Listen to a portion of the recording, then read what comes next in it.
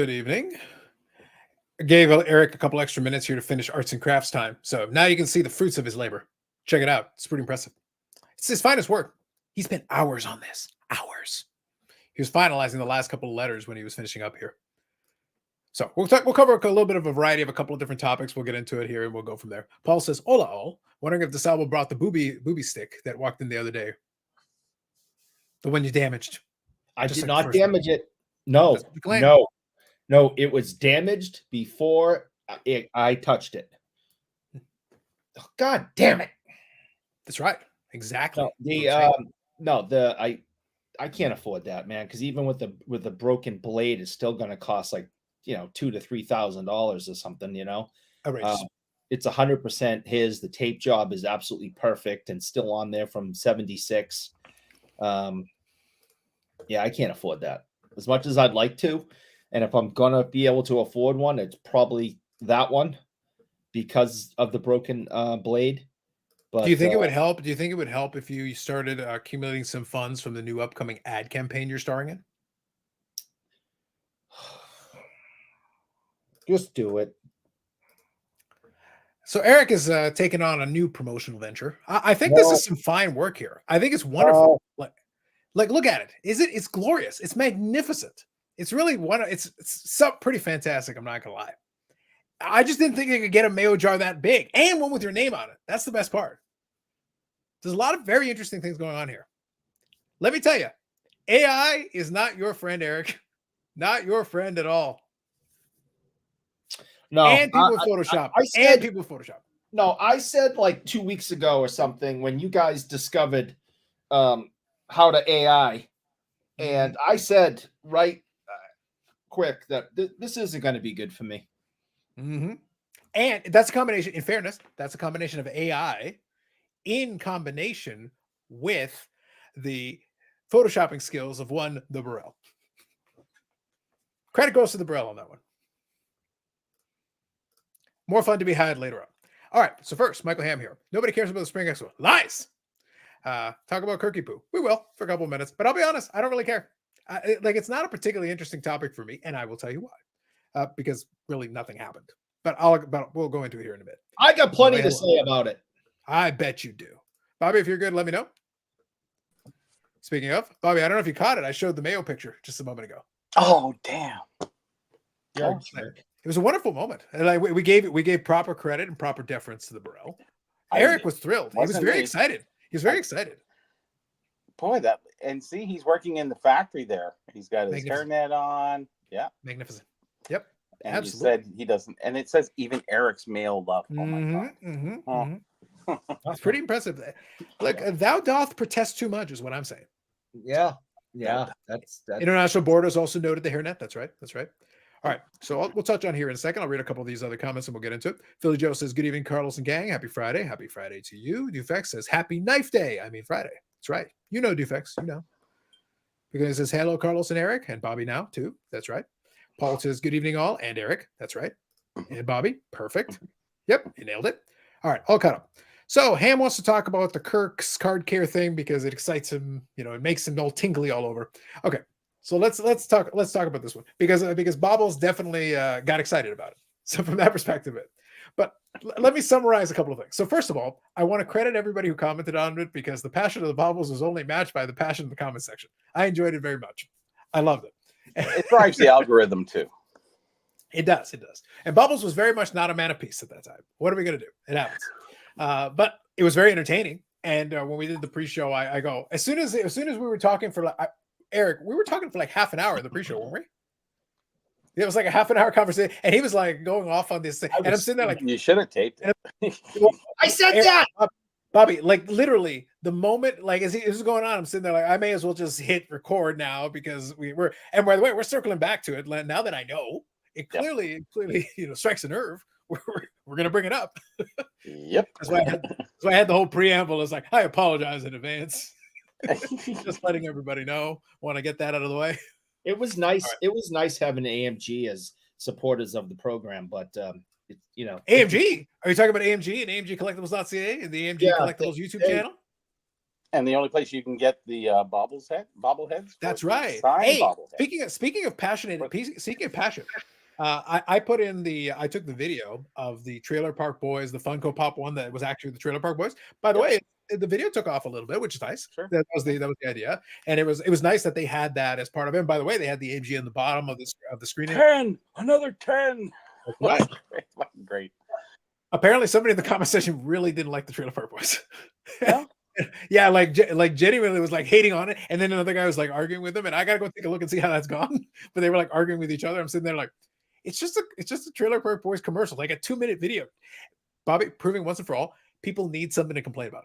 Yes, you literally don't need to watch it. It's very obvious what it is. The title says exactly what it is. You don't have to watch it. It's a 2-minute video. If you don't care, don't click on it. You'll be fine. It's okay. Basically, yeah.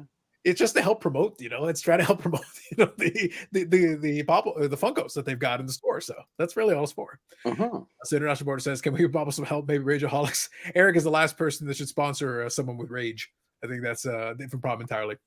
have no idea how rageful I can be. Well, we assumed with all the knives and the guns, but anyway. So as far as the Kurt's card kit thing is concerned, let's quickly touch on it here. So what drew the ire of Bobbles was different than what I guess this week's thing is now. So now that in the days after, PSA decertified some graded cards that Kurt's Card Care had worked on, and I guess it's part of his submission. I don't know for sure if it was his submission specifically, but he definitely worked on it. Tens of millions. Well, Bobby, that's what I'm going to get to. And so obviously that happened. And then some people were like, really like all excited about it. I'm sitting there. And I mentioned it to Eric before I hit live. Okay. So it's time for a little hashtag scholarship here for a minute. If we can. A year ago, and I double checked the dates just to make sure it was almost exactly a year ago, almost exactly 1 year ago on this channel, I did a video called It's 2019 All Over Again. And in the video, I took clips of myself from literally the video was me introducing it, going to myself from 2019, letting it play. And again, I need to clearly lose some weight because I was a lot lighter in that video. I can tell. But anyway, so anyway, the point is I let it run. And then I played 2 different clips from 2019 talking about what was then Slabgate. Now, just to give you guys a little reminder of what that was, the whole idea was the Blowout Forum discovered a lot of cards that had been graded, and they found that they had been altered. In this case, specifically trimming. Trimming was the big one with a lot of the alterations. Yes. I know, right? And what they did, and the whole time that it was going on, I know, it's shocking. I was shocked too. But what happened then is they went and they literally did side-by-side pictures, and they found little indicators on the card and everything, and they were able to show basically that the card on the left was the same as the card on the right, except the card on the right was now in the holder and was in higher condition because the edges were a little bit, and you could see the borders were different. And they also showed little indicators to help you confirm that the card on the left was in fact the same as the card on the right. So they did a little investigative work. Sure. Exactly. Certain markers and indicators on the card that were unique to that card that matched up with the one on the other side. By the way, I believe it was Tiffany's Cards who did this. If I can find it, I'll pull it up so I can give them credit. I want to give them their credit. They did the same thing with the Kurt's Card Care thing. I'll come back to that here in a second, but I just want to give you a quick background. So they were doing that for a whole bunch of cards that they were finding, a whole stack of them back in 2019. And it was a whole big thing. That's the same thing that happened with, I forget the name of the guy already. It was the guy who was doing a lot of Evan Mathis. So he was one of the people that was mentioned around that time. There was a whole thing. I remember YouTube videos about it because I was around during that time. So I remember it was Slabgate. If you type in hashtag Slabgate in YouTube, you'll see a bunch of videos from that time period where people were talking about this thing. Okay. That was 2019. So back then, PSA decertified a bunch of the cards that were shown there. Why did they do that? Because, well, you provided the evidence. You provided the side-by-side. This is when the auction happened. This is what the card looked like before. This is the card looked like after, and you got the side-by-side. Tiffany's Cards, for the Kurt's Card Care, for the Jackie Robinson 53 Topps card, they did the same thing. They put it left, they put it to the right, showed indicators and marked off little things and go, this is the 2 of them. And we had a video. And PSA has decertified it and presumably other cards from the order. Now, this is important. First point, that's all well and good. That's a good thing. I don't think anybody disagrees that it's a good thing that they decertified those cards. But the second point is, big deal. That's it. Because they did exactly what they're supposed to do. And I'm actually going to provide an analogy that maybe will help, maybe give a little bit of an illustration here. This is very similar to the NFL instant replay when it's working properly. When it's working properly, I made the caveat. The point is, you can challenge certain things. Within the rules, you're allowed to challenge some stuff. And what happens is they'll watch the replay. But if you want something overturned, it's not good enough to see an angle that tells you, I think that's what it has to be irrefutable. It has to be something. It has to be enough information to overturn it. So you think there's a touchdown, but somebody's body is in the way, but you're looking at the person where the ball was as they crossed the line and where they ended up. And you go, surely the ball must have crossed the plane, but you can't see the line. If you can't see the line and you can't see the ball, Eric, you can't overturn it. Even though you're sure, I'm sure, everybody's like, we're looking at it like there's no way the tip of the ball didn't cross the plane. It had to have, but there's a body in the way. And you're looking at it from all these camera angles. They won't overturn it unless they're confident that they have an angle that's definitive enough to get it overturned. Well, what does PSA literally just told you? PSA just told you, of course we'll decertify it.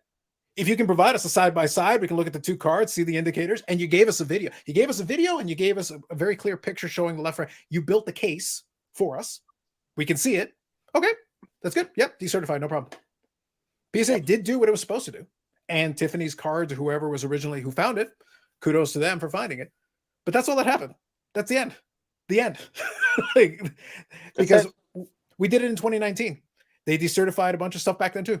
And did it stop anybody from trimming henceforth? And it went away. It's like, all right, next. Well, the thing is, it went out of sight, out of mind, because we had the whole thing in 2019. People made a whole big thing about it. And guess what happened? And then in 2023, about a year ago, Evan Mathis comes out and does a tutorial on trimming cards.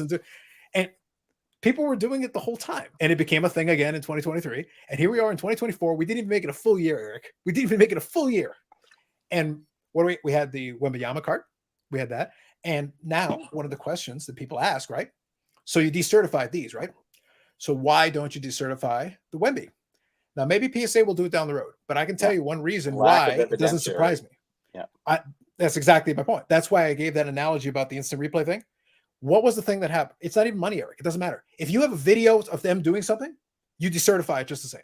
But here's your problem. Your problem is you had him shouting out Kurt's card care, and that's it.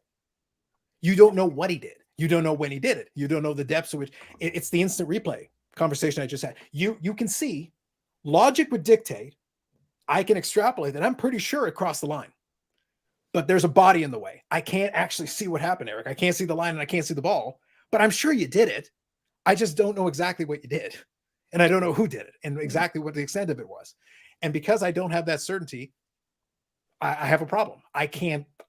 You didn't do the same thing you just did for this Jackie Robinson card. On this Jackie Robinson card, you gave me an open and shut case on a silver platter. Mm-hmm. You made it so easy that even if somebody wants to come back and argue, we got video and we've got pictures. We got all the evidence we need. Open and shut, we can decertify the whole lot of them, no problem. The other ones are more borderline. And by the way, if you want to decertify the Wemby, okay. What about our famous one? PSA card number 1. We know trimmed. We literally know. Guess what? It's not It's not decertified. If you're not decertifying card number 1, then you have no art anything else going forward. It is at that point. Yeah. The conversation's over. Basically, because we don't have videotape of Master doing it. No, that's true. Well, you have the evidence of the card. I think it's testimony. I think it literally got testimony, basically all but confirming it. Yeah, but you can tell that it's trimmed off of it because of the line so straight and whatever. But the problem that we have here, Bobby, is that it's not apples to oranges, the comparison, because in this case we have video. We have video of you messing with the card. We have pictures of the before and after, so we can literally see what happened. Even with the Wembayama, even if we're 1,000% sure, and we're pretty confident, we don't have the before and after. We don't know what it looked like before you did anything. All we see is the end result. We don't have the rest of it. So now what? Well, I think that's the thing that the PSA determines is when a card comes in, is it trimmed? And they don't have any video, but it's on their opinion. So basically, we can go back to the Holmes-Wagner number 1 card and say, well, was it?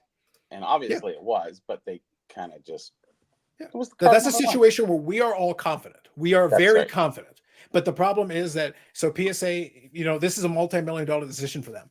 And they've let it sit for 30 years. So the problem is they're like, but you've let it sit for this long. You're going to overturn. This is like instant replay, the instant replay thing.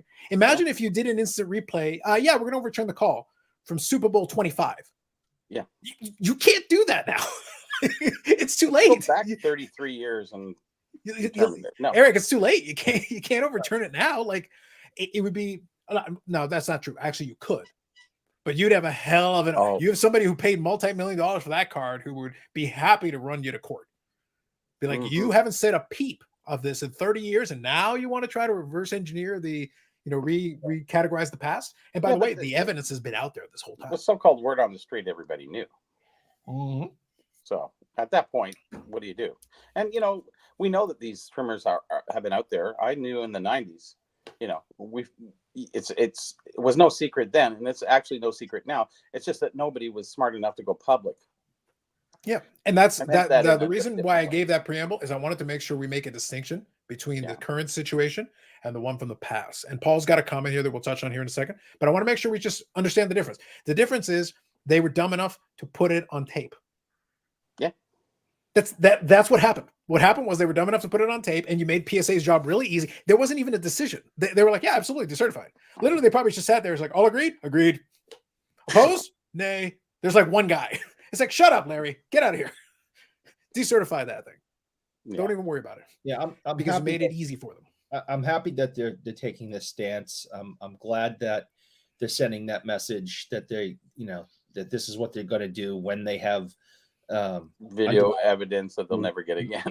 Yeah, but they have undeniable proof. That's great. I think if it wasn't for public pressure, they probably wouldn't do it. But right now, it's the hot topic everyone's talking about, and there's tons of videos right now coming out by all sorts of different people all over the YouTubes and the interwebs. So there's a little bit of pressure, for them right now. That's why I gave the 2019 example though, Eric. The pressure wasn't even a fraction of what it is today. And they still decertified it because you made it easy. You put up the pictures side by side, and because you made it easy for them. They're like, yeah, no problem, absolutely. And that's great. And that's what they should be doing. Correct. Everybody did their homework for them. And I don't have the answer because I just don't. I don't work with I don't collect modern day cards. I haven't tried to clean a modern day card. I haven't tried to do any of this stuff that's being done. But when are these leading grading companies going to be able to, we keep going back to football, throw the red flag on these cards when they arrive? Why can't these professionals, authenticators and graders, get the card in front of them and say, no, this has been played with. We're not touching this one, and send it back. That's what they've been doing for the last 35 years. Is ignoring it? No, they've been saying, okay, this card is fine. And let well, Eric, like I said, if you look, let's be serious here for a minute. That's what I'm that's the thing. But what that Bobby made the salient point. It's like, Eric, it's not even about expertise or not. It depends on what you used. If you use, again, I'm back to what I just said a moment ago about the video. If you make it so obvious, well, then you did their job. Well, PSA didn't take a stance. PSA's policy has always been, if we know you altered it, we're either not going to grade it or we're going to decertify it. That rule has been in place. All they did was actually follow the rule. But you gave them the evidence. The thing is, they couldn't find it the first time. You gave them the evidence after the fact, so they said, oh, okay, obviously that needs to be decertified. Yeah. We can do that. That's, So the only way for them, it was a no-brainer, Eric. Nobody could have given a peep, but just need to show it. They would have still decertified it. Yeah, I don't think they give a crap. The only way to get these things held accountable is if someone's dumb enough to put it on the YouTubes. Yes, basically. Yep. Mm-hmm. And that actually brings up that's my issue. It's like you're paying all this money, especially the PSA with their PSA tax. Why can't they, under their super duper, magnifiers and what are you looking for? Eric, what do you? If it's a chemical or a wash or literally you use distilled water, what do you think is going to be left? Well, supposedly I did listen to the interview with Jeremy. Water evaporates, but chemicals stay. Yes, well, correct. The chemicals, if it turns to a gas, then it won't stay. Yeah, you like Windex. Like Windex is ammonia. Ammonia is a cleaner, but it evaporates into a gas. What do they call that? Turning from a gas to a liquid to a gas. Anyways, I remember from science class, but that's been a long time. Yeah. There's a word. Someone will come up with it in the thing there. So I listened to him, and that's what he's doing. So basically, there's going to be no remnants left. because it's evaporated and all the rest of it is water, and water evaporates and you're fine. You can stare at it, you can evaporate it, you can smell it, you can lick the damn thing if you want. Like it's not you're not getting anything off of it. That's so tampering. What do you expect to lick it? Because that's exactly very important. Yeah, there's chemicals in that too. You know? Just imagine, Eric, hypothetically, if you literally do everything short of run it through a medical grade, basically to compound. The problem is, like carbon dating and like a lot of other things, there are certain scientific processes where you literally have to destroy the item in order to test it. Really run it through. Like you literally, okay, so the good news is it's real. We have to take a chunk of it off and run it through the machine in order to find what was the chemical composition. Yes, it's cardboard. Yep. Okay, great. Thanks for letting us know. Put it in the autoclave, then it melted. Okay. Mm-hmm. So if we have a process that's not invasive, that doesn't destroy the item, that can find the thing, then great. So be it. Then maybe it's a matter of improving the technology to allow it to make it. But literally, Eric, if they don't find it, what do you expect them to find? Doesn't mean nobody did anything, but what do you expect them to find if they don't find anything? They can't tell you no even if they think for sure, like it has to be. But there's nothing there. There's no residue. There's no smell. There's nothing. What do you want me to deal with here? It's 1970. I got my cards. I'm running home because it's raining. I trip. My cards go in a puddle. They got water. They got it dried out. What happened? Yep. What are you going to tell? There's certain. That's the good news is if we get enough acid rain, maybe it'll melt the cardboard. Yeah. Think about it. All right. And if they're buffing the card, a lot of people do that when there's a wax stain on it. You actually, it makes the card nice when you take that wax stain off. So is that fixing it too? I don't know. So we'll get into that, but just my high level point here is I agree with the move to decertify it. Sure. But I also thought it was a very obvious move given the information they had. That's why I gave the instant replay example. You have irrefutable evidence. You had the perfect angle. You were able to see exactly what happened. So for you, it's an easy call to make. Yep. Call on the field is reverse. Overturned. No problem. You had the information you needed. If you don't have it, though, I don't expect them to do anything. This has no bearing on the next ones that come through. It has no bearing on it unless they find it themselves, in which case they would and should do something with it.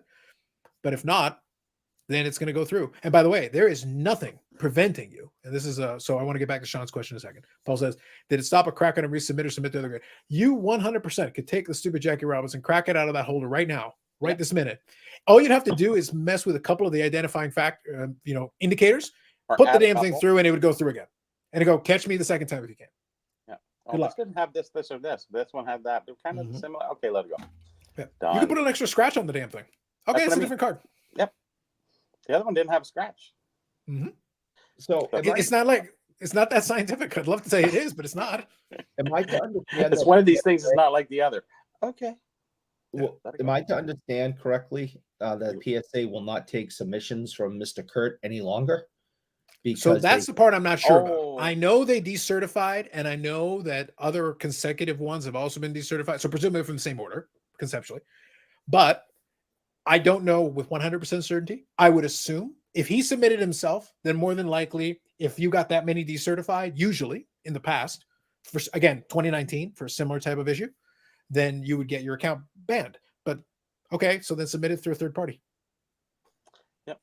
Or actually, maybe his new name is Reggie Lemelin, and he has a PO. Yeah, that Reggie. I knew he was up to no good. He can do that and do a PO box, so it's not going to his address. Easy. It's a new name. It's not like you have to show ID, like when you vote and stuff. But anyways, something like that. Yeah. Let me read a couple here because there's a bunch of comments and I want to get caught up here.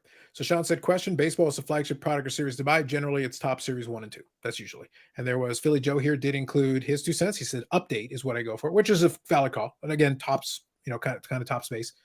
So series 1 and 2 is traditional. Update is not a bad choice depending on what you're looking for, but that's the flagship product traditionally in baseball. CC says, good evening, gents. Didn't the Wemby in question sell last night? Oh, Chicago mix. I like it. That's good.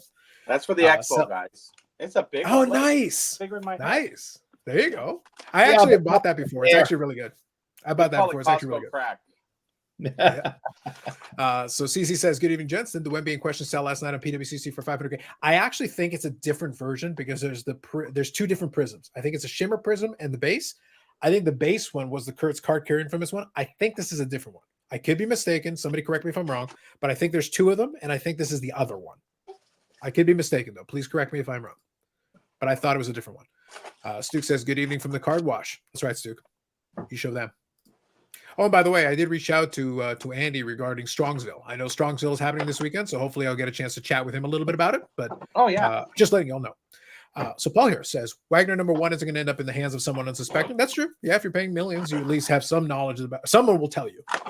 Random Ass Robertson 2.5s are very likely to end up in hands of who doesn't know. They should decertify Wagner, but I get it. Yeah, my contention is just I don't expect them to, but I'm saying if you want to be consistent, the Wagner has a very strong circumstantial case, but the problem is you don't have the smoking gun. You have people who say they've seen it. You have testimonials and you have all this, but they still haven't done anything about it. And the longer that goes by and nothing happens, I don't expect it to happen now. I expect it to stay where. Well, I think the edges could be regraded at that point, and that they would show the X-Acto knife that cut down the edge. It'd be very smooth and what have you. Yeah, but we needed an HD, Bobby. We needed glorious HD. Hobby Champ says, Kurt, we'll just do the comments online now. Yeah. So I think the upshot of this, honestly, and this is just my opinion. I think the big difference is he goes, oh, maybe I shouldn't make it that obvious what I'm working on and put it on tape. That's my expectation is that's all that's going to happen is that he just won't be like, if I'm going to submit something, then I'm just not going to put it on camera for y'all to see. Like he passed the Rubicon of rational common sense. Never go online and see. They get so cocky and they think, hey, everyone's buying it. I feel special. Yeah. How special do you feel now? Yeah. Oh, I went on a show. Look at everybody's accepting it. It's cool. Yeah. Well, I like CC has a good comment here. CC has a good one. So I'll read Ham's comment first, but then CC has a good one here. So Ham says, do they try to go back and look at other videos and decertify other cards that have already been graded, especially the ones that are serial number? No. Maybe. Who at PSA are you going to sign that job? Hey man, could you go back and look at could you just like do a quality control check after the fact when no one's asked you to? Mm-hmm. Good luck with that. The guy would just go. He's going to have to snitch him out. Sorry. Send it in. Yeah, so I like Eric's at the thumbs up again going. What? Yep. Sorry, he did. God damn it. Someone's going to tell me how to shut this thing off. Oh, or we could not do that. That'd be amazing. All right. CC here says, time to put it on video, ? Or genius marketing ad to sell more product because it works to get it by PSA. Just clean the card, but don't put it out on video. Maybe the new instructions will include, but don't videotape yourself doing it. Yeah. Leave plausible deniability. So Will here says, we CC, recommend that you do this at home. Yeah. And do not send it in for grading. Correct. Add some more, add some more caveats, add some more disclaimers, and just throw the disclaimers in there, and that'll take care of everything for you. Will here says, CC, yes, definitely for 500K. Two whales win at it. Guess they really need to lose those few hundred Gs. The other question, though, is, and I'd love for somebody to confirm for me. I thought that there were two Wembayamas. If it's the same one as the original one, let me know. But I thought that one was not the shimmer one, because usually with Prism, there's a shimmer version, and I think there's a regular, like, one of one Prism. I could be mistaken, but I thought there were two. I don't think they can touch the OMB at all. I think it's untouchable. It's just a statement, and whatever. Yeah, until the Zach Rutherford film comes out. As soon as the Zach Rutherford film comes out, then all bets are off. Yep, all bets are off. Smell test defects. There might be one too, a private one. You know what I mean? Yep. So here you go. Hobby Champ says, funniest shit in all this is people pretending it's against the law to clean your cards and submit them. That's true. So kind of going back to the consequences thing. So a lot of people, and like I said, I'm not giving anybody a hard time about this. I am amused. And again, the main reason I'm amused is because I literally did a video about this a year ago, talking about this back in 2019. And it's been almost a year, almost exactly a year since that video. I'm sitting there like, guys, really? We got to do this. How many times we got to repeat this? How many times we got to do the same conversation? PSA was correct to decertify it, but you basically handed them an ironclad case on a silver platter. So you made their job easy. They didn't even have to make a decision. They're like, okay, we got the evidence we need. Good. File it away, decertify it. Done. Yeah. That only applies to this one specific case. The next one that comes through has nothing to do with this one. Go ahead, Eric. So I get the point of what Hobby Champs is saying. Okay, I do. Yeah. But let's, we got 4 hours to kill. So let's break that down. Smelling your cards? No, I do that anyway, just because that's kind of a thing I got going, but that's really no one's business but mine. You're late. When don't put that on video. No, I'm not Hasn't putting it on. learned. I'd be stupid enough to admit that on video. Come on. I know, really. To say it's not illegal. Just for a second, okay? We don't know that the Wagner is cut. It goes up for auction again. Yeah. Somebody pays $5 million for it. I don't know what the hell it's even worth now anyway, but pays $5 million for it. 6 months go by, and we find out Mastro cut it. Mm-hmm. You're telling me that's not illegal? Decertify it. Fuck decertify it. I want my $5 million back. Somebody defrauded me. Who? The person who sold it to me. How many steps away is Mastro now from that card? 6 degrees of separation. He's even separated beyond Kevin Bacon. Listen, we got to Kevin Bacon, and we need to pass him to get to Mastro. Hold on. We're not talking about real life stuff. We're saying he just cut it and sold it to me for $5 million. Mm-hmm. And 6 months go by, and it comes out that's what he did. Mm-hmm. That's definitely illegal. Now, here's a question, though. Mm-mm. What if he trimmed the card, got it graded by a third party, and third party is the one telling you it's good, and you bought, and Master didn't say a damn thing to you? All he said was, "Here it is." But in my scenario, well, your scenario doesn't hold water in a sense, because is it illegal to cut a card, trim a card? No. Yeah. But no, I could cut all of these on my desk right now. And you can send them in for grading. You can sell them. You can do whatever. You should. Could you cut all on your desk right now? That'd be to amazing. Sell them, Our especially industry is based on caveat emptor. That is everything in this hobby. So you let the buyer beware that it has been trimmed, or it has been soaked, or it has whatever. You're buying it for a certain price. Nothing on beyond that. It's up to you. You can't go back and say, "Hey, you trim this." Under whose authority? Oh, of the opinion of somebody, a third party, who are professionals in the field, and doesn't hold water. Nothing. Even if I did get it graded, if I purchase something, especially over a certain, unless you write a deal out and I don't know what the felony amount is. I'm not a lawyer. So Eric, without going deep into the murky waters, because you're going to need to watch a lot more Law and Order before we get there. So one important thing, you got to watch a lot more Law and Order. Anyway, the point is that in order for your situation to work in, as soon as, here you go, you're paying for PSA's opinion. You couldn't prove who trimmed the card. The fact that you put the third party in the middle of you means, so in this scenario, it's actually very smart to use a third party, because what happens is, as soon as you got it through there, all you're saying, if you were buying directly from me and you asked me, "Did you trim the card?" And I'm saying, absolutely not. It has been untouched by anyone's hands. Yep. And then I sell it to you based on that. And then you can prove that I knew, number one, I did it, or number two, I knew exactly what I was selling you, and I sold you something that was not what I promised you. There's the beginning of your case for fraud. But if you ask me, but that isn't what happened. What happened is, I sent it to a third party, and you say, "Oh, is this a PSA 8 Honus Wagner?" Yes, it is. And that's what I'm selling you. And that is what I gave you. What happened beyond that? Your question was, what am I buying for you? I said a PSA 8 Honus Wagner. And that is exactly what I gave you. It is a Honus Wagner in a PSA holder that says 8. I didn't defraud you at all. So I sold you exactly what I said I was selling you. Not a thing more, not a thing less. But I still question, is under what law is there you selling somebody something that you've trimmed? Cabinet Emperor will enter that question and answer it right away. It's like, you are the buyer. There's no said FBI stature that says, you're not allowed to trim cards. I think the key, though, that all I'm trying to get at, because I don't want to delve into legal waters that I'm certainly not qualified to deal in. The key, though, is with a lot of these things is intent and what you were actually sold. If you ever want to try to make a pitch of it, it doesn't matter what someone sold to you. Someone can sell you a trim card. Mm-hmm. If they tell you it's a trim card, you buy it knowing it's a trim card, there's nothing wrong at all with you purchasing with that purchase.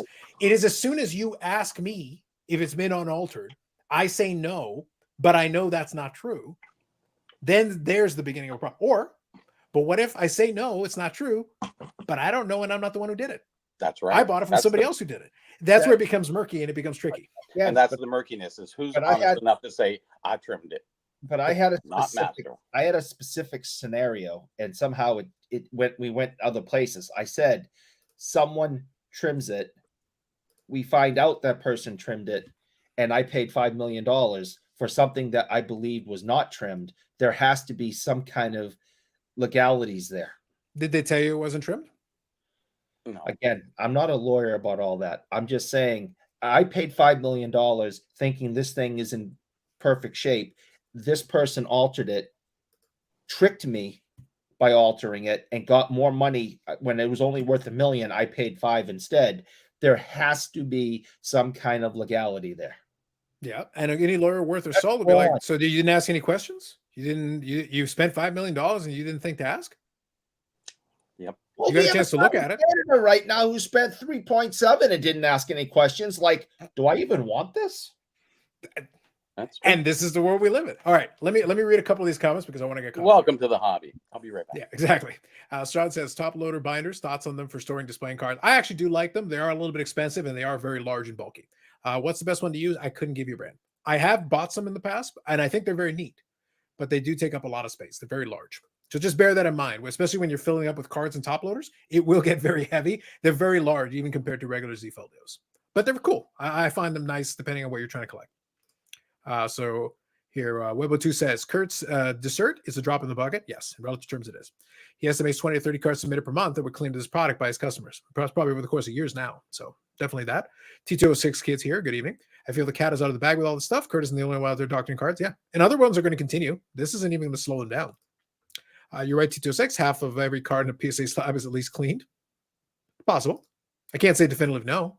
Eric, a PSA guarantee would cover the loss of the buyer and the Wagner. So if you do have the third party, so there is a PSA guarantee where you could say, if after the fact it's determined that something was messed with, then they could compensate you for it. So you do have something in the middle of it. Okay, so PSA gives me my $5 million back. Do you think PSA's not going to go after, the other person that trimmed it to get their $5 million back? Based on what? They sent it into them, and their job was to authenticate it, and they did. There's no way. The guy didn't say I didn't trim it. He didn't sign an affidavit saying I did not alter it. What's the recourse? You're the company. So again, let me give you an analogy here that'll help. You go and your job is to buy, an item. Somebody brings it in. Let's use Sports World. What the hell? All right, somebody comes in with an item in the shop. They don't know what the hell it is. Or in this case, they do know what the hell it is, but they claim they don't know what the hell it is. You get a chance to look at it. You ask your people. They say, I think it's good. You make an offer. You buy it. After the fact, you find out it's completely fake. 100% fake. You could try to go after the other guy, but what's the first thing he's going to say? It's like, I know it's fake. You guys are the experts. I brought it to you. You had a chance to call your guy. You had a chance to do all your stuff. What do you want from me? And then they laugh you out of the court. Because they're like, well, you're the experts. You should have known. But yes, and you're 100% correct. 100% correct. I'm talking. Throw your expertise back in your face at that point. I'm talking about one specific scenario that we know we can trace it. We have 100% proof, an acknowledgement, whatever, of someone saying, yes, I altered this. I defrauded people on purpose. And now I have $5 million in the bank. I'm trying to say there is legalities there. But the thing is, we know we had that with Mastro, and he wasn't sent to jail based on the Wagner. He was sent to jail based on his auction house and show bidding. It had nothing to do with the Wagner. So there was no consequences for the Wagner whatsoever. That's because, obviously, to my knowledge, nobody went after him for it. But they could have tried. And my point is, I genuinely believe they would have failed. They would have failed. Like, I honestly think they would. It would have been a weak case. That was good enough. They show bidding is something they were actually able to pin him on. They were like, we'd actually like to pin this guy in something, so you go after something that you can actually get him for. So Josh says, yes, I do know about this one. The infamous. Speaking of AI, we'll cover. We'll touch on that in a minute. Eric, what does a Sanderson to ore mean? What is a Sanderson? What is an ore? I will answer the question, but not for you. But for Sean, I will answer for Sean. Yes, I'll answer for Sean. Do for Johnny, man. In 1970, when the Bruins won the Stanley Cup, and What year? In 1970. Please give them timelines. Thank you. Because May- they won 2 cups, lost May most of 5th, them to Montreal. May But I mean, yeah. Okay, May 5th, Mother's Day, 1970, when Bobby Orr flew through the air and won the Stanley Cup, scoring against Glenn Hall in the first couple of minutes of overtime, tripped by Noel Picard. Okay. The call was Fred Cusick making, I believe it was Fred Cusick making the call. Derek Sanderson had the puck, passed it to Orr. He was behind the net. He came around, passed it out to Orr. It was Sanderson to Orr. So the call is Sanderson to Orr. Score. Bobby Orr. Boston Bruins win the Stanley Cup. So Sanderson to Orr. It's Derek Sanderson passing the puck to Bobby Orr to score the most famous Stanley Cup goal of all time. I don't know. It's no foot not in the crease, but you know, it's an attempt, I guess. I'm a Bill Barocco kind of guy. So anyway. There you go. All right. So that is the answer to your question, Sean. Okay. There's posters of Bill Barocco in everybody's house all over Toronto. Just like there's a flying oar in everyone's house. In Massachusetts. Oh, there is not a flying oar in everybody's house. Don't give me that garbage.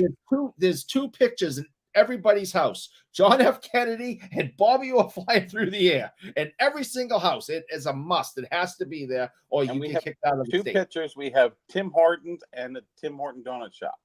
Yeah. Everybody talks about Tim Hortons in Canada more than they talk about Ford. Sorry. All right. I'm going to finish reading these comments. Thank you.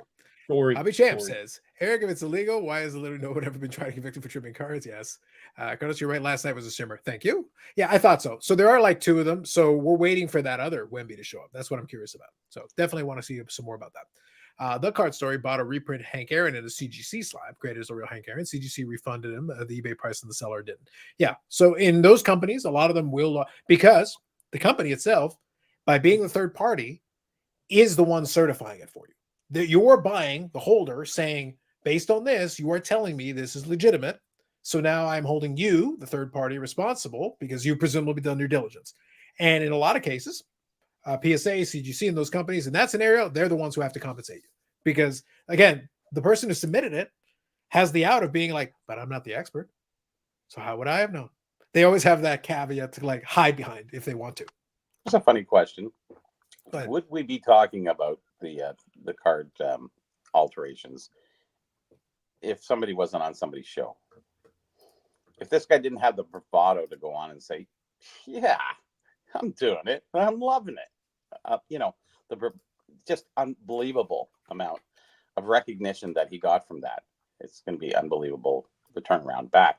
But otherwise, he was kind of staying in the background. We all knew about him, but,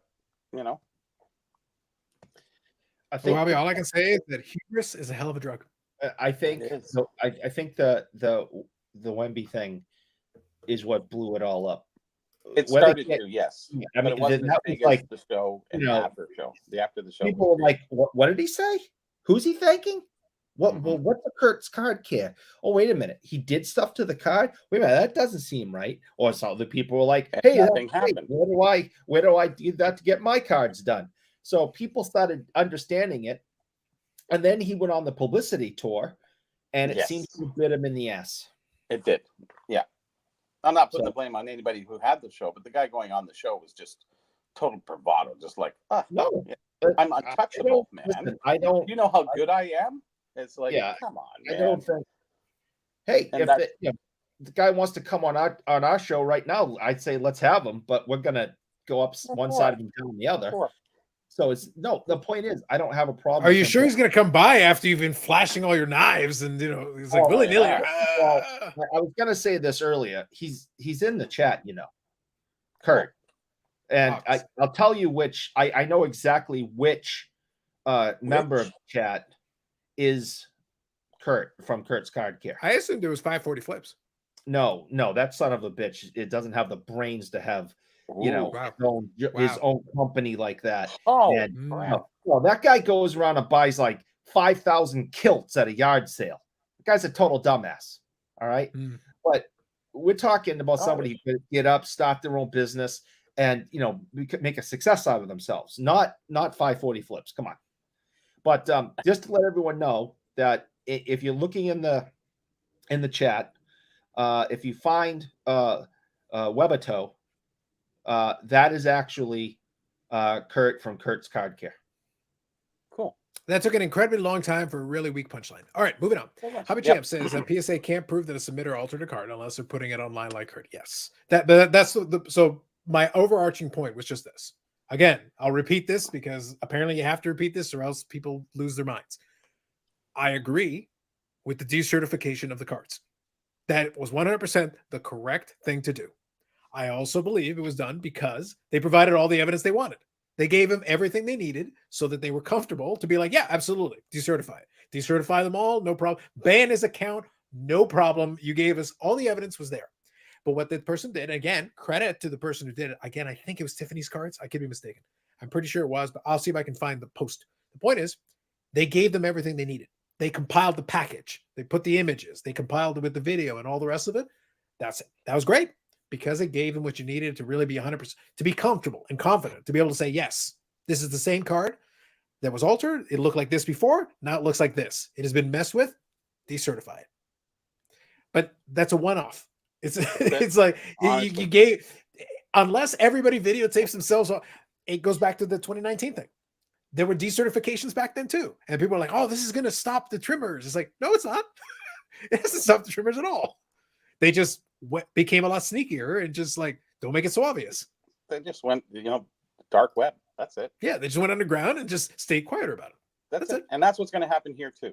Yeah. You just taught them a lesson. You just said, don't be so, Mr. Hubris, man, do not go on to floating head programs and tout your business. Yeah. As soon as you pop your head out, it's whack-a-mole. Yeah.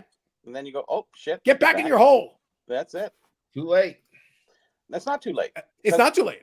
I bet you business goes up. I bet you he makes more money now. Yeah. Well, because it's no such thing as bad publicity, right? I don't think it's going to even put a dent in business. When your parents told you growing up not to do something, what happened? Yeah, exactly. Well, my mother's listening, so I listened to her, and I never did anything my mother told me not to do. Wow. There we go. There's another case for. Josh says, also, later need to fill out my hockey bracket. Hoping to hear Eric's picks. Yes, that will definitely be a segment coming up here. I want to finish with the Kurt's Card Care thing. By the way, if you got any last thoughts or anything, by all means, throw them in. I want to talk about it now. Get it out of your system. Like I said, my stance on it is very straightforward. We've seen this literal show play out. This is like the 15th iteration of this. And in a year, we'll see another one, or 6 months, or I guess maybe 6 months, because apparently it's accelerating. Now we get it even quicker. Yeah, like, by the time Expo is over, we'll get another one. Eric will finally work his knives and, work on his booby ores and his Reggie Lemons, and he'll have 8 sharp edges on all of it, and it'll be amazing. It'll be like KSA 11s. Yep. So Zach says, if I buy a PSA from you and later find out it was trimmed, not sure that's your fault. It's just PSA's opinion it wasn't trimmed. Yeah, and that's what I'm saying though. The third party in the middle now absorbs the burden of the change. If you find out there was something wrong, you bought it under the pretense that this third party was authenticating it for you. Well, if it turns out it's wrong, guess who's responsible? It's the third party. The person who submitted it is actually insulated from this because they can defer and say, well, I'm not the expert. You guys are the expert. I gave it to you first. I didn't give it directly to the buyer. The buyer got it after the fact, after you had taken a look at it. You're the experts. And they get to throw it back in your face. Well, the same thing. Sanderson Ore is a brand of mayonnaise. Facts. No, it is not. It was. No, it is not. Mayo love. Well, right. If Steve Hart grades a card, and how do you prove, unless you open it publicly, that card was, after he graded it, you opened it, and obviously it was a 1979 O-Pee-Chee pack, and it had 77 cards in it. Mm-hmm. So that's the only way you can do those things. Otherwise, we're going up based on opinions. Expert opinions, I'd say the most, expert is a word thrown around way too easily. I would have to say the most experienced, opposed to experts. Oh, okay. Sure. I think that's fair. I think there's no finite end game here. It's more of a, it's not like math. And I know how much you like the maths, but Eric loves the maths. There's no, it's freelance kind of thought process. Well, I'm going to throw something out as well. Just remember, this is actually, I'm being serious. Like, this is something important to keep in mind. Any good, people who are trying to be fraudulent, they're consistently in an arms race with authenticators and with quote unquote experts. If they figure out that you figured out how to detect something, their job then is to figure out something else that's undetectable. Yeah. It's a constant cat and mouse game. So like, oh, you figured out how to detect that? Okay, great. Then we're not going to do that anymore. Now we're going to do something else. Is it fraudulent factual or is it fraudulent in the public eye with this stuff? Is it? Ooh, he's going philosophical on us. Well, no, really, is it? Because there's no rules. There's no laws in the hobby. There's no governing body. What do we do? I still say certain things are fraudulent and can be brought to court or charges brought against you legally, especially if it crosses over a certain financial it's number. So tough. You'd lose so much money in lawyers' fees. It wouldn't be worth it. And by the way, Brandon spent time on the podcast explaining to us. The problem is I had to cut it out of the original. The original one was he had about a 5-minute rant, and Eric remembers this. He originally had a rant where he was like, I am the law. I am the law. He just kept screaming. He just wouldn't stop. It was unacceptable. I had to turn down the volume. It was really Jesus moment. Yeah. It was sad. Calm down. It was a calm down, sir. Calm down. His brain broke. This is what happens. It hasn't been this bad since the end of the Civil War. It hasn't been this bad. It was real bad. It was real bad. It was rough, man. It was rough. We appreciate and love Bobbles, but he got passionate on that. That was fun. That was fun. All right. So Sean says, Carlos, has Blair sent you a video of the barber from tonight? He has not. I'm not privy to anything specific, but I'll ask him about it. So thank you for bringing it up. Paul says, quit insulting the chat booby. We've been over this. Facts. Dufix says, I am Curticus. No, I am Curticus. There's going to be a lot of Curticuses coming up. That's a fact. Yeah. Dufix is right. Dufix is right. T206 says, my thing with Kurt's Card Care is the ingredients disclosed in the package or lack thereof. I would think that some stuff would be disclosed with selling a cleaning product. Kid drinks it as it poisonous. So I think it is listed on there. Where on the ingredients? Yeah. Does it actually have an ingredients list? Because we were looking for that the other day. It does, and it says, I don't know if it has ingredients list, but that's what I said. I don't think it was ingredients list. It has. Oh, so it's just saying like a warning: don't drink it. Yeah. Okay, that's fine. Don't drink it. Don't spray it in your eyes. Don't put it on. Yeah, because I was pretty sure they didn't put an ingredients list on there. I was pretty confident that wasn't the case. Yeah, I thought so. Actually, by law, you're supposed to see, but all his stuff is backdoor, right? So Bobbles, in the middle of his "I am the law" rant, he did make that point, which I think is valid. I think that is a valid point. If you're going to sell a product, he would have basically like that. He would have to patent that that product to really bring it to the open market. I agree. Because so I agree with T206's point. Prop 32 law or whatever it is, right? So, well, that one I love. By the way, if you ever see it, it's fantastic because they say this product is known to cause cancer in the state of California, and my parents actually went to California years ago, and they saw that all over the place. And I was like, wait, so does that mean that outside of California it is not cancerous? Just in California, it's pretty much just California. It was fantastic. I love it. There's a new one coming in. I saw that on the news today. There's a new one about. Oh God, please let me find it. Mail? Because it was too damn funny. I was going to say that same thing today. That Mail gets rid of cancer. Mayo cures cancer. Cures all cancer. I think so. Yeah. Oh, Michael Ham says, should we be buying Kurt's Card Care for a flip? Figuring if for some reason he has to quit his business, I'm assuming his product will become very valuable to some people. So here's the thing. So I understand Ham. I know Ham asks this somewhat facetiously. You guys do know there are other people selling these kinds of products too. We already talked about Mr. Minty. Good old Mr. Minty. It's the same shit. They've all got their own variation or twist on the same. It's the same kind of stuff. I guarantee you if somebody did do an analysis of it, there's probably not that much variation in these products. I guarantee it's almost not the much same in stuff. it other than distilled water. There wouldn't be. And I don't even think it's distilled water. Well, they say to use distilled water because the minerals try to fight back, right? When you distill water, it fights back to get back. I would think go back to normal. Distilled just because it would make more sense. Pull from the card. I'm just wondering, which might hurt the card. I'm not sure. For that one, we need the hashtag science. We need the science on that one. Yeah. U.S. Sports Card says, I think judges would laugh people out of the court if they bought a baseball card suit. Yeah. Yep. And that's been the key to a lot of this thing in history. It's like, literally, they're like, well, people should regulate this. It's like, why on earth would anyone imagine if you're the representative in any state legislature, national, anywhere you want to go. It's like, hey, guys, we need to talk about this, issue surrounding sports cards and sports memorabilia. And everybody just stares at you going like, what? Did he say sports cars? What? Yeah, it's like Ferraris, Lambos, Ferraris, Lambos. Yeah. Is this an environmental legislation? Like, what is this? I didn't know. Like, no one cares about sports cards that much other than the sports card people. Yep. So Hobby Champ says, what judge is even going to allow a trial of someone cleaning their property, then submitting to a third-party pinning and selling it? And that would be the way a good lawyer would pitch it. And that's fine. And my lawyer would say fraud. And your lawyer would lose, and you would get to pay him to lose. Something to get more money out of me. He would, exactly, just to get money out of you. This is and fraud. you would pay him money to lose. It's fraud, Eric. Hire me. And then we could show your lawyer, and then I could do the Hindenburg ending clip again. Yeah. Be amazing. I wish we actually had some lawyers that watch this stupid show to help us with this, because I don't know if Paul Sesko is going to really even delve into Eric, so a serious question. What if we actually found a lawyer? We got, Paul Sesko or one of them, and their response to you was basically this.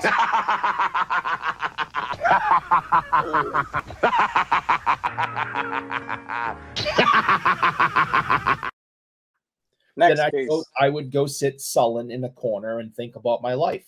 But right now, I think that if you trimmed a card or did something to it and got me to pay you $5 million, and then there was absolute proof that you did something to it, defrauded me, and I think there's legal recourse in that.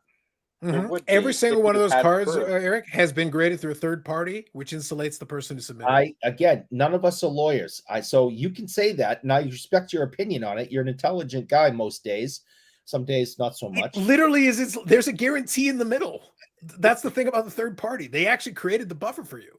That's literally what they exist for. But what if I want to see that man go to jail and you will get no satisfaction, and you will need to stab yourself in the eye with a knife? So I'm just saying, I would love to talk to a lawyer about it, because I don't think any of us really know. I wouldn't. Feel free to file suit anytime you want. Feel free to file suit anytime you like. As soon as I am robbed of $5 million, you bet your sweet ass I'm filing suit. When are you ever going to get $5 million? I'm not going to get $5 million. You're talking like $50. Yeah, I was going to say. I feel like we're not going to be too concerned about that one. When did I get $50? I don't know. You have it for like button. That's about it. I didn't know I had that much. You took 5 zeros off the end. They probably get their materials for cleaning from Alibaba or Temu. So that would be the white box kind of products. It wouldn't surprise me with something like that. Yeah. It'd be an easy way to do it.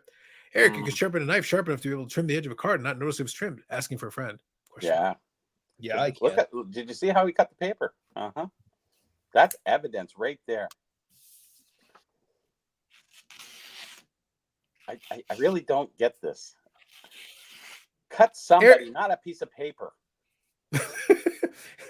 Eric, it doesn't need to be that sharp. When you stab them in the eye with a knife, or a pencil, or a finger. Exactly. Dude, you can do it with a highlighter at this point. Just in the eye. If you're determined enough and you put enough weight behind it. We see Born Identity. Come on. Yeah. Problem is good luck proving the seller knew. Exactly. By the way, everyone needs to hit the like button so Eric can pay that $5 million. Thank you, Paul. Appreciate you. Like button. Appreciate you. All right. Eric was given a Gordie Howe rookie card that was backstroking Kirk Juice. Would he keep it or throw it away? Eric would embrace it with all of his soul. He would embrace it like a gigantic, oversized jar of mayonnaise. He would never know. Right? Don't lie to the people, Eric. You know you would. No one would know. I probably wouldn't pay as much for it. You do this. No, I wouldn't. Yes. Embrace it. No. Embrace it. See, that was one of my best one, I think. Yeah. I even got the beard in there. Yeah, you're the best. You're the best. Yeah. It's pretty good, man. I'm not gonna lie. Eric, next week you better be wielding a piece of wood. I don't know. Ham's got very peculiar. Listen, you should get Ham onto your OnlyFans, because then he can make these kind of requests. He was. He was on Say You Know last night. Oh, sorry. That's not on. Oh, wow. You're on your own there. Rick Vintage Oddball Cart says, what does this hobby come to? Because he's only his fan. Anyway. Wow. Oh, yeah. All right, moving on. So, bottom line, Rick, to answer your question, what does this hobby come to? Honestly, Rick, just between you and me in the chat, look, just between you and me in the chat, let me level with you. I have never been more entertained. I love every aspect of this. If all it means is a little bit fraud and some tears, or cry. Because if you cry on a card, that's facts. And you dry it, is it altered? Because it has salt. The salt will ruin it. It has saline, it has water, salt, and whatever other chemicals are in your body. COVID, who knows what else. And you dry that card because you just leave it there and it dries, and it all of a sudden got rid of a crease or something because of the tears and the all the chemicals. Yeah. Is it Eric's card care? Well, if Eric had won the Kraken Reggie Lemon one, then he would have been crying happy tears on it. Does that count? Yeah, happy tears actually have a little bit more endorphin release, and it helps. Yeah. Hashtag science.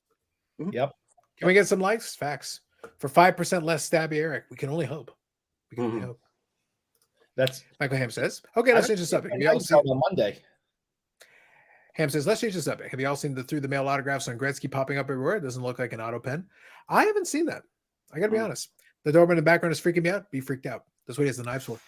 That's because I'm home alone. My wife left me again. Oh. She's on another vacation for a week. So you would think that given the amount of vacation she's taken from you, you'd get the hint. Moving on. Hobby Champ says, Eric, a beautiful PSA 5 war. Cards, Eric. Yeah. Eric, a beautiful PSA 5 Aura rookie you knew was cleaned, or a fugly PSA 5 you don't know if it was cleaned. But why would you rather? Why would they both be PSA 5s? Get the PSA 5s in two different directions, man. Because one's centered, one's not. One has rounded corners, one's not.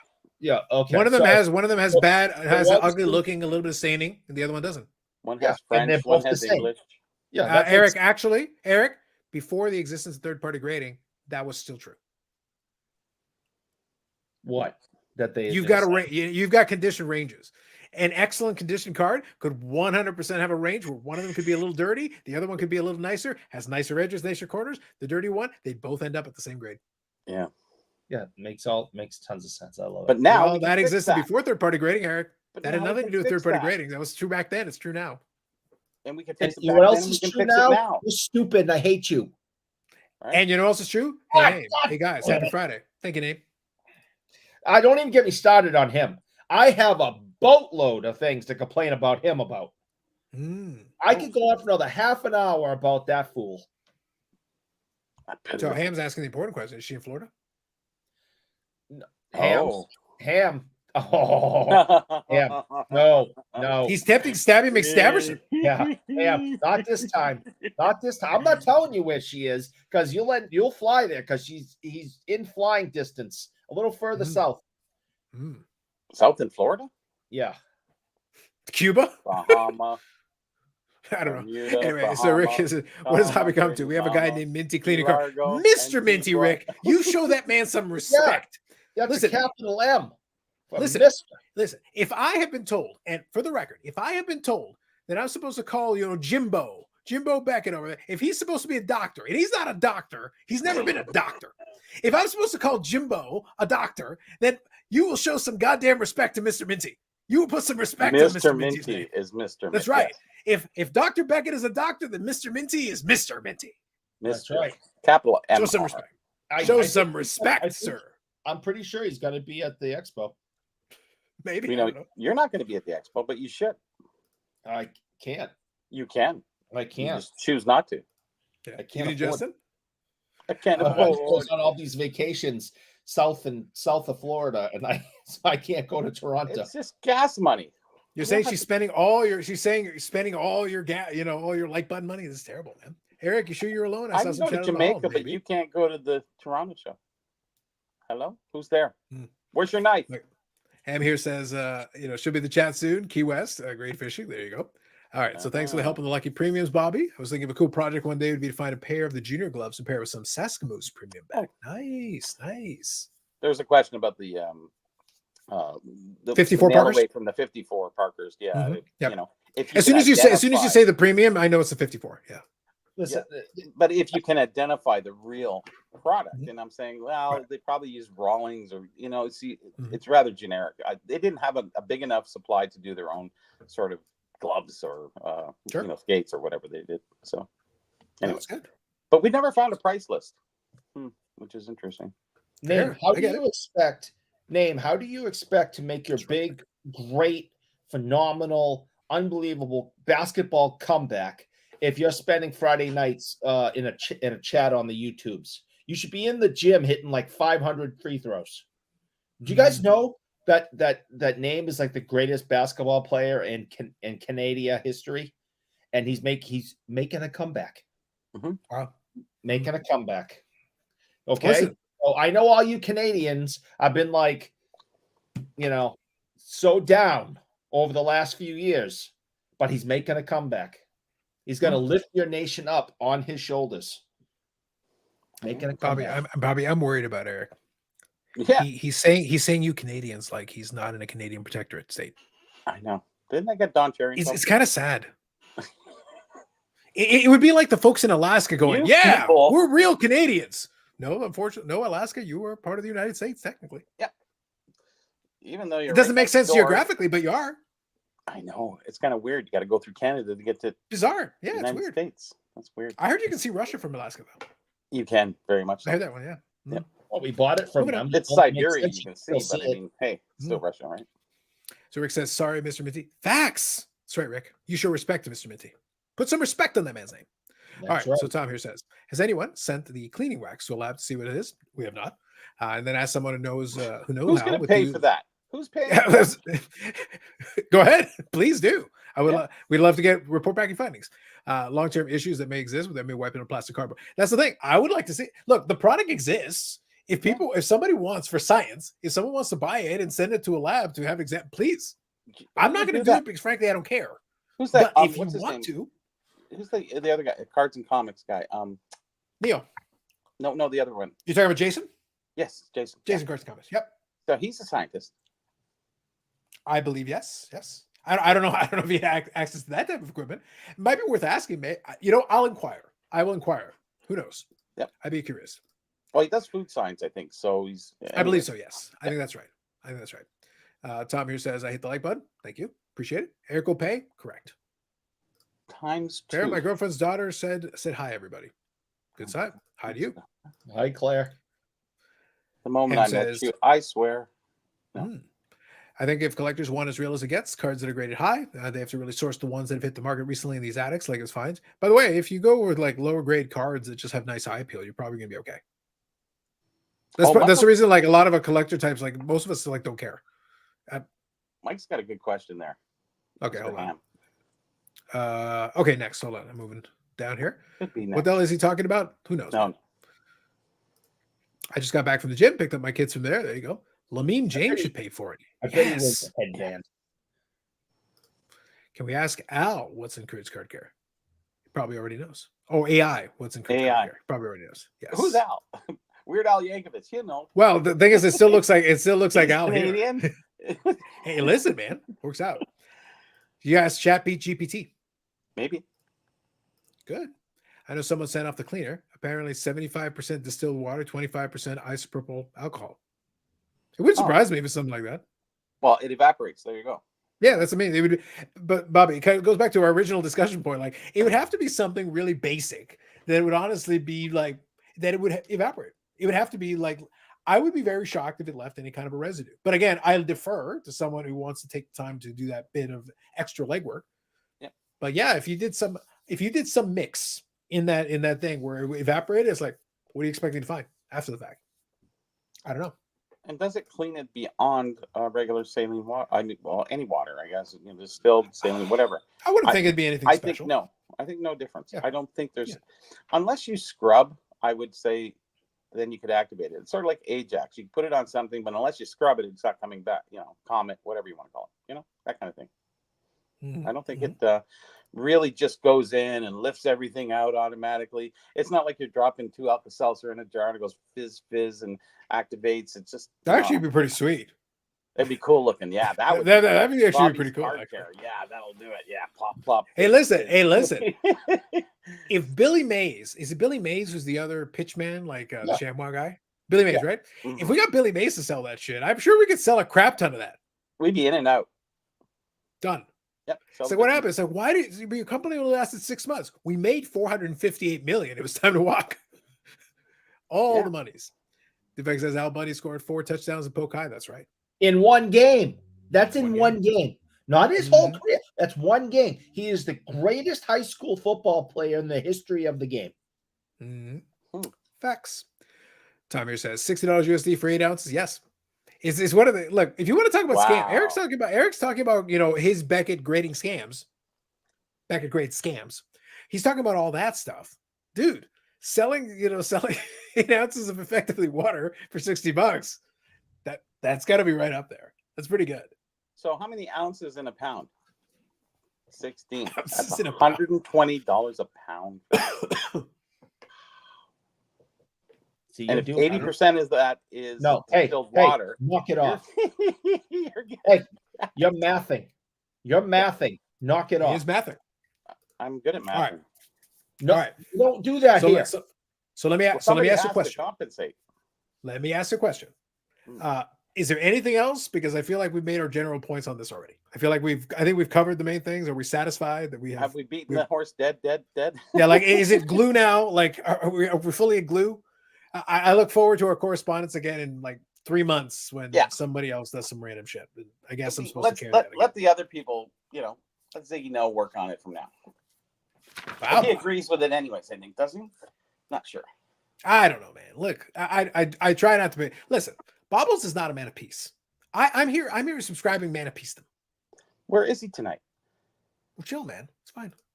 Carlos says, joining late. I've been watching the Braves on Apple TV. Sucks to have picking a subscription to watching him. Yeah, the Apple TV thing is unfortunate. I get you. He distilled water, 4 liters, $1.33. Mm-hmm. Yeah. And he's making $120. Well, less than that, probably about $180. He's made 80. Wow, we're in the wrong business. Yep. Having said that, Travis Sanoa just hit his 3rd consecutive home run. Last was a grand slam. Nice. 3 times 4-liter distilled bottles of Loblaws, $4. Nice.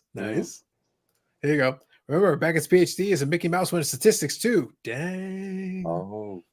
Will's actually got a DR himself, so now he gets to talk shade on old Jimbo. See, an MD gets to make fun of him. Yes. So, yeah. Manic depressive? And Ziggy's on the fence based on a show this Wednesday. I assure you, I will spare no expense to not watch it. But good luck to him. Anyway, what I was going to say was, so if we're satisfied that we've done that, I do want to talk about the Expo. But before we do, let's for the gambling folks amongst us, let us get Eric's picks on the Stanley Cup brackets that he's going to get mostly wrong, and then we'll all make lots of money. And we could use our money to possibly buy $5 million trimmed Honus Wagners. Are we talking about the first round? We're talking about the first round. I've got the whole first round bracket here. We are prepared now to get all of Eric's picks. They're all wrong. Whatever they are, they're probably all wrong.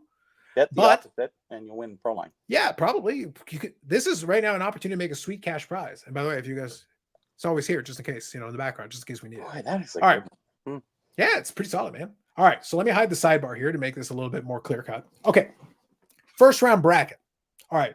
I don't want to spend 10 minutes on each one. So let's go through them. Let's make some picks. And then we'll, the great archiver someone will be able to make sure we get them all. All right. So, Eric, let me start off with my favorite, and then we'll go from there.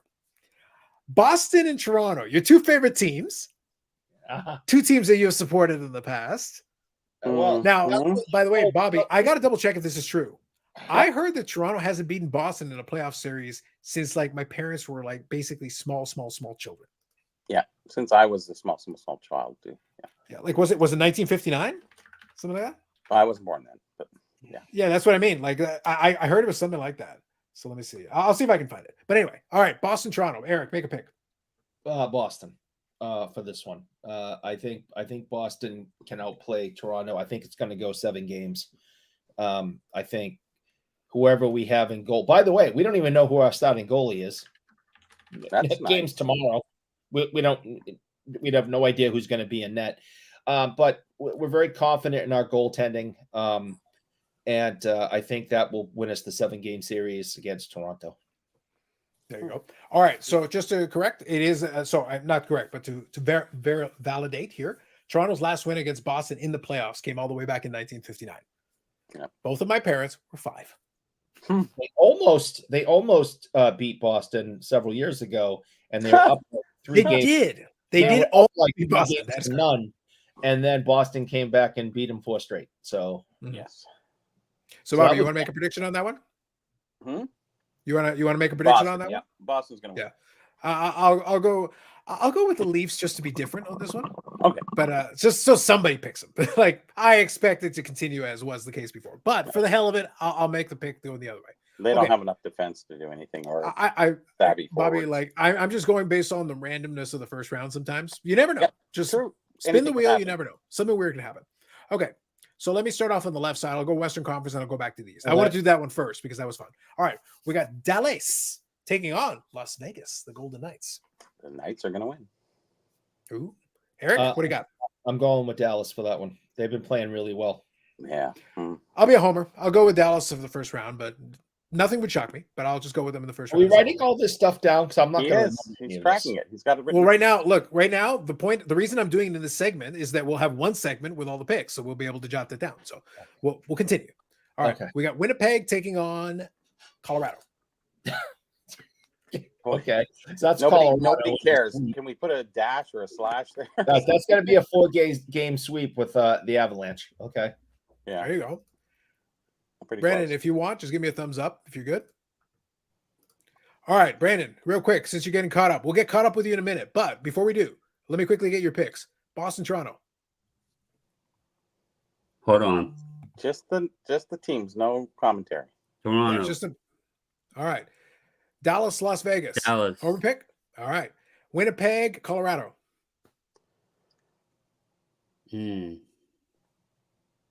Colorado's tough in the playoffs, but Winnipeg's been good. I'm going Colorado. Okay. So I'm going to go Colorado as well for that one, and now we're all caught up. So we're all caught up now. All right. Let me go down further here. We're going to go with Vancouver and Nashville. Eric, what's the wrong answer? Vancouver. Ooh. Really? Yep. Wow. Nashville it is. All right. Bobby, what do you got? Yeah, Nashville. All right. What do you got, Brandon? I'll go Vancouver. I'll go against it and go with Eric. All right. Even though he's calling me an ass. I seen the paper there, buddy. Yeah, he's got it. All right. Last one here on the Western Conference side. We got Edmonton taking on the LA Kings. Eric, wrong answer is LA Kings. Okay. I am going to say that the Oilers are going to beat the Kings in the first round. That's all we need. Next. Yeah. We're keeping it basic, Eric. Right now. All right. LA Kings in 3. All right. Moving on to the other side. Florida taking on Tampa.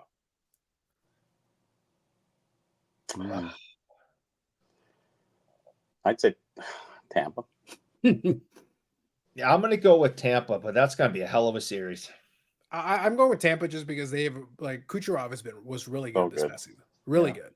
And sorry, Brandon, and Bobby, I didn't get it. Edmonton, LA. What do you like on that? Edmonton. Okay. I'm going. That's a Gretzky matchup. I'm going LA. Really? Okay. That's going back to '99. Holy crap! Well, I mean, you got 2 of his teams there, so I'm going with the. And Ottawa. we got your Tampa pick. Is your Tampa Florida pick? Don't think it twice. Florida. Oh, okay. Now we're down to the last 2 here. We're down to the last 2. All right, we got the Rangers and the Capitals. I'm picking the Rangers. I just think the Capitals did all they could to get in the playoffs. They scraped in, and I think New York will bounce them. Yeah, the Rangers for sure. Okay. Is it a sweep? Everybody going Rangers? New York? Yeah. Oh, all right. Any contrarians? We're good?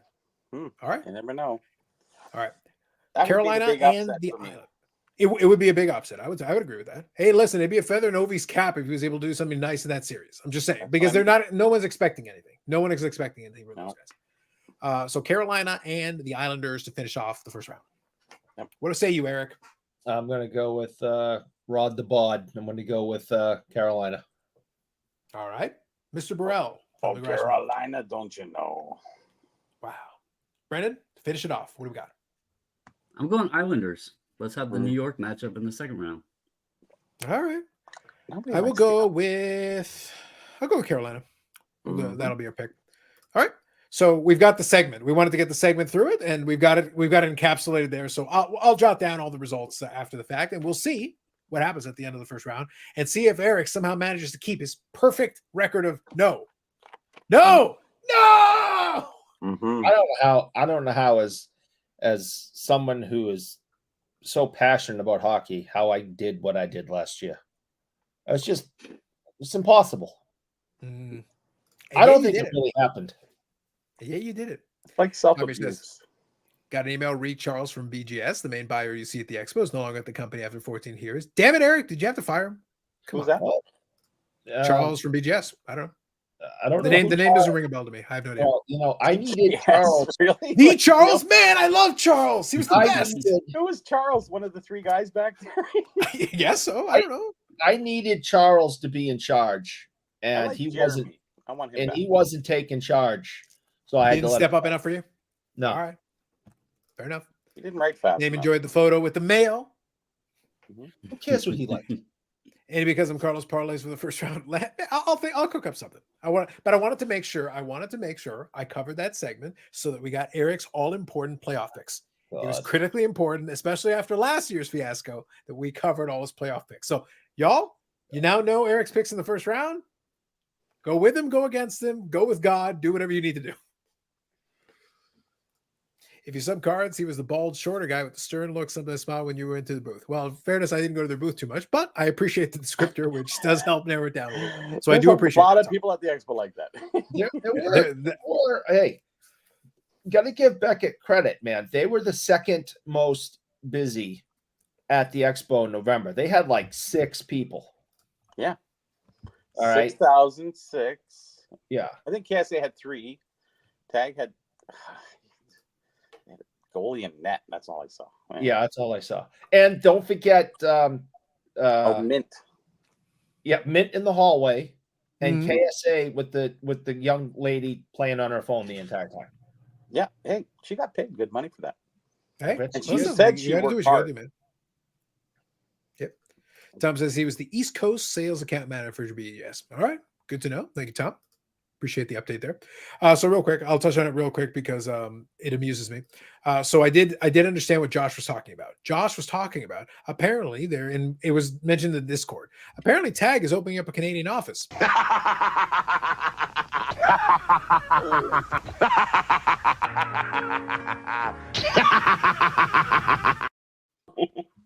And that's all I have to say about that. I'm done.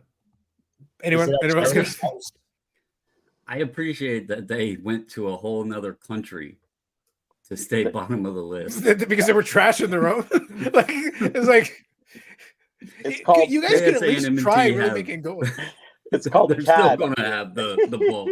It's called CAD up here. Anyways, it's only for shipping onward to the US or not. It doesn't really matter. It doesn't make a difference. It's okay. I won't be holding my breath. There's hardly any in the U.S. I was gonna say. I mention it because obviously it plays into the shtick of the show. That's the only. Otherwise, good for them.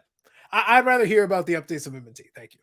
Yeah. Tagging the Yukon, the episode of the hobby. Yeah, that would be an improvement. Oh, I can at least respect that. I can at least respect it.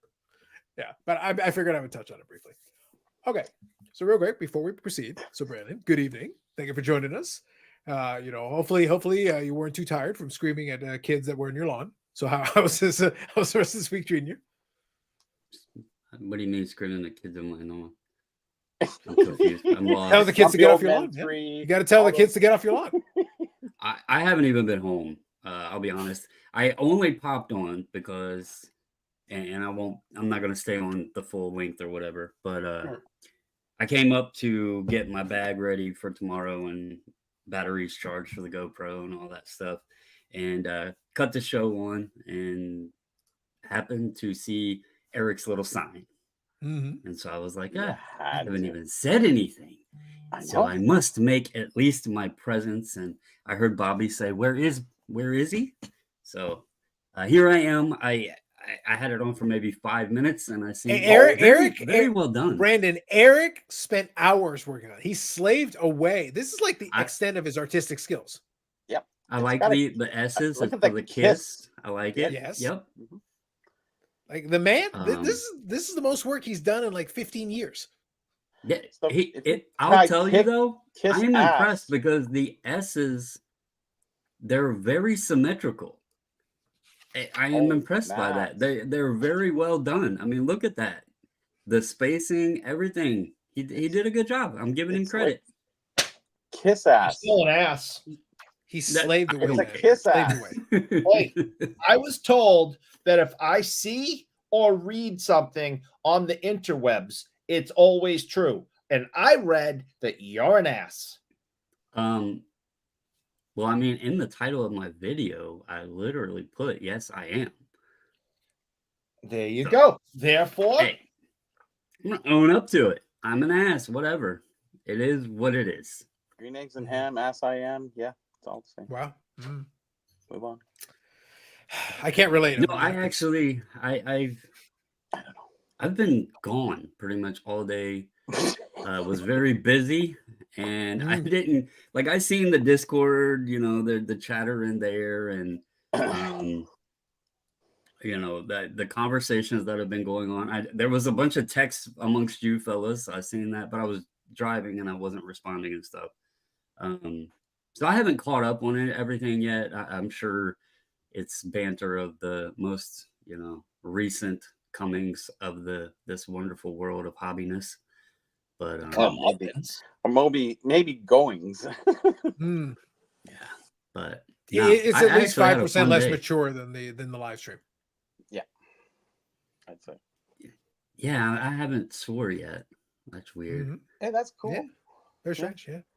History. I will say I have figured out that the monetization, if you drop too many F-bombs, they really don't like that. Even if you say there's adult language, they restrict the monetization, and it is not very much. No, the getting much monetary. The disclaimer doesn't matter at all. The AI, the YouTube's AI can pick up on the language itself. They're like, it just picks up and starts counting. When it has you like select the different things, like is there any harsh language, whatever. I was honest and put, it wasn't within the first 7 seconds or whatever. So I didn't select that one, but it's still wait, Brandon, for science, could you literally do a video where the beginning of the video is just like hold it for 7 seconds. Hold it for 7 seconds and see what it does. Yeah. 3 hits in 6 weeks. Just go the other way.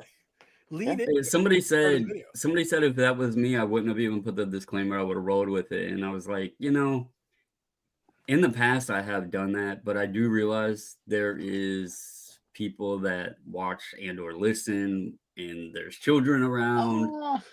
And so I figured, let me at least be courteous to those that may have. And one of the guys he actually watches earmuffs. Well, he watches the podcast, and he's been around my channel almost since the beginning. But JD, he messaged me and he was like, my son was like, man, Bobbles is cussing a lot. Let's just say, adult. He's allowed. Let's just say my mother was not impressed. I apologize, Mrs. Wade. But we were though. Oh no, I thought Bobby, I won't go as far as impressed. Will I go as far as amused? Yes, I will go as far. I will go as far as highly entertained. So I question that the swearing thing, because if you look at Joe Rogan, he's smoking dope, they're swearing, they're doing all this shit, and he's got 1 billion views. Like, I don't know. Well, views are one thing. Views are one thing, and the other thing is Joe Rogan is getting money regardless. Like the sponsors are pretty much like the patrons have handled that. He can do whatever he wants. Yeah. At that point, like it doesn't matter. They don't have to have any ads on there, and it's covered. Yeah, he's not worried about it at all. Yeah. Once you're at that stage, then yes, you can say whatever you want in whatever manner you see fit. Let's get to that stage, Bob. Yeah, that's what it says on it. Limited. Yeah, for sure. Yep. Oh, it's got the yellow. It's got the yellow. Yeah. So we need a new word that kind of covers the word FUCK. Well, but Bobby, the thing is you can. Bobby, the thing is you can. Obviously we have. And I have gotten that once. On a live stream, I have gotten that once. But it was a particularly profane episode. I believe I was man of peacing about a floating head at the time. So, and I believe that got a yellow. But outside of that, it's fine. Outside of that, within reason. We can replace FUCKED with Kurt. We can do a lot of things. Mm-hmm. Yeah, you can. Tom. Like I said, the only time I ever really incurred the wrath of the YouTube was when I showed Southern Hogan. It refused to let me show, like, that promo to this day is banished to the dark web, to the dark web. Gone. It was like, just but it's Southern Hogan. It's Hogan with a really bad Southern accent. Uh-huh. It was so good. So good. Josh here says, wait, is Hobby Thunderdome coming up? Maybe. Oh, soon. Yeah. So Brandon, while you're here, before you feel free to take off at any time you see fit. I just letting you know I can't stick around till like midnight. That's fine. So let's talk a little bit of Expo here. And like I said, chat, if there's something you want to touch on as we go, feel free, throw it in. But for now, let's quickly talk on Expo, because this is the pre-show before Expo, because the next episode will be after Expo. So this will be be during the weekend Expo, I should say. No, during. Yeah, there will be, but the date is to be determined. TBD. I always do a live stream that week, but TBD on the exact date and timing and everything. That part I don't know. That's the part I have to figure out. It won't be a regular live stream schedule. Let's just put it that way. It won't be the regular one. So I'll figure out something during that week and work something out. I like to do one during the show, but that means I got to bring my mobile setup with me, which I can, but I got to make sure I got everything situated. Anyway, so we've got that coming up here. So two things. We got, obviously, in the U.S., they got the Strongsville show. I did reach out to Andy. She blinded with refractors, so I'm going to chat with him and see if I can get a little bit of the lay of the land once they have a chance. Told him to have fun, but then obviously after the fact, maybe we can get a little bit of a post-mortem on kind of how that went down. There's going to be a lot of YouTubers down there. There's a lot of folks attending that one. It's going to be almost just shy of the national, because they have, I want to say 35, 40 of the YouTube folks are all going to be congregating, and that's a smaller show. So they're definitely going to be able to hang out and see each other quite a bit. So we'll see. Hopefully, got some good stories to share. So that'll be fun. Mm-hmm. Now, Spring Expo, that's a different thing. That's our deal. And I'll say two things right off the bat. Number one, crap ton of autograph guests. Holy crap, what a ton of autograph guests. They definitely lean heavy on the celebrity content, quote unquote. Definitely a lot of that. It looks like some interesting stuff, though. Goalies. A lot of goalies in there, too. There were, for sure. I will say I'm looking forward to it because, and I mentioned it, I think, to Eric and Bobby, I have never had all the ducks in a row basically in advance of a Spring Expo, because it was like, no, hotel taken care of, all that business taken care of. I know dates and times and things, and even set some money aside right away. So I was like, all right, feels like I've set everything up nicely.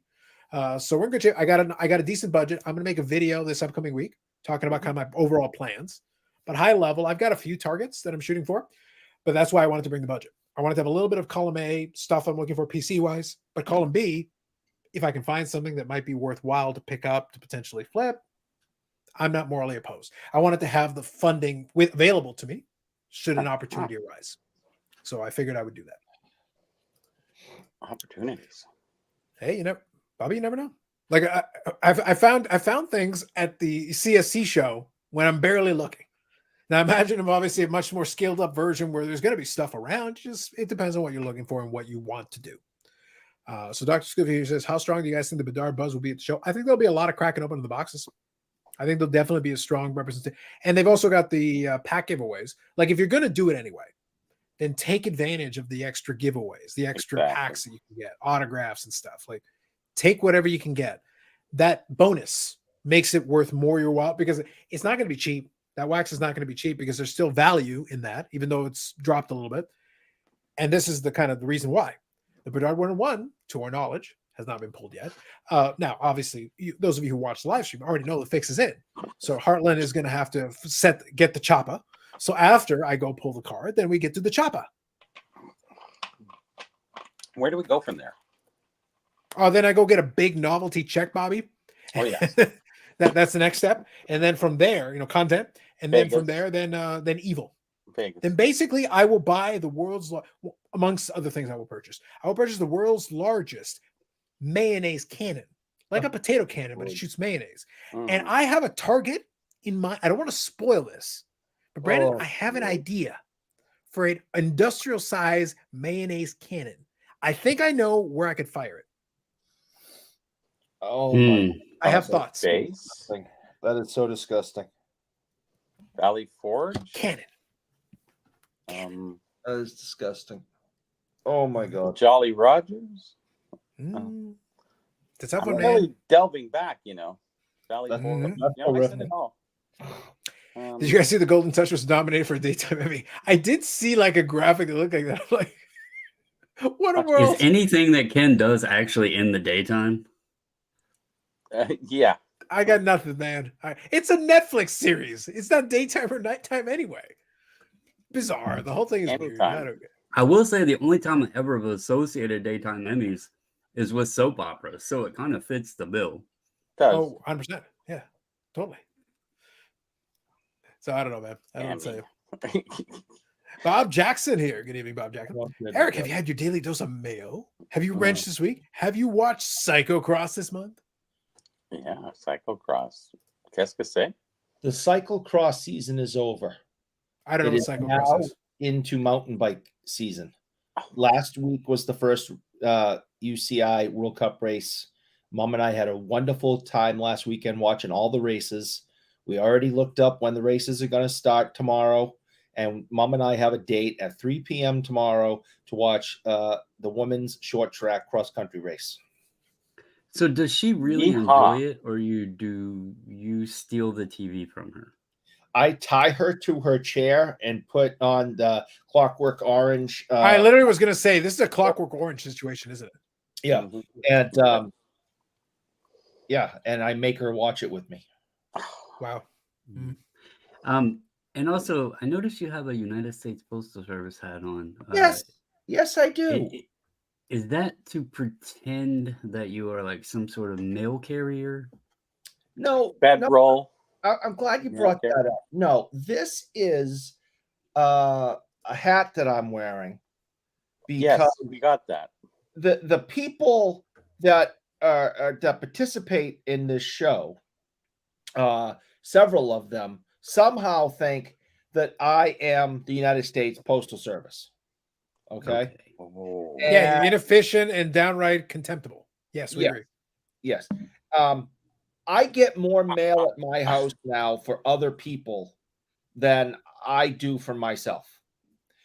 Packages, letters, padded envelopes constantly arriving to my house from people unknown for people I wish I unknew.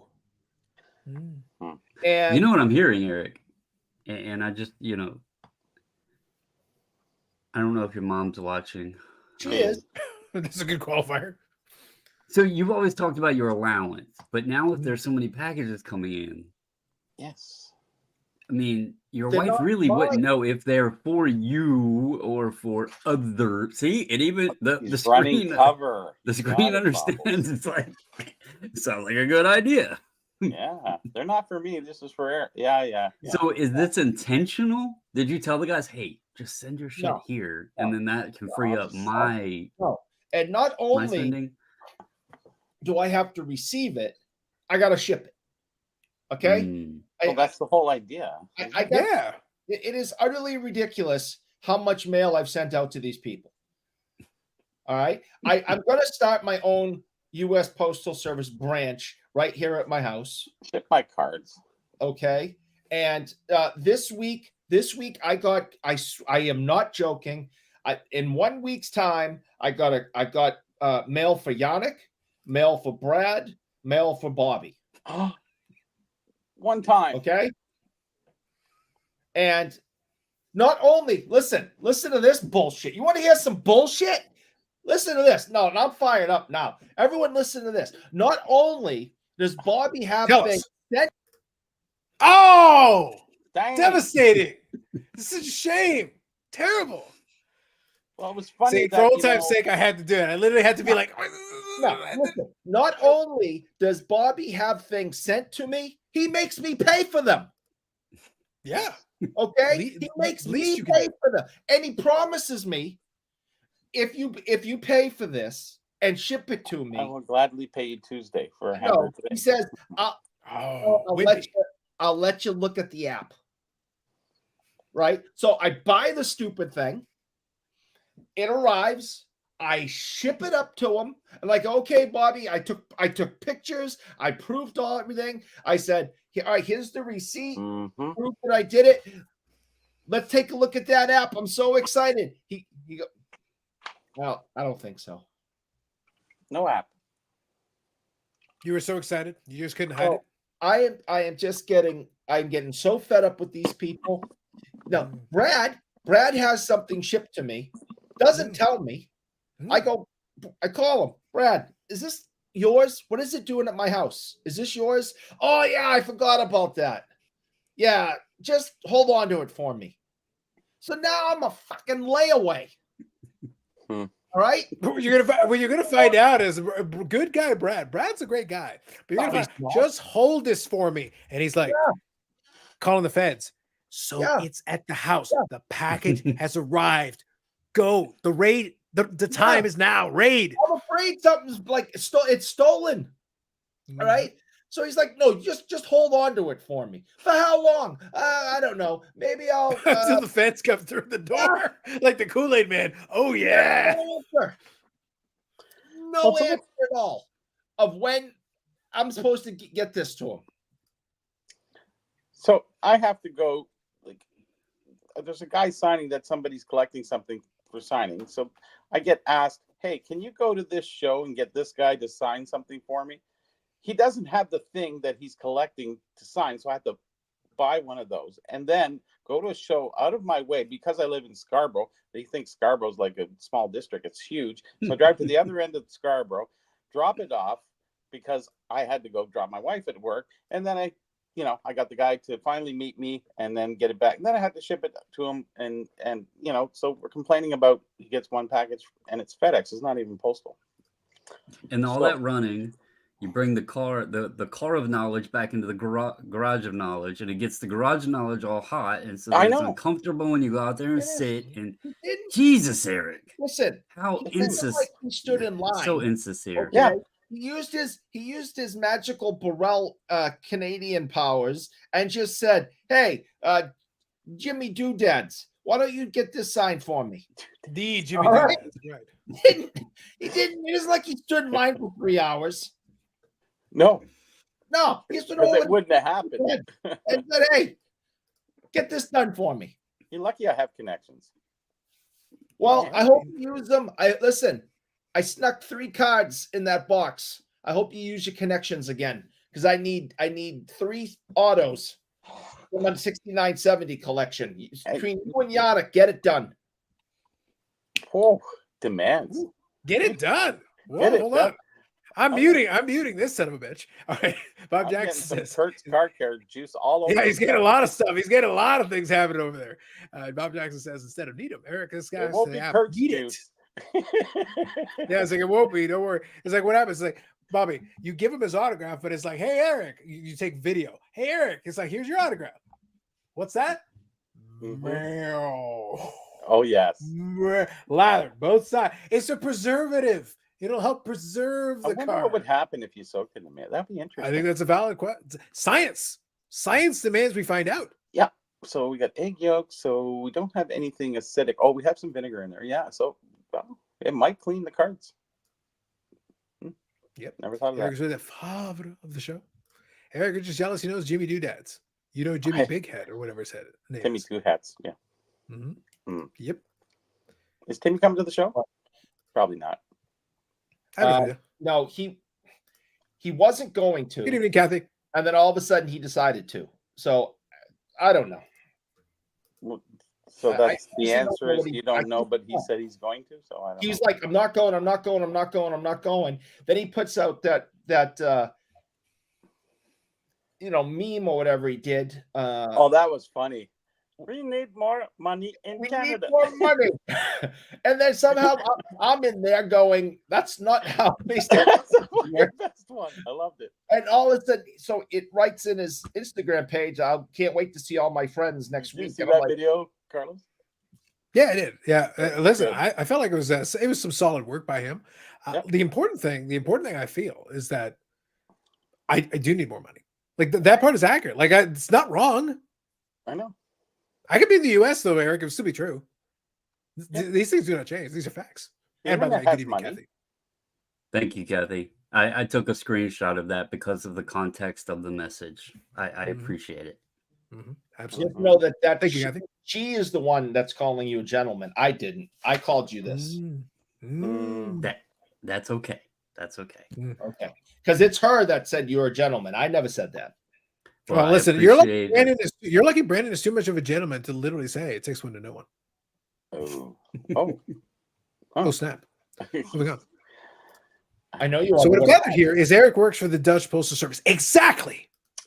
Worthless fucking Dutchman. So I knew there was a reason I didn't trust you, you clog-wearing troglodyte. Yeah. I knew it. And he's charging us, and meanwhile he's you are. It's like you thought you had been abused up until this point. Now that I know of your Dutch ancestry, Dom has told us the truth. Let the games begin. There's no hole in the dike. Come on. Just saying. Bobbles got a sign from Eric's art class. I am jealous. Facts, Bob Jackson. Hey, Eric, can you do me a favor? Since Carlos is reminiscent, can we get Kiss to sign that? Bobby, can you make that happen with your connections? Yeah. I'm in Canada. They're from the States. What the hell? I don't care where they're from. Well, you're the brother. People up there signing probably aren't from Canada either, but you know. Yeah, I Tyson's guess up there. Is he Canadian? Happen. Sure, I got connections in every. Yeah, sure. Why not? Send it up. Send it up. All right. I had to pause earlier to go get a card. I did buy a card since we bought a card. Cards. All right, what do you got? What kind of card? Well, first I'm going to show. So it's an 8, okay? That way I can crack it and smoosh it up and send it back, right? That's what we're supposed to do today, right? That's what I've been told, yes. Yes. Oh, okay, yeah. But no, it's a James Wood auto out of 50. I told y'all I was getting back to my little fun PC stuff, and I found that the Topps Pro debut set has some of the Nationals prospects in the Fredericksburg Nationals uniforms, which I've mentioned before is the team close to here. So I thought that was cool. I think he's going to be a very, very good player. Last I looked, he was batting like 345 in AAA, and he's 6'7". So he's kind of a monster. And so I figured I'd pick up some of his stuff before it was too late, and I was kicking myself in the ass for not buying it. So, well, that'd be easy for you to do, to kick yourself in the ass because, right? Yeah. I read it on the internet. I have another one that I'm hoping comes. I will say I will let everybody know this could be a topic. I bought another card off of auction from a one feedback seller. Ooh, okay. I figured everybody's got to start somewhere. So far, it has not been shipped. So we shall see that, or they shipped it and didn't put tracking. Who knows? Maybe they didn't know how to ship it. I don't know, but we'll figure it out. If it doesn't, obviously I can file for a refund or whatever, but hopefully they ship it. I know you are, but what am I? Yeah. 5% more mature. I love it. Zach says, does everyone else loves Neo's grade reveals lately? Every time he gets a random PSA 4, he thought it was a 10. Makes me laugh every time. It happens, man. It happens. I will say, look, in spirit, and like I said, we've had Neo on here plenty of times. I do enjoy some of Neo's takes, and I think he's very much mastered his niche of the video and algorithm he does.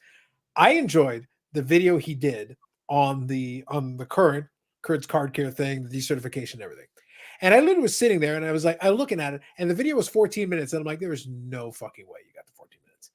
And I'm just sitting there listening, and he's just kind of, and he understands just how to say just enough and kind of go around it a little bit here. I'm like, it's like, dude, in 8 minutes, you get the second ad. You don't need the other 6 minutes is just unnecessary. I was like, that we did the discussion off the top because I gave context, I gave analogies and all that. And it's a live stream. So like we'll slow play it and we'll run it through as long as people wanted to chat on it. But otherwise, no. That whole conversation could have been like a 2-minute video, Like it didn't require that much depth, that much nuance. Anything beyond that is just we're guessing what's going to happen going forward. But I give him credit. He managed to milk a solid 14-minute video out of it. And he was saying stuff the whole time. So it wasn't just a ComC ad. So I'll give him that much.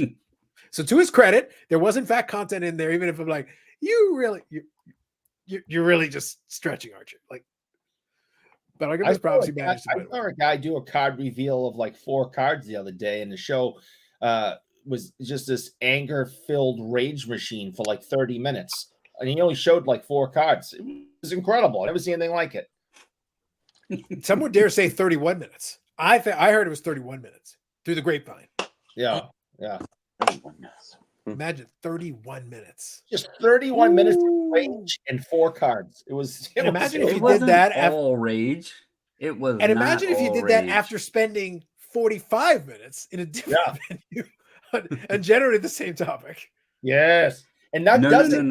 It was not the same minutes, topic at all. And that doesn't, was not the same topic. The 30 minutes of rage before the 45 minutes of rage. They were separate topics. And let me just explain. I want to explain to everybody. Oh, here we go. Wait, we were talking about you. Are you suggesting we're discussing yourself? Yeah. The ass is here. The ass is here. Kiss ass. That video was going to occur either way. And it was coincidence that those cards returned right after we had recorded Monday doing the podcast, because I hadn't checked my email. I didn't know they had shipped the cards. So the next morning checked my email and I was like, holy crap, the cards will be here today because they overnighted them. And I was like, well, I got to do the reveal and go over everything, show everybody the cards. I do it every order. It's nothing new. That part of the whole equation is not new.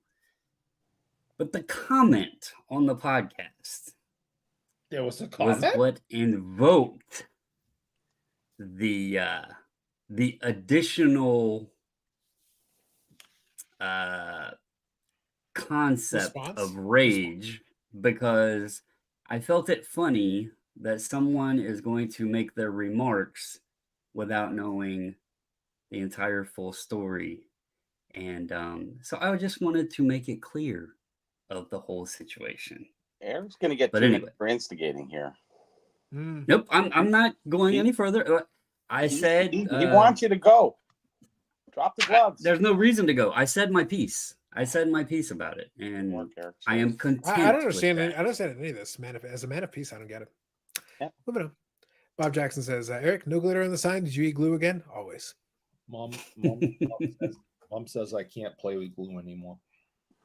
You probably shouldn't play with glitter at any time. Here we have the guessing game. And we have an old display box from hockey. Guess the year. Ooh. And Bobby's disappeared. Well,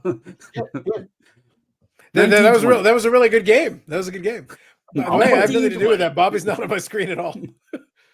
The Burrell has disappeared. He's vanished. Can he see? What happened? Like, he held the box up and he disappeared. I don't know, but I'm going to find that damn box. Yeah. I'm just looking here. Yeah. Is that part of the app? Yeah, I was gonna say. Yeah, Bobby was trying to say too much, and they got rid of him. Because if I pull Eric or anybody else off the screen, I still have him across the bottom, little section. He's not there. Nope. The Burrell has vanished. Hobby Champ says here, Ryan Hoge of PSA came out and claimed it's okay to put water on their cards. One of the signs make more harmful on a card than distilled water with isopropyl alcohol. Water. Yeah, well, unpurified water would have some contaminants in it potentially. So I got you. Carlson Bobbles should switch camera spots to make Eric pay. Weird. Yep. So Bobby's trying to find himself back. He's trying to get himself out of the void. He's in the process of digging. So let me touch on a couple of things there, just while Bobby's getting himself situated. We'll see if we can see that box again to get a better look at it. What happened to have that Hoge Wall Street is going to 10x the hobby guy? Yes. Alas, Michael Saylor is busy doing other things. Shockingly enough.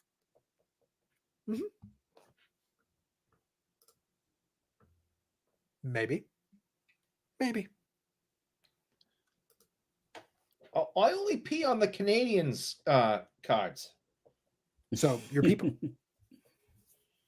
Yeah, The Boston Bruin. You should leave the Boston Bruin cards alone, Eric. No. I pee on the cards that have Canadian players, from the Montreal Canadiens. Everyone from the Boston. Yes. Go on. What I else? pee all over those a lot. Mm-hmm. Like a lot. I drink Time a lot to hit the of like button water yet? and I pee on them. Yes, absolutely. So when Bobby gets back after he shows off the box and he comes back, I'm going to ask him a little bit about. I kind of know because obviously Bobby has his different way of approaching the expo and those things. I want to at least touch on that a little bit because when he goes out there, he's going to be. I guarantee a lot of his shopping is going to happen before the show opens. In the pre-show.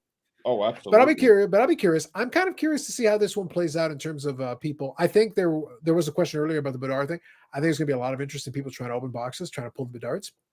And then I'll be curious to see how many people then run over to try to get it graded right away.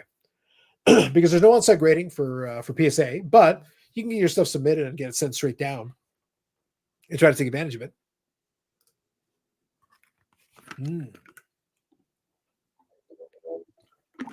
There's a reference for you. How they make Tiffany cards. They look like sandwiches in vacation.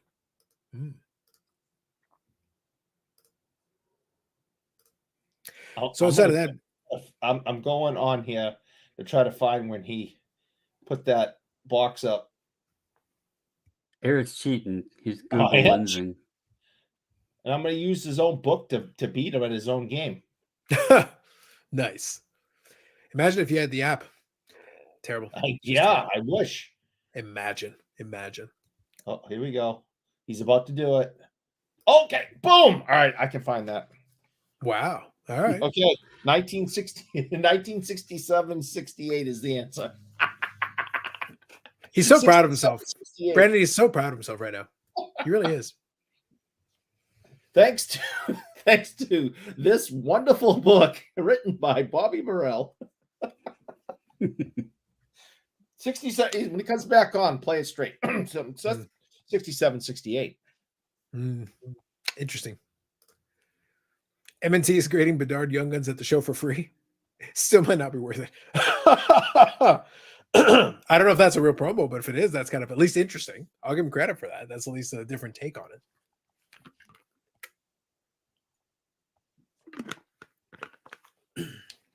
So let me ask kind of a different side question, Brandon. This will be kind of fun. So obviously we're not going to reveal too much, but there's a little bit of a showcase thing going on the Discord. That's what's going to be fun for us. There's been a couple different versions of it, and every day someone involved in it is going to participate in it. I laugh though because Wes already correctly stated there is going to be some Chosen Rosen when it comes to time around for me. Don't worry, there's going to be some Chosen Rosen coming. But I'm curious about this, and you don't have to reveal anything too much. In a situation like that, though, where there's an opportunity to do a little showcase, are you thinking you're gonna go off the beaten path a little bit, or kind of stick in the traditional lanes? I have a little bit of time to think about this one. I kind of want to have a little bit of fun with it and go with the not obvious. I will cover some of the obvious, but I was thinking about if there's some other stuff there that I might want to include. Well, that's what I actually I thought it was cool that Chad, like I didn't know he was so involved in the Lego and everything else. I knew he did his Star Wars stuff. But I was surprised that he did the Lego and all the other stuff. So it was really cool to see his collection. Obviously I have things more than cards. So, and Dak had said when he did it, this is your chance to share other things you collect outside of just cards. So yeah, I have a few things because I've kind of shared some of the stuff I have, but I don't think I've really shared a lot of what I have. But so far, it's been pretty cool to see the stuff. I didn't get to see all of his yet, but I've seen Oak today shared that cookie. That was kind of unique. I did. I think I saw that on his podcast, but yes, it is unique. I agree with that. Yeah, it's pretty cool. I don't know how long it'll last, but it's a cool, unique piece. I think what's funny though, so just so that we don't lose you guys, so you kind of understand what it is. I think what's going to be interesting. I also like this right here. When you're ready, Bobby, just give me a thumbs up. I can see it. So real quick, I'll finish the thought here, and I'll bring you back in, Bobby. So I was going to say, though, just so we don't lose the chat, so you guys know what we're talking about. Really what it is, we've mentioned the infamous Discord, but it's just a bunch of us that hang out and are basically complete jerks to each other. That's basically what it is. But this was an opportunity for someone to have one of the channels. If you know anything about Discord, there's different channels. It's an opportunity for someone to have basically run of the channel for the day. And for the day, they can kind of showcase anything on their collection that they want. The obvious stuff, more off the beaten path stuff, and everybody gets their own opportunity to kind of, choose your own adventure. How do you want to showcase anything, videos, pictures, whatever you like, which I think is a cool concept, but it also gives everybody a creative license to choose how they want to do it, because most of us, we're not going to show all the stuff we have because simply that would take too damn long. But the question is, okay, so if you're going to have a little fun with it, what would you choose? Like if you've got an eclectic collection of different things and you wanted to have a little fun with it, that isn't just the obvious stuff that people would expect, what direction would you go in? And there's a lot of options and a lot of choices and a lot of things. So like I said, Brandon, when he gets around to he's going to have all his enemies' heads on pikes. He's got those well preserved. So that's going to be kind of cool. That could be quite an interesting. I thought that would be, I guess Paul's aren't on pikes. They're in the crossface, and that's a little weird different room that he showed us with the pipes and everything. Mm-hmm. He calls it where he hangs the jerseys, but I don't know about jerseys. Yeah. Jerseys are expensive. Paul's got some cool ones. Yeah, I know. Why don't you go out to the driveway and hit some jump shots for your big comeback? Well, listen, if Eric was involved in that, if Eric was in the Discord, we would finally get to see his massive, like a whole warehouse, his massive collection of vintage mayo jars. Mm-hmm. Oh, that's a unique collection, Eric. It is. Think about it. Who would have thought there's 150,000 different versions? Label variants? I'm not hating because people collect and pay good money for the oddest things. I have sold 2 empty wooden boxes in the last 2 days for more money than empty wooden boxes. What was printed on the outside, though? That's the thing. They are. I ended up with 3 of them. I bet they're whiskey boxes. No. Yeah, Macallan, 25-year anniversary, $15,000 a bottle. Oh, that stuff. Yeah. Yeah, and I wound up with 3 boxes, and I've sold 2 of them now for $130 each. So I have one more to go. Well, before I was rudely booted, did we get a guess on this box? Oh yeah, that's 67, 68. You had time to look it up. Yeah, Bobby, of course. Your book, Bobby. You think if Eric nonchalantly throws out the year and everything, he was sitting there like, these books come in handy, Bobby. Yeah. Oh, damn. Bobby, he has the damn book and nothing better to do with his life. Come on, man. That's kind of the nice part about it. They did a really good job on the front here where they put all the names. Even Booby Orr's on there. Even Booby Orr. Yep. That's awesome. Kind of a nice box. I still need a 6970. That's cool with all the little gum on the back. Well, that's tops, right? Via O-Pee-Chee. Well, actually, it is Bazooka, the Adam Gum, Bazooka Grapefruit, Bazooka Canada. Yeah, so this is Canadian at that point. Actually, my last article I just wrote for Hobby News Daily is coming out next week, and I had written it tops versus O-Pee-Chee, who made who, and kind of a take on the AC/DC. Any which way. So, and I started it's really it in my head. Who made who? Yeah, but it's amazing how many people don't know the relationship between tops and O-Pee-Chee. I thought I kind of explained it over other articles over the past, and then I was on a show, and then the guy who should know, he said, "Well, yeah, did they own what?" I said, "If you don't, okay, I got to write an article." So, anyways, that's my next one coming out. It's a 2-parter, but I can't get too epic like the Parkers. I think it's too much for people to take in, and it's easy for me to spout out. But I guess I'm gonna break it down a little smaller now. So, but anyways, tops of Peachy, their history, whatever, a little bit of fun. I look forward to the read. Yeah, you've been nice enough to forward them in the past. Please do so again. You should be able to find them online. I don't know how to use the PUDA. Oh yeah. Well, that happens. I keep talking to it. Show me Bobby's articles. Nothing. Nothing. Stupid. Terrible. Tough times, man. Tough times. Yep, and there's no magazine for the Expo anymore. So That is true. He's gross. Block him. He can't talk like that. I tried, man. I No, tried, he's but he close. ran away using his jump shot. No, name is blocked. That's it. From now on, blocked. So what is the estimated value of this box? You can't find that. I'm willing to give you at least 6 cents. Okay. Well, it's 5 cents plus. Yeah, I get it. Yeah, with inflation, consideration. 350. Okay, Bobbles. For the box, like Don't do the $1 Price is Right thing. Hey, listen, I already have The this box covered at 6 empty? cents, bro. the box empty like that.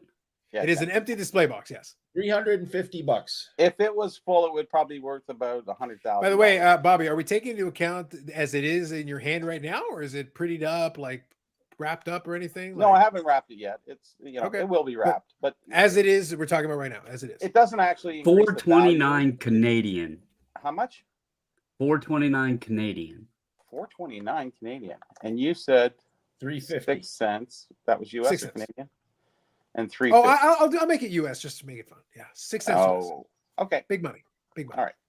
So do you want it in Canadian or US dollars? Then I can call. see who's closer that way. Your call. 3,500 Canadian. Damn. Yeah, those $50,000 bottle cases don't look so good. Empty That's freaking nice. box, guys. Anyways, it's just nice. How much am I gonna have to pay for a 6970? Am I got to pay? well, actually, for that? there's only like 4 known. There's actually, surprisingly how hard. There's like 5 or 6 wrappers known from this, but there's like Be right back. 15 boxes, which is kind of unusual. The 69, lots of wrappers, but the O-Pee-Chee boxes, I'd say there's like 4. Oh No. god! All right. Well, I'm not getting one. Yeah, you're over 3-4K each for a box if you can find one. For the Tops box, which wouldn't be bad because those are around, you're at about 600-700, maybe 8. Oh, yeah. Yeah, it's like if you buy a beat up one, what I can do is I can fix it up and make it look nice. And as Carlos was saying, I pretty them up, I shrink wrap them. Like when you see these boxes, they're a lot of times squished or frumpy or whatever, and I make them kind of look nicer than they usually are. And then you shrink wrap them, it tightens them, makes them nice and square. Right. So it actually it helps the box considerably.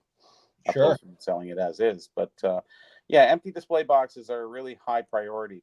So if you take a 69 baseball, you're looking at $150, $200. So it's all about the hockey for the most part. Basketball, some of those boxes get up there. Not too many, but not like hockey. Like if you got a Bobby or rookie box, 10 grand. If you had an unopened pack, 6970 basketball would be huge because that's it's not so bad because they're out there. That one's Lou Elsinder, so we call him Dr. J. So anyway, no, Kareem. I mean No, that's Kareem. Kareem. Sorry. Kareem. Yeah. Yeah, those boxes 6970. aren't so bad, but then they had 10 years where they didn't do boxes, right? Because they didn't issue cards. So, Yeah. basketball kind of suffers. The only other really rare boxes, I guess, go into the non-sports and the early baseball or early hockey. Well, shoot, there's nothing past 1950 that we can say that we found. I have a bunch of the 69s here. 69 what? Basketball. cards? I was working on the set at one time. It's a nice and set. then I like that set. I think it's Yeah. Dave Cow. Is it Dave Cowan's rookie also? Yeah, there's a few guys. Willis Reed. Yeah. Um, But Kareem's the big one. Lenny Wilkins. I Yeah. think his is in What a here. lot of people like to do is they like to get the set, then they like to get the wrapper in the box. That's what I want to do with. Yeah. Yeah. I mean, it kind of finishes it off. How much? What do you think a wrapper is for Don 6970? Nelson. 6970, you're looking at 250. Oh, for a wrapper. I know, it's just a wrapper. Well, look at the wrapper that sold on Classic Auction. It's 1933. It went for like 16,000. If you were Canadian and bought that, which the guy actually was Canadian, it's like $22,000. One wrapper. And so, Bobby, can I ask a question? Can I direct kind of in the same vein? I'm sticking in the same lane, but I'm curious about something. Yeah. We joked about it endlessly, but at this point, the third-party graders, third-party authenticators, and all that have gotten into every single category almost under the sun, and come up with holders for almost everything. And one of the things that was kind of funny, and part of the reason it was amusing when AMG Collectibles, AMG Collectibles YouTube channel, when they had the thing with the Funkos, with the Trailer Park Boys and everything. So they were PSA graded Funkos with the autograph and everything, but they're inside a box. And inside the box, you get the label on top. And obviously, we got everybody's favorites. Steve Hart. We all got duped to greed. But joke with the whole jokes aside, though, his whole thing is the authentication. But at the same time, really, all it is he puts it in a wrapper with like a label on it. Yeah. I've been kind of surprised that nobody, Steve Hart or somebody associated with, hasn't just thought like, why don't you just put it inside of a plastic box with a label on it? Well, actually, if you go back to GAI when they did boxes, they would put them in that plastic kind of sealed case.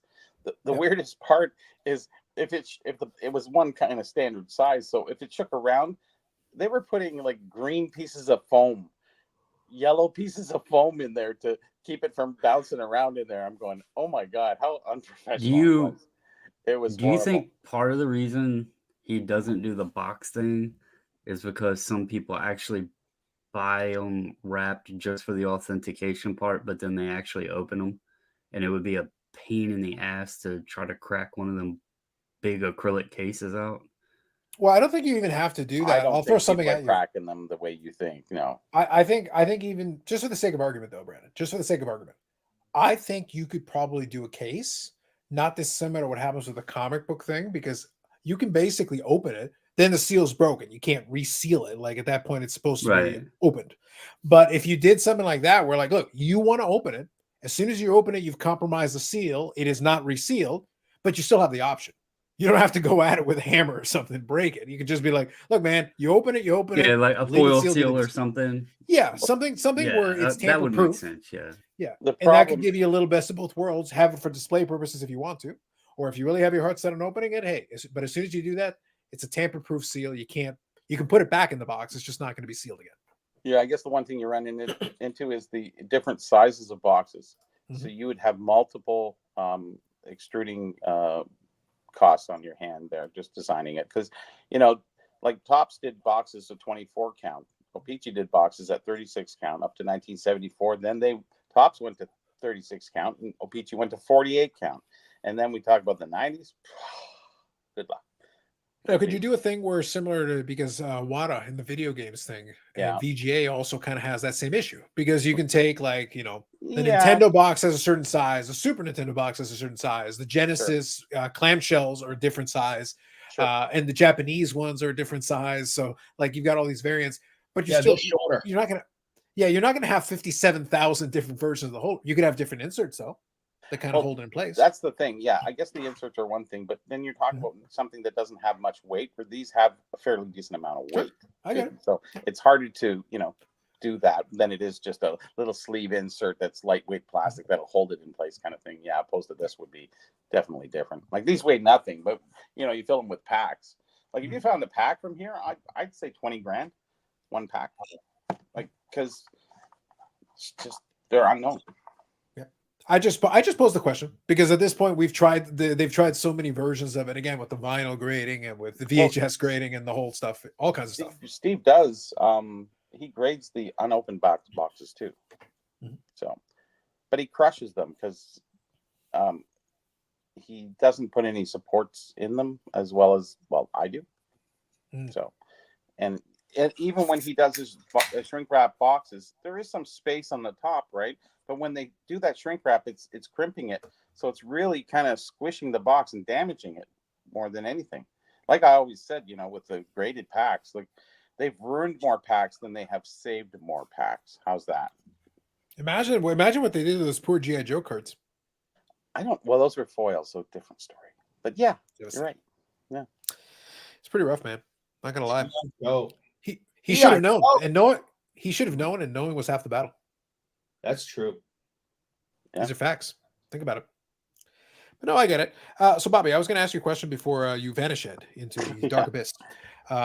So, obviously, your expo experience is very different than a lot of people's. You're gonna, if any business is going to happen, a lot of it will probably happen before show, pre-show, where you have a chance to talk to some folks. A little bit, yeah. Yeah. Now, is there anything that have your eyes out for? Or is it more than anything just looking, seeing what happens? Hanging out, obviously, chatting with folks. The social aspect is the big piece. We know it's a big piece of the puzzle. Social comes second. Sure. It's, hey, how you doing? Yeah, get out of my way. I'm trying to find stuff. No, it's not like that. Yes, it is. Yes, it is. Yeah, okay, I've seen you in action. Yes, it is. All right. Yeah. Okay. Yeah. It's just trying to find the stuff that I'm trying to find stuff that I haven't seen so I can buy, document, take pictures, do stuff like that. That's a good really Boston Bruins player. Go on. Along the way, unfortunately, I find stuff that, it's like, hey, that's too cheap. I need to, I can flip that for make a couple $100. That pays for the things that I buy for myself. Sure. And that happens. It used to happen a lot, but there's not so much vintage at the show as there once were. If we rewind the show back 10 years, you sit there and go, wow, it's like a totally different animal. It's like night and day in difference of, because there is guys who have some vintage, but it's all graded cards. But the vintage dealers, there's not much of this stuff around because there's so many formats to sell. You can sell it on Kijiji, you can sell it on Facebook, Instagram, a classic auction. You could go anywhere and sell anything at any time. eBay. On this show, I don't know. It's just out there. So why save stuff for the show? So no, but that's why I guess the end result is nobody's really saving anything for the show. It's sort of just happenstance. You come across something that guy picked up in a deal with cards, the guy sold his whole thing and they go, oh, I got this, this, and this. And, and then they kind of go, I don't care. I made tons of money on the cards. Just take those give me $100. And you're like, okay, So I think that makes sense. I think it's also a lot of it is that even some of the dealers that were doing it for a long time, some of them have obviously stopped coming around. Some of them stopped rotating. I want to say Cameo Cards. You know the gentleman I'm talking about, right? He was the one who was always around, for years. Yeah. And I bought stuff from him. Sometimes the prices were okay. Sometimes they weren't as great, but he did have a decent amount of stuff and I would usually sift through it. So that was one that I used to make a regular visit over at that booth. Yeah. We have our people, right? Yeah. So those people are harder to find now is what I'm saying. Exactly it. That's basically what I'm getting at is that after a while, though, it became harder to find those little diamonds in the rough because in my 56 top set, the Ted Williams was purchased on the table at the expo. And I asked the guy what he wanted and he said $10. And I was like, okay, bye. Okay, then. Fair enough. Yeah, great. Sounds good. I accept your terms. Yep. Then you pick up your phone. Yeah. Okay. Yeah. I'll be right there. Yeah. Gone. Yeah. Then it's time to vanish out. Go into the dark, the ether, just disappear. Start the car. That hasn't happened in a long time. That's not, that was I have memories of having deals like that and stuff like that just happens and comes up. And I bought a Jim Brown rookie at that show. Got a great deal on it. I bought that Ted Williams 56, and the Ted Williams 56 is not a destroyed card. It's a lower condition card, but it's not demolished. It's a nice, solid card for that fit in the set, and it was great. But yeah, it's become. That's why when I do the video talking about kind of what my plans are, it's going to be interesting. I'm still for some of it. I've got pretty much figured out what I want to do, and some of it I'm kind of thinking about because every year it gets a little bit tougher.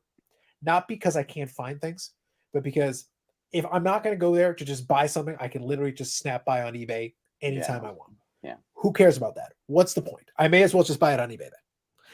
I'm looking for something that is at least a little bit more interesting, a little bit more off the beaten path, or a little bit tougher. Maybe it is something that just, hey, it hasn't come up. I happen across, this person happens to have it on the table. I want that. Let me have that. Yeah. So you go to a show now and you see this box and you go, that was just like, he said 3,500. This guy's got like $50. Should I buy it? Education is a wonderful thing. Well, I think first thing I do is offer them 6 cents, and then we work our way up to the $50. But how many people know about that box and price? Like it's true. It is true. Handful if you're lucky, and that's where you have the upper edge on a lot of people with, and then people. The best part is I didn't do a damn thing. I don't know. I'd be curious. Like I don't know what it is. I think Bobby was trying to use the StreamYard app. And I think he started using the website again. I don't know what the problem is. It's weird. I don't know. Because it's not just vanishing, it's completely vanishing. Is he using his phone? Yeah, he uses his phone. Yeah. For whatever reason, though, I want to say if there's an update or something. I want to say there was an update or something that happened, though. He'd been using his own phone the whole time. But for some reason, he's been having more troubles with it. Maybe it was an update on the phone or something. Something's giving him some trouble. It's weird because it's random. He's literally in the mid-sentence and just he vanishes. Eric, stop making people vanish. I do have that effect on people. It's true. Well, fellas, before I become an ass and get enraged, what? I just want to make sure you saw this. Yeah, it's very coincidental that you did that too. It's funny how things work. Just before I go, I said I had a long day. I got up early this morning and drove to an estate sale that was starting at noon, and I thought they would have a sign-up sheet where I could just sign up and then go about my day and come back, but have a place in line. Right. And unfortunately, this company doesn't do that. Mm. So I get there and I realize I have to pee real bad. So then I have to drive all the way back about 12 minutes to get to a restaurant that's open to use the bathroom because it's around University of Virginia campus. So traffic is crazy as hell in the morning. And then I'm like, well, I guess I have to go back and sit there. So I sat and waited, and I didn't think there was much at the sale, but I found a lot of cool shit, including a lot of rock and roll stuff that also they had a little bit of your Kiss guys stuff. I didn't get a lot of it that they had, but yeah, it was the weirdest thing because to profile the house, it looked like an elderly lady lived there with she loved her church clothing and stuff, but at some point in her life, she was into the heavy metals. Nice. Well, that's basically Eric's backstory. As an elderly lady, he very much got into the heavy metals. Yeah. That's the thing.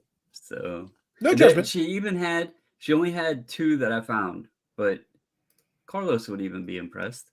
I picked up some wrestling magazines as well. From like the mid-'80s, I think they were. Oh, classic. Nice. Badass. Listen, the mid-'80s, man. Mid-'80s was a good era for really classic wrestling. I didn't think there was much at this place, and I was fooled because I found a lot of cool shit. So, well, listen, I understand that you want to take off, and I understand you had a long day, but we need some pictures of the 80s wrestling magazines because there's probably some classic stuff in there for that time period. Let me go grab them. They're down in the basement. I'll go grab them. I'll be right back. That'd be good. I want to check that out. It's classic. You posing there, Eric? Well, that was my Kiss pose. I see. It's just like it's like sadness later on sadness. It's incredible. Oh no, I can get way sadder. Oh no, we know this. Oh yeah. Oh no. Yeah. That's like a 3.5 on your sadness scale. That's that's not anywhere near all the way up. No. So just a question. There's a bunch you're watching, so at least you're watching for something. Curious if any of you had any thoughts or questions on anything related to it. Unfortunately, the Burrell has disappeared into the void again. I was curious. I wanted to hear the rest of what he was saying because I was curious about what his thoughts and plans were on it. Like I said, I'm still formulating some of mine. The obvious is the obvious. I'm going to be looking out there for nano cards. I do have some sets and vintage projects that I'm working on. I'd like to work on that a little bit more. I just don't know anymore. I know the show is always going to be very hockey heavy because that's the deal, which isn't a bad thing. But I just find it does become a lot of same. And that's one thing. That's why I say, like, the show itself, I enjoy it because it's the big show. I enjoy it because I know enough people. Like, I walk around and honestly, I just walk around and just chat with some folks that I know. And that's kind of the deal while I'm there. And it's like, just kind of looking around and seeing what the scene is. And I think that's the enjoyable part for me now. And then dinner in the evening, hanging out and BSing, talking about that. But I'll come away with some stuff. Sabotaging people's meals. Yes, as you should. You can do. No, you should not. It is the right thing to do. It is completely inappropriate. I'm not a religious man, but the first commandment is that thou shalt mess with other people's meals, especially if they're ending brackets, open bracket, especially if they're fucking Eric, close bracket. I don't think my holy book was very specific. Specific. That does sound very specific to me. It's a very niche edge case, but it's there. Carlisle says, my father was beaten by an old lady with a purse on 2 occasions. 1, following a Clemson football game, and 2, during a wrestling exhibition at the Omni in Atlanta. Valid. Wasn't the same lady, which I think makes the feat more impressive. It does. 2 different ladies. Oh, all right. 2 different old ladies, yes. Just has that effect on old ladies. You should wish for such things. I get beaten by an old lady every single day. Yeah, but see, not related to you. Oh, expand your horizons. No, she's definitely related to me. That's what I'm saying. I'm saying expand your horizons beyond your immediate family. You know, for a little Portuguese woman, she calls off and belts you. Let me tell you, she's no joke. That's it. I think that's part of the deal, man. It is what it is. I don't know what to say. She's mean. She mean. She hits hard too. It is what it is, man. It is what it is. But yes, I think it'll be fun, and that's why I say I always look forward to it because I do enjoy it, and I will come away with some stuff. Do not doubt for 1 second that I will come away with some stuff. But what's funny is even the stuff where like the last time I did all those boxes that I broke. Well, in this case, I got the boxes ahead of time. I opened one last week on the live stream. I ended up opening 13 boxes of AEW Allure. Pulled some nice cards. I've actually sold some cards, been offered some money for some cards. So I'm basically chipping away to pay off those boxes. I will be dropping off some boxes. So that's going to be part of the, hanging out with folks and chatting a little bit. So I've got some boxes already lined up for individuals that have already covered that. So I'll be dropping it off for them. So there'll be activities throughout the week, throughout the weekend, but it's going to be fun. What's that? I love activities because you can, if you move the beds and you like build a bunk bed, if you take 2 single beds and you make a bunk bed, that'll leave you more room for activities. I heard that someplace. See, I want to see who gets that reference. Come on, how long is it going to take? There's like 50 people watching. I was going to say. All right, what do we got here? So here's one of them. July Rick Martel, 85. man. Yep. Got Hogan. I want to say T. Rick Martel would have been in the AWA at the time. I think that's right. That's from July 85. That sounds to me like right. Later on became the model Martel in the WWE. AWA World Heavyweight Champion. Oh, Eric, I called it. Nice. Come on, that was pretty good. You got to admit, that was pretty good. Hey, I know that guy. Nice picture of Andre. Just 1 second, Bobby. Oh, that's Big John Studd. Big John Studd with him. That's Big John Studd. Andre hated him. And then here is February 86 Championship Wrestling. Oh, George the Animals. No, that's one of the Russians. The name escapes me. There was only two wrestling magazines, but there was a lot of like rock and roll and stuff. This was by far probably the most expensive. But Alice Cooper Complete. Oh, yeah. All right. Nice. The songbook. Oh, there you go. That's pretty cool. Pulls out for summer, baby. I never cried. My Life as a Ramon by Marky Ramone, but it's actually holy shit. It's actually the autographed copy. Oh, nice. I think he's passed away. I think I only brought a couple up, but here's a little nostalgia for you guys. I found a whole tub of video games. Donkey Kong 64, nice. Yeah, Donkey Kong. We got some Gauntlet. There was like 30 games probably in this tub, but we got some Mortal Kombat. Oh, and the clamshell and everything. Park. Okay. Yeah, I didn't have these video NBA games. Jam. Oh, nice. No Half-Life. Yeah, I loaded the Jeep up today. Any Pitfall? How about Pitfall? No, but I now in back-to-back weeks, I gotta find the Game Boy copy because I played the Game Boy copy. But in back-to-back weeks, I have now found Paperboy for the Nintendo complete in box and Paperboy for the Genesis complete in box. So now I gotta find the Game Boy complete in box to complete the trio of Paperboy. See how collections start? What's that? See how collections start? Yeah. Oh, I have a ton of video game stuff. So question for you. We can talk more about it later. In terms of nostalgia, the Sega Genesis was right in that zone. Definitely one of the ones. The Nintendo 64 really I wasn't a big fan. Yeah, I wasn't a big fan of Nintendo 64. We actually had it. I wasn't a huge fan of it. I thought it was okay, but it wasn't my deal. I hate the controller. The controller I think is trash. Yeah. But the Sega Genesis was definitely my scene, big time. The NBA Jam though, that's classic. The NBA Jam's classic. And Mortal Kombat 2 was really good.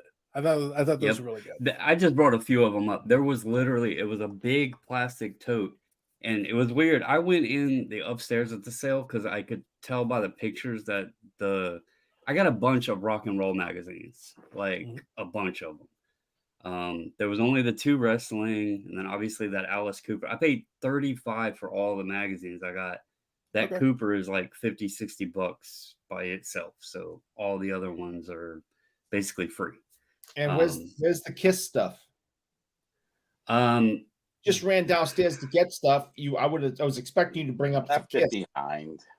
Well, the Kiss figures that were like, I think they were the McFarlanes. They were in the basement, and I missed. I don't know what all I missed in the basement because I went upstairs first. I'll just say when I went to the basement. So is it first come first grab kind of? Oh yeah. Yeah, it was an estate sale. Yeah. Yeah, I know the ones. Yeah, I've been to them. And it was like there's normally you got to go 2-3 people in a house going around grabbing. Yeah. I went to the basement, and after I got the magazines and stuff, and that tub of video games was just sitting there. Nobody like even noticed it. Really? I don't know how that happened. And then I got a whole bunch of old vintage toys that are pretty cool. Not like G.I. Joes and stuff. It's some niche things that some of them have a little bit of value to them. And I do have a Kiss item that I was able to get. It is a water globe, a little snow globe. Oh, cool. And it has all 4 members around the base of it, their little heads. And then it has like kind of like a stage thing or something. It's in a box and everything, but yeah. So pretty good day. I was kind of surprised because I didn't think the place had that much, but yeah, I used to do them all the time. I haven't done one in a long time.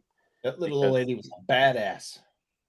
It was interesting the mixture of stuff.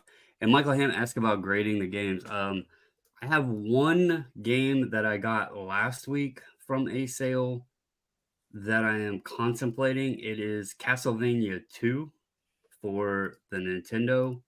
And it is complete in the box, and the box is pretty clean. So I have debated on doing that one. But Wada.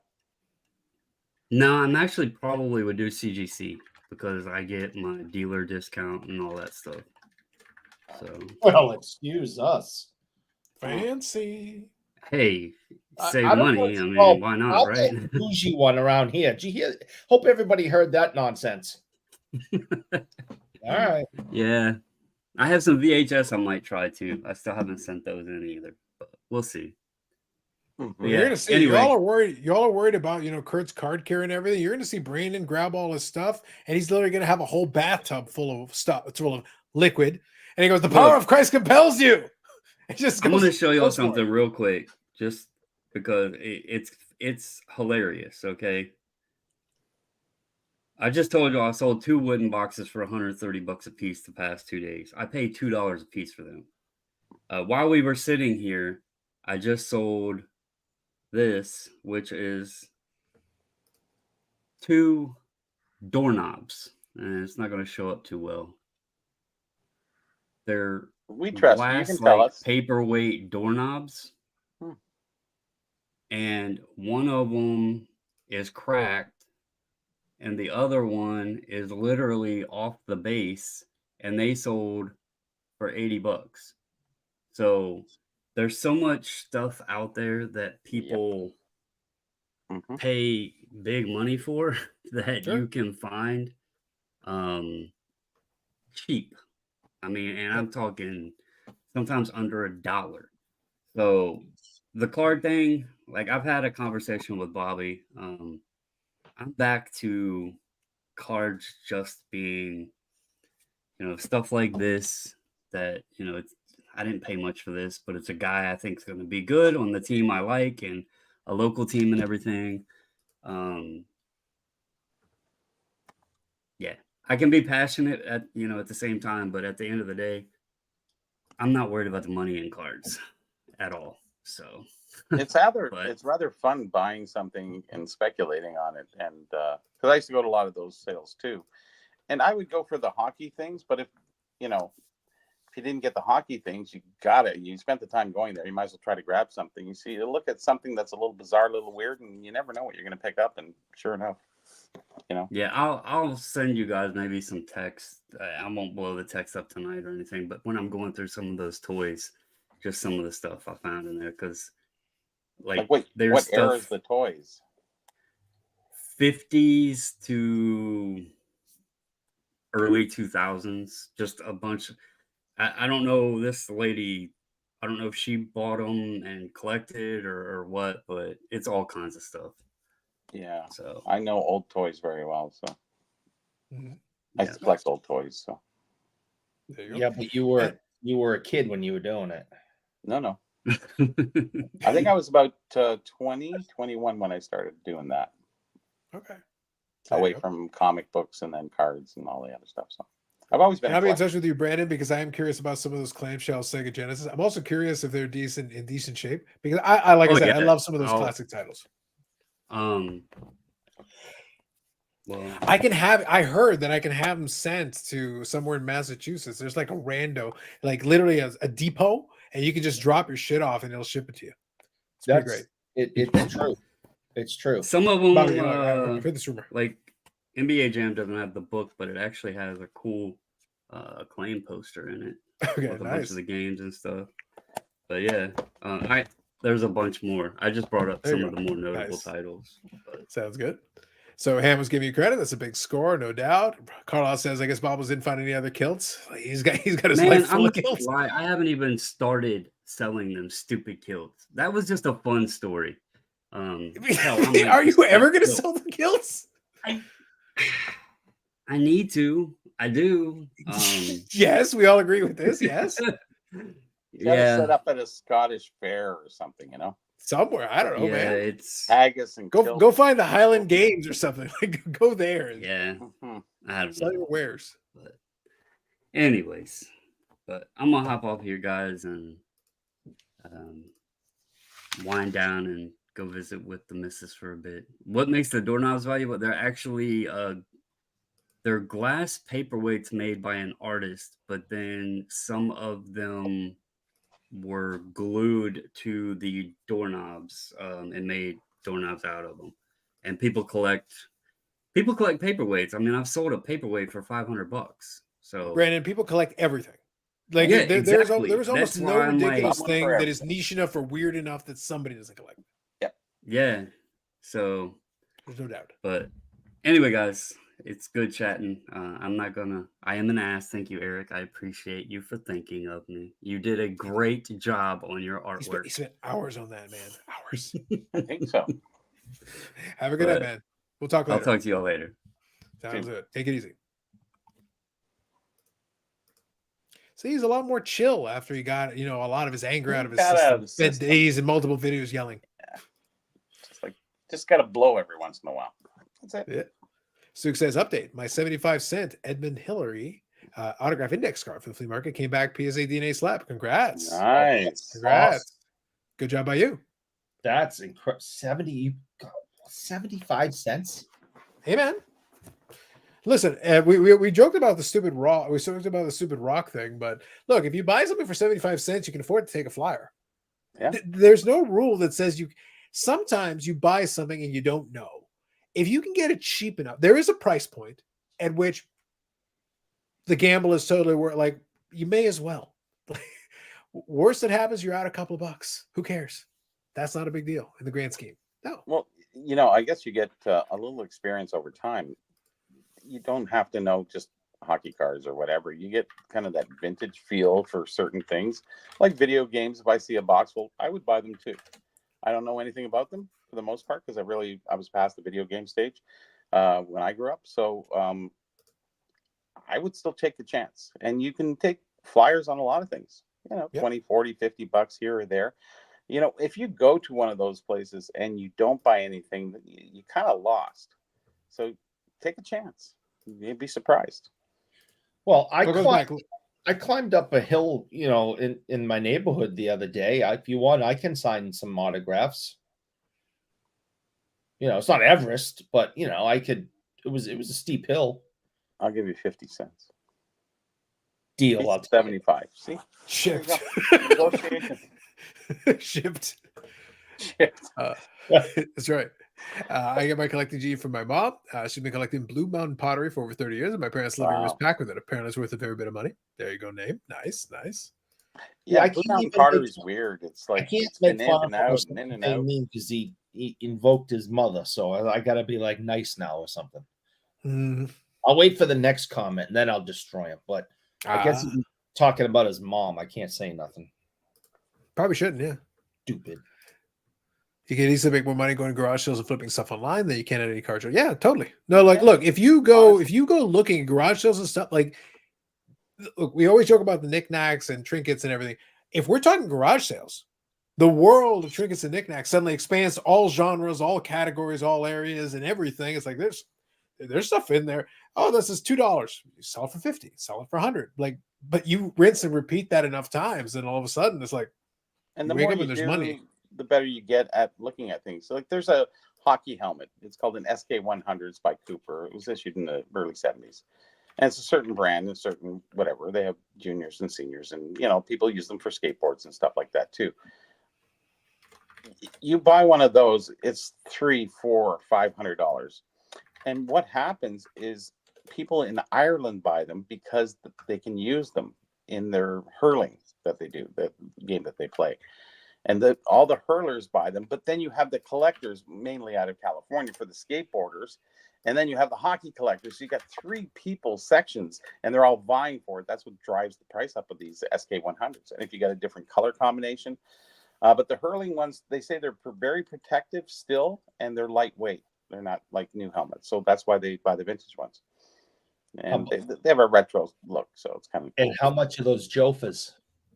Nothing. See, any other helmet is 40, 50 bucks. Those lightweight Gretzky helmets? No. Oh, okay. It's like, yeah, but that's only Gretzky. I just told you the story behind it is that you have the hurlers, you have the skateboarders, you have the hockey collectors. You combine all three of those. Like Jofa, like, okay, who cares? And Jofa is not very collectible in itself anyways. It was a very niche brand back in the day. You know, you usually had your Coopers, your Sherwoods, all these other different companies. But Jofa was not popular until Gretzky started wearing that helmet. Now, if you have a Gretzky, like one mint in a box, I'm sure you could do okay with it, but it's not a large following for Jofa. So only very certain things, right? So that's the well, listen, you know, I'm not going to argue. You know more about that stuff, about that stuff than I do. So I'm fine with it. But you end up knowing I about was under the impression from a little bit of experience and seeing some priced and you know hearing about them over the years. I thought, and obviously I was mistaken, that they were going for hundreds of dollars. Yeah, people actually, I guess what you said was key, was priced. You know, it's what it's sold for, really. And a lot of guys put prices on things and misleads people. And so everyone goes, oh, I saw that online for like $500. This guy only wants $300. I'm going to buy it. Guess what? It's $300. So you just paid cost for something you don't even need. So you did a lateral move. And that happens a lot. And what happens a lot, too, is a lot of guys take specs on things that they buy and they go, hey, Bobby, I just bought this. What do you think? It's like, well, how much did you pay? And they go, $100. And I went, oh, well, there you go. You lost like 60. Oh, come on. It's got to be worth more than that. It's like, sorry. It's almost contact me before you buy it, not after you buy it. Yeah, sorry. Oh, we'll get to sorry in a minute. Sorry. I've got some sorry that we can talk about. Sorry. We'll get there. All right. So Carla was asking a question. What's the backstory on mailing from Canada to the US? I'm observing some enormous shipping fees on eBay. Okay. So I actually was pulling this up so Eric always complains about the shipping, but as I always like to remind, all the postal offices like to basically rip us off, like to varying degrees of ridiculousness. This is so eBay let me show you. Off, though. This is the eBay is its own deal, but I'm talking in general. Just let me give you an example. I'm actually pulled up Canada Post's website. Yeah. All I did was punch in. Basically, I picked a postal code in Toronto, and I picked a postal code in the United States, and I said a package that is basically the equivalent of basically a bubble mailer, because I put the measurements of basically a bubble mailer. I didn't go crazy and pick this gigantic package. A small packet. So the moment it passes letter mail, and they've cracked down. Now they're being more strict about letter mail, because letter mail used to be able to slap, I think what was it, like $3 or whatever, or $2 and change, and it was fine. But now they're saying no, that's a padded envelope. It covered under a small packet. The moment small packet happens, two things occur. Number one, we have to fill in a form for customs, no matter what. Doesn't matter what it is. Doesn't matter if it's basically worth $1. It doesn't make a difference. We got to fill in the stupid form. You can do it electronically, but it's a pain in the ass. Second, the moment this occurs, the lowest rate that I've got here is $9.87. Plus tax, fireware, and plus tax. Yeah, and they put like a fuel surcharge or something stupid on it. As soon as I put tracking on it, it's $15.70. Now, if you're doing eBay, you can get it subsidized. So this is what Tom's talking about here. You can do it through eBay Canada, get a track packet for $7.25. So basically, they take 50% off. So if I'm doing an eBay auction, and that's why I will put in, basically, I'll say I'm putting in shipping to basically cover $7 and change, $7.25, $7.22 sometimes. I've seen $7.21. It depends on the currency conversion, but basically they do it. But yeah, but it's about $7. That's with eBay subsidizing the hell out of my shipping, making it about as cheap as I can get it. And why am I still paying $3 then? Because you're in America and God hates you. Well, that is very true. But I want to buy a $5 card from someplace in Canada, and they want $15 shipping, and it's like, you can. Well, because they're probably paying.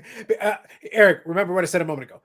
If you use the eBay Canada button, by the way, if you don't, it's $15.70. Yeah. If you use the button, it's $7.21 or $7.25. The biggest problem, if you do not, it's $15.70. It's the packaging material. So now, you're allowed paper, is what the postmaster has stated. So what they did is they cracked down that. So if you put a styrofoam board piece and cardboard in between the card, they're going to flag it because the styrofoam is not paper. Now they still flagged two of mine that actually I had between two pieces of cardboard. So you have no plastic sleeve, you're dead. Like that won't go through. So the only thing you can do is do it, as minimally as possible, and just say, photos. And then I always put cardboard stiffener included. You have to say that, because that deter them, because it is rated, what's cardboard made of? Paper, but they don't have that understanding. But if you put it on there, they seem to let it go through. So you can get it out for what, $4.44, or you can get it out for $15, right? So you're kind of screwed. But it's not the Canadian side, because in Canada I can ship it to Carlos for like $2.50. Yeah, and I can put styrofoam, whatever I want in there. It doesn't matter. They basically look. The two postal services have basically colluded to say we're screwing you over the moment you have the audacity to cross the line. Yep. Either way, the moment you have the audacity, number one, we're going to make you fill in a form and be a pain in the ass, and then number two, we're going to jack up the price like crazy, because as I said, now Tom is saying the correct thing here. For a U.S. shipment, so Eric, to be blunt, most of those folks are doing one of two things. They're either doing it through eBay, in which case they're basically international shipping charge. They've got that, and I will charge $6 US for like a lot of them. I put $6 US, which covers then my $7 and change. It covers me, and gives me enough so that at least I'm not paying extra for shipping on my end. And I figure that's enough. Between the exchange rate, that pretty much takes care of me, puts it in a good spot. That way I'm not going too high, because otherwise it makes stuff hard to sell. You take a little off your profit of your thing, and it gives you a cheaper shipping charge, and you'll get more sales that way. Really, that's technically exactly what you try to do. Yeah, that's the balancing act we try to find. So I try to make sure that I try to get enough so that it covers it. If it's a bigger item, then I don't care as much. Then it's not as big a deal for me. But if it's a smaller item, I want to at least get my shipping charge back. But the thing is, like, legitimately, no lie, it is basically $7.25 ish for me to ship it using eBay with highly subsidized shipping. But at least I get tracking. But at least I'll get tracking and $100 in coverage at the bare minimum. So I'm like, and that makes me feel better, because when it crosses the border, at least I've got some tracking involved. which helps prevent issues. There's a secret to it all too. There's what you do is, if you have like stuff, like very similar stuff, you kind of want to list it either on eBay together, or if you're going to Marketplace in Facebook or something like that. I always tell them, these people have great things, but it's like, oh, the guy only wants $10 for that, but it's $22 shipping because they want to insure it and whatever. And it's an article that has to go for shipping. So what they should do is kind of group lot 3 things together. So they kind of go, the $20 is kind of eaten like $7-8 each one. So you can kind of break it down and go, okay, now it's worth it. Because you're obviously getting a deal from doing it, unless you really want something. But then, but the shipping is the killer, and that's what's really killing the commerce on a lot of people's stuff. I see 5 things I'd buy every day, and I just can't buy them because the shipping would just wreck it. It's like $20 shipping on everything. It takes your margin. And see, I get the exchange rate too. So I just bought something for $26. I cash out, it's $56 because I have to get it shipped down to the States. And they charge the sales tax for the state. Then you get the exchange rate, and then you have, all the fees. It's just like, I thought I just paid $26 for something, and it's like $51 come out of my account. It's like, what? So here, this box right now is, I'm in the process of putting together a package for COMC. So when I go to the expo, I'm going to drop off. So this is what I've got so far. A lot of these are parallels and some small inserts from the different AEW boxes I've opened. I sell this stuff on eBay, but this is stuff, by the way, there's stuff in here that I could probably sell for $5 or $6 or $7, but on eBay, it makes no sense to do that, because if you have to put $6 shipping on it, even if you could get $5 or $6 all day long, it doesn't make any sense to then have $6 shipping on it. However, if I go send it to COMC and I put $5 or $6 on it, it'll sell right away. No problem, no questions asked, and then I get the credit and I can use that for other items and whatever. So I'm going to basically be building. So it looks like I've already basically filled up this box. I'll probably get a bigger box and add more stuff. But like basically, there's a pile of these like $2, $3, $4 cards that should be able to sell for $2, $3, $4. But then add it up. You fill up a box like this, $2, $3, $4 at a time. It adds up after a while. But on eBay, I can't do it anymore because the shipping makes it too prohibitive, because if somebody from the US buys from me, it doesn't make any sense. If it's $15, $20, $30 and above, then sure. Yeah, I'll take care of it. Don't worry about it. We're good. We'll figure something out. Yeah. But the smaller stuff, anything under $10, it's real tough. Even $15, because if you're 15 in on shipping and 15 on the item, it's like $30. So believe it or not, that's basically part of the calculus you have to do in your head. Like, I can get like, and you're sitting there. And by the way, Eric, the most frustrating part about this is you're sitting there and it's like free money at that point, because you've opened the boxes and done all the thing. And you're sitting there like, these are like $5 bills. I still want the $5. Like the $5 is there. It's available to me. Like you add up enough of those $4 and $5, it actually comes to a decent amount, but I need an avenue in which I can move it so that I actually get to collect. So with the COMC thing, but it's slow and all that. Yeah, but it's only 50 cents for the intake. Yeah. And then I can put $4 on it, and then they charge me a 5% fee, and then I still end up making $2.80 on a $4 card. That's not bad. That's more than it is sitting in a box right here that I can't sell it. I'd rather take the $2.80. I'll take it. Yep. So that's basically the kind of math you have to kind of do in your head. Like, okay, wait. Yeah, there's a fee to intake it, and then there's a 5%, but on eBay it just won't sell. And sometimes I can leave it there as long as I put them in group lots too. If you have similar inserts of similar kind of players, teams, or whatever, just go, hey, listen, they're $5 each. I got 10 of them. How about $42? US. That's one. But that's one of my for the 2 expos. That's one of my things where I'll make a box and drop it off a COMC. That's one of my jobs during the expo. I go and I print off the little slip, throw it in the box, and be like, "Hey guys, here you go." It's a great business. It's a lot of manual labor, but I mean, great business. Well, the big key is in that scenario, I'm not the one doing the manual labor. Here you go. You deal with this. It's your problem. I go, here you go back. No thanks. I don't want the time. It's high maintenance, high labor. Yeah. It's an interesting model, but I can't complain though, because I have also been able to use that credit in turn to purchase great PC items. Sure. So for me, I'm like trading in, like right now, this doesn't do me any good sitting in this box. I'd rather just trade this, get something like for it. Free money kind of almost. You can just flip it and turn it into Hey, and then I get got items this I want. much. Yeah, I got this much credit. And Something I found good normally items. wouldn't buy. Why not, right? Our friends at Upper Deck with all their e-pack stuff. Sometimes there's some nice stuff that winds up over there that is like, oh, hold on, I'll take that, thank you. Yep. So you can take advantage of it. It's not for everyone. And by the way, I'm using the slowest version of the service. I'm not paying a 1 cent of premium to speed it up at all. We're like, no, take your time. Yep. Take your time. Nail. This is like $3 or $4 stuff. I don't need you to speed through it. I want the lowest cost that we can get away with here. Mm-hmm. Makes sense. Yeah, to each their own, but it's just basically something that I've taken advantage of. That's a thing that I'll do with the Expo. That's one of my little jobs and side missions. Well, I'll be setting up, so I'm not only going to have the ad for the app. I'm just also going to have stuff. What app? Nap. I'm going to have a nap. Oh, yeah. Well, you do walk around a lot, and a nap is good. It's healthy. It is. Yeah. Are you going to change this? Are you going to change the setup at all since you're going to be selling some items? Are you going to have? Yes. Because you had like little couches and a little I sitting do. area last time. Actually, I'm in a different booth now. I'm not in the same location. So we moved over to the 600 row, which basically is the third row from when you normally came in the doors. Mm-hmm. You know, remember that would be the third row from the left to right. So 1, 2, 3 rows, and in the first quadrant, so to speak, before it starts getting that cross section coming across. So yeah, 3 back. We had the corner booth, but then did some deals with Menzie there, and he says if I need it back, I forgot, I didn't realize. Okay, I said no problem, whatever. So he refunded me, and I just took another booth. I said it's fine. It doesn't matter where I am really. Like people who find vintage will find vintage. It's not like you're another guy in the I don't know, the regular new cards. It's like those. You can just run by those ones really quick, and you hit the vintage guys.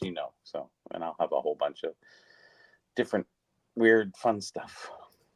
Okay. So now, since we were mentioning it, since you brought it up, I guess it's a good opportunity. I think we've got the floor plan here. Yeah. So let's take. Okay. So, So 607 is where I'm at. So right about here. CSC.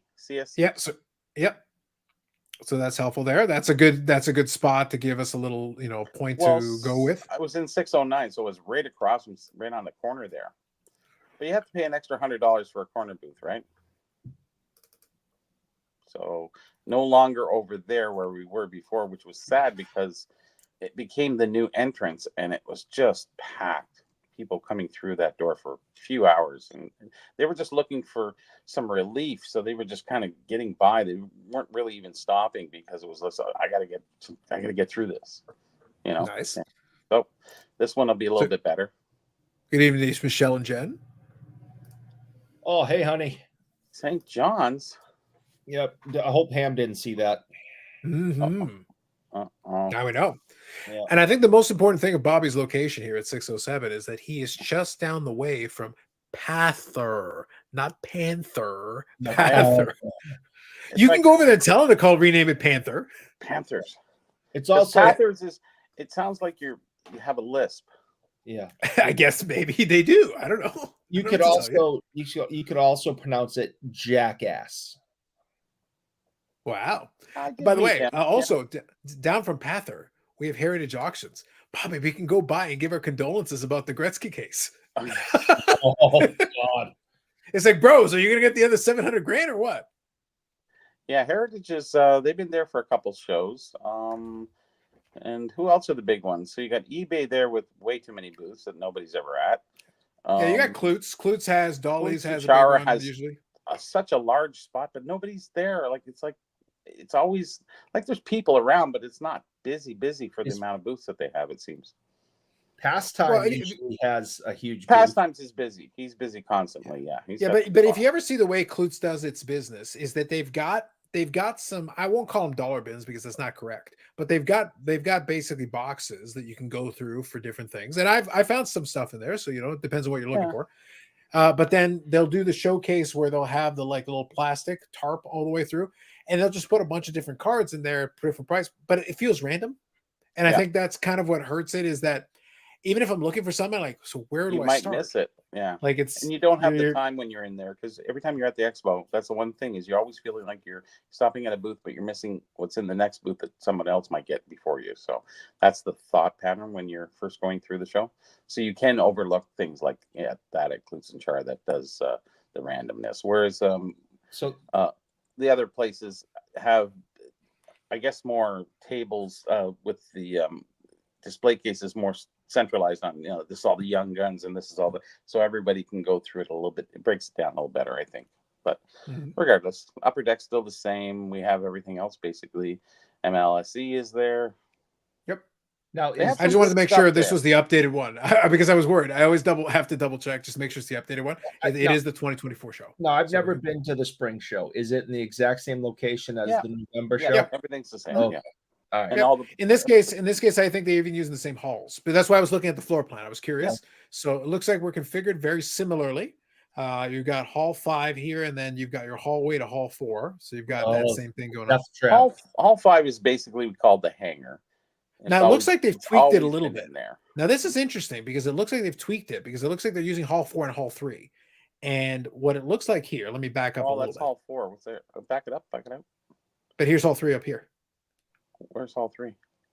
Right, that's where PSA. Oh, that's the extension off of 4. Yeah, that's what I mean. It's the other section here. PSA was there last. So that's why I thought this was interesting.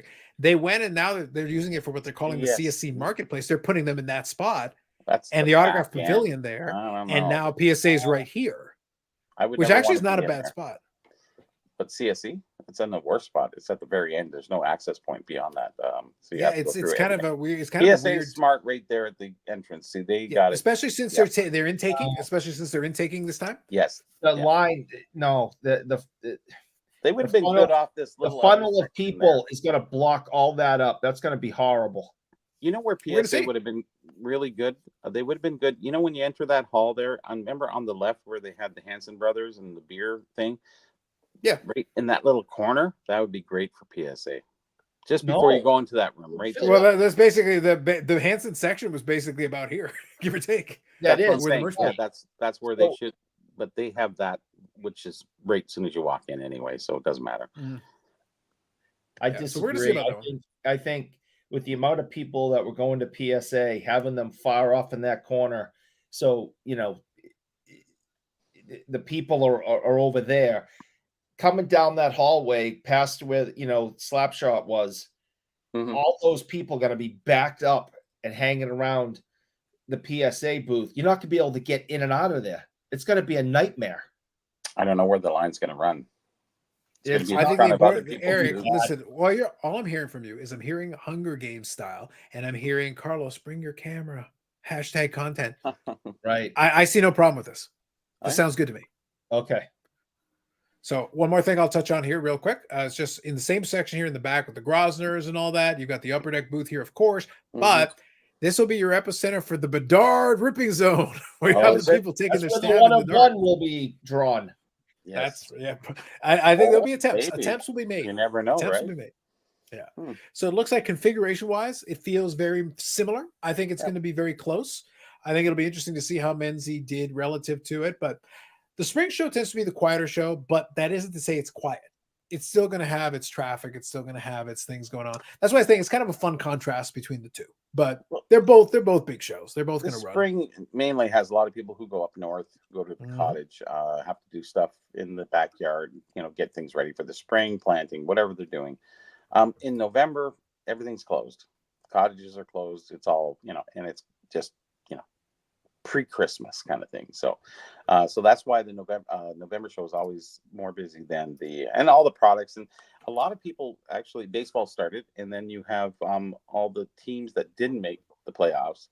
Those people are going, So that's why the spring shows have been less. I found amazing things at spring shows. Regardless, it doesn't adjust what's there. It just adjusts the people that come there. So less people, I would think. I think I'd probably 30% less people maybe that would run through the gate. I'm just a guesstimate. Do you think? But even if you take 30% off, that's still a pretty busy show. Well, it's increased a lot.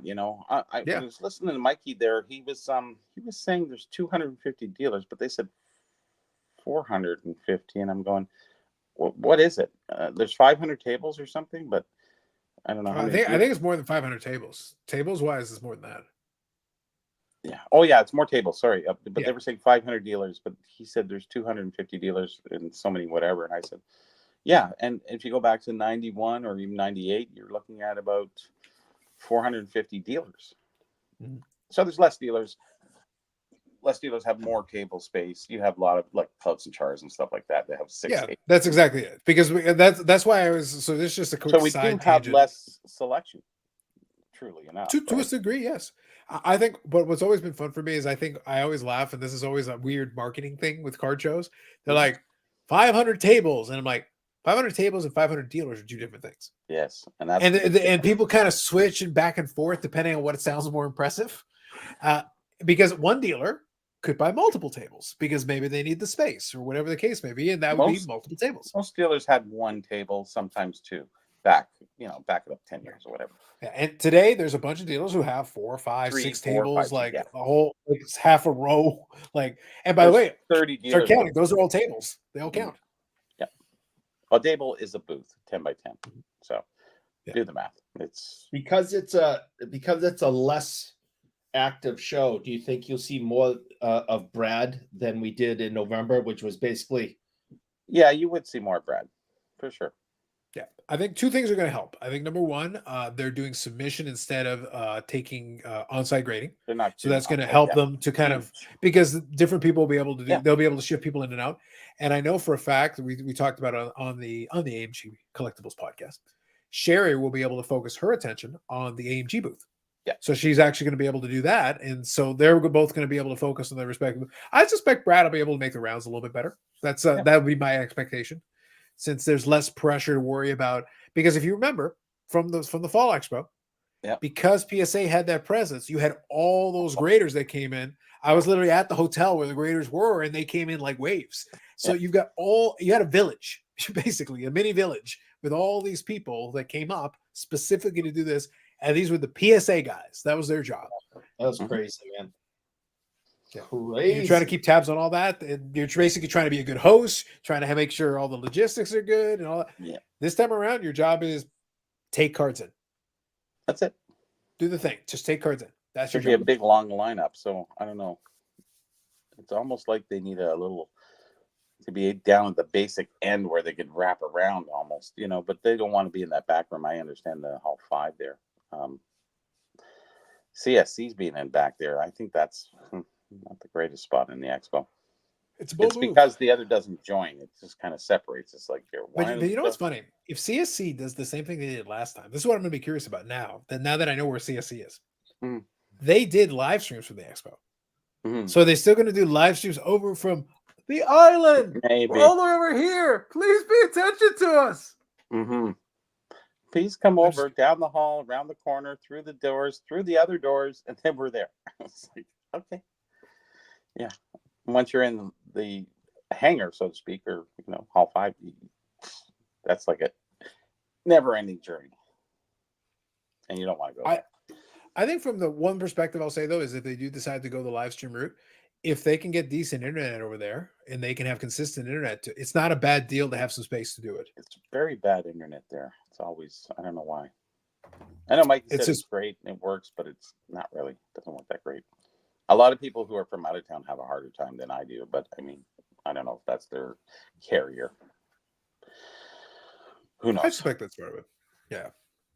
But it's a good show. It'll be fun.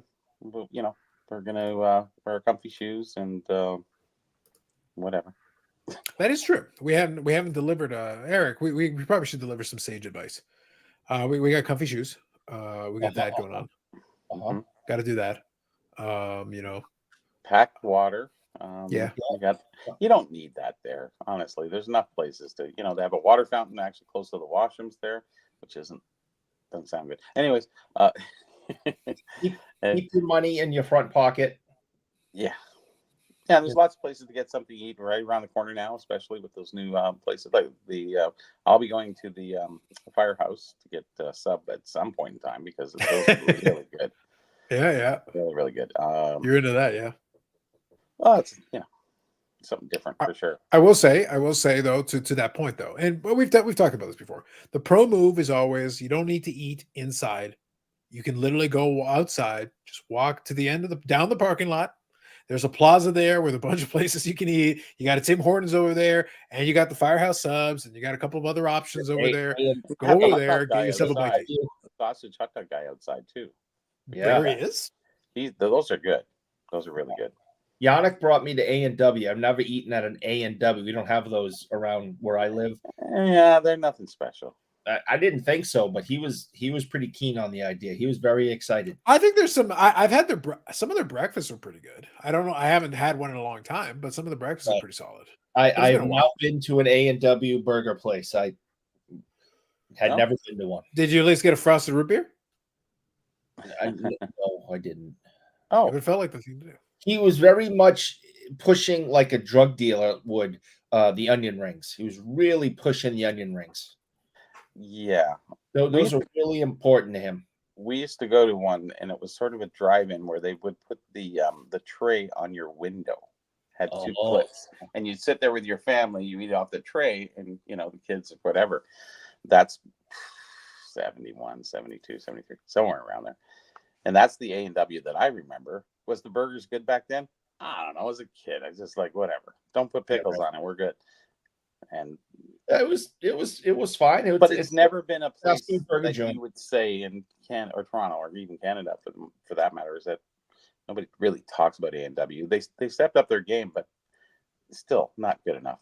Very fast food places are losing their shirts because they have those warming trays where all the burgers go to stay until they make your burger. So yeah, it's just lost all its flavor. The only place that's really good is Wendy's. Is still pretty good, I would say. I do like Wendy's, and I do like Harvey's.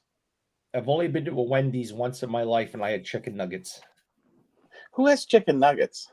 Mechanically deboned chicken? What? Like, I don't know. It was 1994. Oh, jeez. That was the last McDonald's cards too. I hate McDonald's. I don't eat at McDonald's. I don't like McDonald's for the most part. A lot of these places are losing people because they can't find good service, and their stuff is just garbage now. You can't even get hot French fries. And with McDonald's, it's not like they stay hot long because there's no body to them. They're just the little teeny tiny things. Yeah, they're hot or cold. And then people move that stuff to their house. I'm going, you got soggy old fries. Like, what are you paying $30 for? Yeah, exactly. Jeez. Well, you know what's funny? They've actually got the frozen, like, I forget the brand, but they've got the frozen fries, and they've got ones that are literally cut like McDonald's fries, and you can literally have those. You can literally make those at home because they basically just slice them to the same dimension. You throw them in the fryer or whatever, and there you go. You can have your very own, and you can have as much as you want. Good frozen fries. Yeah, you can do that in the air fryer now. It's just like it's perfect if you want your fries. Yeah. So, Carlos, what time do you plan on getting up and getting to the expo? 6 a.m. on these. Which day? Which day? They're different. Any different of times. before. What time should we? Well, Thursday is the evening. Thursday is not a morning. 3 o'clock Thursday. If you choose to bless them with your presents, that shouldn't be 8 on Thursday, but Friday is 1 till 9, 10, 9. Yeah. You talking about the show hours? Yes. The show hours are so Thursday preview night is 4 to 8 p.m. That's the Thursday. Friday is 11 to 8. Saturday 11 is to 8, yeah. Yeah. Saturday is 10 to 6, and then Sunday is 10 to 5. So 10 to 10. So Thursday, I'm going to try, actually. I've got it scheduled, so I should have enough time to head over. I'm actually still going to be working for that day. My plan is to have everything ready to go. So as soon as I log off, I close the laptop, and then basically bags should already be ready to go. If I've done my job right, bags should be ready to go. I basically head out the door and head down, check into the hotel. As soon as I've done that, then I'm basically good. If I manage that, then I'll head into the preview night. That's the hope. That's the expectation. If I can manage that. And then for the other ones, I should be good for the crack of noon. Crack of noon? Yeah, okay. Yeah, crack of noon. Yeah. Anything before that, that's for peasants. No, thank you. It's a peasant. Well, I'm a peasant because I get there. You're a total peasant. No, you are like whatever's below peasant. That's you. I'm usually on the floor an hour or two before they open. Yeah, you're like a sub peasant. And I'm there about an hour or two after they close. Yeah, that's nah. After they close, it's over. Well, actually, they kick you out after it's closed down. But I'm there first thing. I'm looking around and finding stuff, and that's where the best deals are found. Well, sometimes you gotta hang out. Finds them. Sometimes you gotta hang out with Peter Forsberg, and you don't leave until no, late. No, you don't. Look, Eric. You keep for two things. First, you keep talking about this Peter Forsberg thing. It's not a real thing. He's a homeless bum. We know this. We've already explained it. He was literally you got catfished. He was just some rando that you've been like. You keep saying he's like you should have smelled him. He literally smelled of dumpster. Like he wasn't. Peter Forsberg wasn't there. These Swedish people are weird. I don't know. Well, that's the problem. When you go noodling, you get surprises. Listen, whatever you got to do, whatever you got to tell yourself, it would make you feel better. Secondly, if the parable of Mike Modano tells you anything, Mike Modano is my favorite hockey player of all time. I know, and I wouldn't even get on a fucking bed to go see him. I don't give a fuck. I don't care about you. Mm-hmm. Don't care. No, thank you. I got things to do, bro. You do it on my time or no time. Yeah. Good day, sir. Okay. Good day. And Peter Forsberg, trash. Moving on. Trash. Mm-hmm. Air fryer is the greatest invention of food in like 50 years. I was using the air fryer today. Yeah. I have to agree. It's a good invention. Good solid thing. Yeah, it's been around. But as far as the thing, it's like for I think what Bobby's shooting for, it makes a lot of sense. Get in there obviously early, go find the deals, go hunt down, talk to the people you need to talk to. Most of the things I'm looking for are one of a kind. Exactly. Almost. It's not like a lot of people will have them. It's like not going in to find young guns. Bobby, if you come across any of these, you need Detroit, Chicago. I need Detroit, Chicago, New York. Seals. Good luck. So if you bump into any, let me know. Okay. If you got a hammer and a chisel, you could probably fix the centering on that. Easily. Yeah, he's got one way off of center. Just fix centering. Those are usually pretty good. They're not easy, as you know. Listen, as you know, they're not easy to find, and look at that left to right centering. It's in good shape, other than the centering. It's clean, and they're hard, and they're expensive, and I could afford that. And there you go. They're not easy to find, so I wish they made every team. That's the unfortunate part. Yeah. How many do they make? Well, you have about 6 of the 14 teams, I guess. 18, 16 teams at that time, I guess. Something like that. I think it was 16, yeah. Well, if I just wish that maybe there was a book that had this information in it. So you have Boston, Buffalo, Chicago, Detroit, Montreal, 2 different New Yorks, home and away, and then you have St. Louis. There's a California Seals missing from there, and Toronto Maple Leafs. And Vancouver would be great. See, this is where things changed with licensing. So rather than license them and do them for every team, the company would approach those individual teams, and they can use their logo because they own the logo. And they would say, hey, how many do you want to order for your souvenir booth? Okay, great. Boom. And then they would sell them there. And unfortunately, a lot of teams didn't. Half of them did, but unfortunately, not all. This team did. Yeah, they did. If they did them all, those would be great collectibles for the league. They would be phenomenal. These are the things that you wish would have happened. Yeah. So unfortunately, it hasn't. But those are the ones I'm missing. I have St. Louis and Buffalo. I got Gordie Howe, and I got all the Bruins. So I need the fillers. I need the rest. There's quite a few issues like that just they didn't do all the teams. They didn't get NHL licensing. They just went for the individual licenses. Yeah.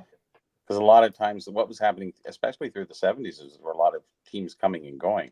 Like anything WHA got screwed because they changed 3 teams every year from 72 to 79. It was crazy. Come and going, this team turns into this team. It was just horrible. So, but the 80s was stable. That's the one good thing about most of that. 21 teams right across the board right up until 90, whatever. So it was good. Right. And that affects a lot of the things that are done because, you get burned in the 70s doing stuff because I just did that. We're going to do a second year. No, they changed the team. They're no longer here. The Seals are gone. Kansas City's gone. It's like, oh, fudge. And that adds to your cost, and you have a lot of guys who are risking, paying licensing fees. It hurts them as a small business to redo and remake. The Kansas City Scouts had an awesome emblem. I really like this. Yep. Yeah, but they're a 2-year I don't know, man. wonder, right? I don't know if it's in Utah. It's no Utah. No. Yeah. Have we got the emblem for that one yet? Not yet. So Yeah. I actually wanted to use your story as a segue off of that just for a second since it came up. Obviously now we our long national nightmare with the Arizona Phoenix Coyotes is over, at least for now. So now they're going to be the Utah whatchamacallits. I don't know. Yeah. Nothing decided. Yeah, nothing's been decided as far as you know. The Mormons I kind of like Yeti. You can't have a Yeti.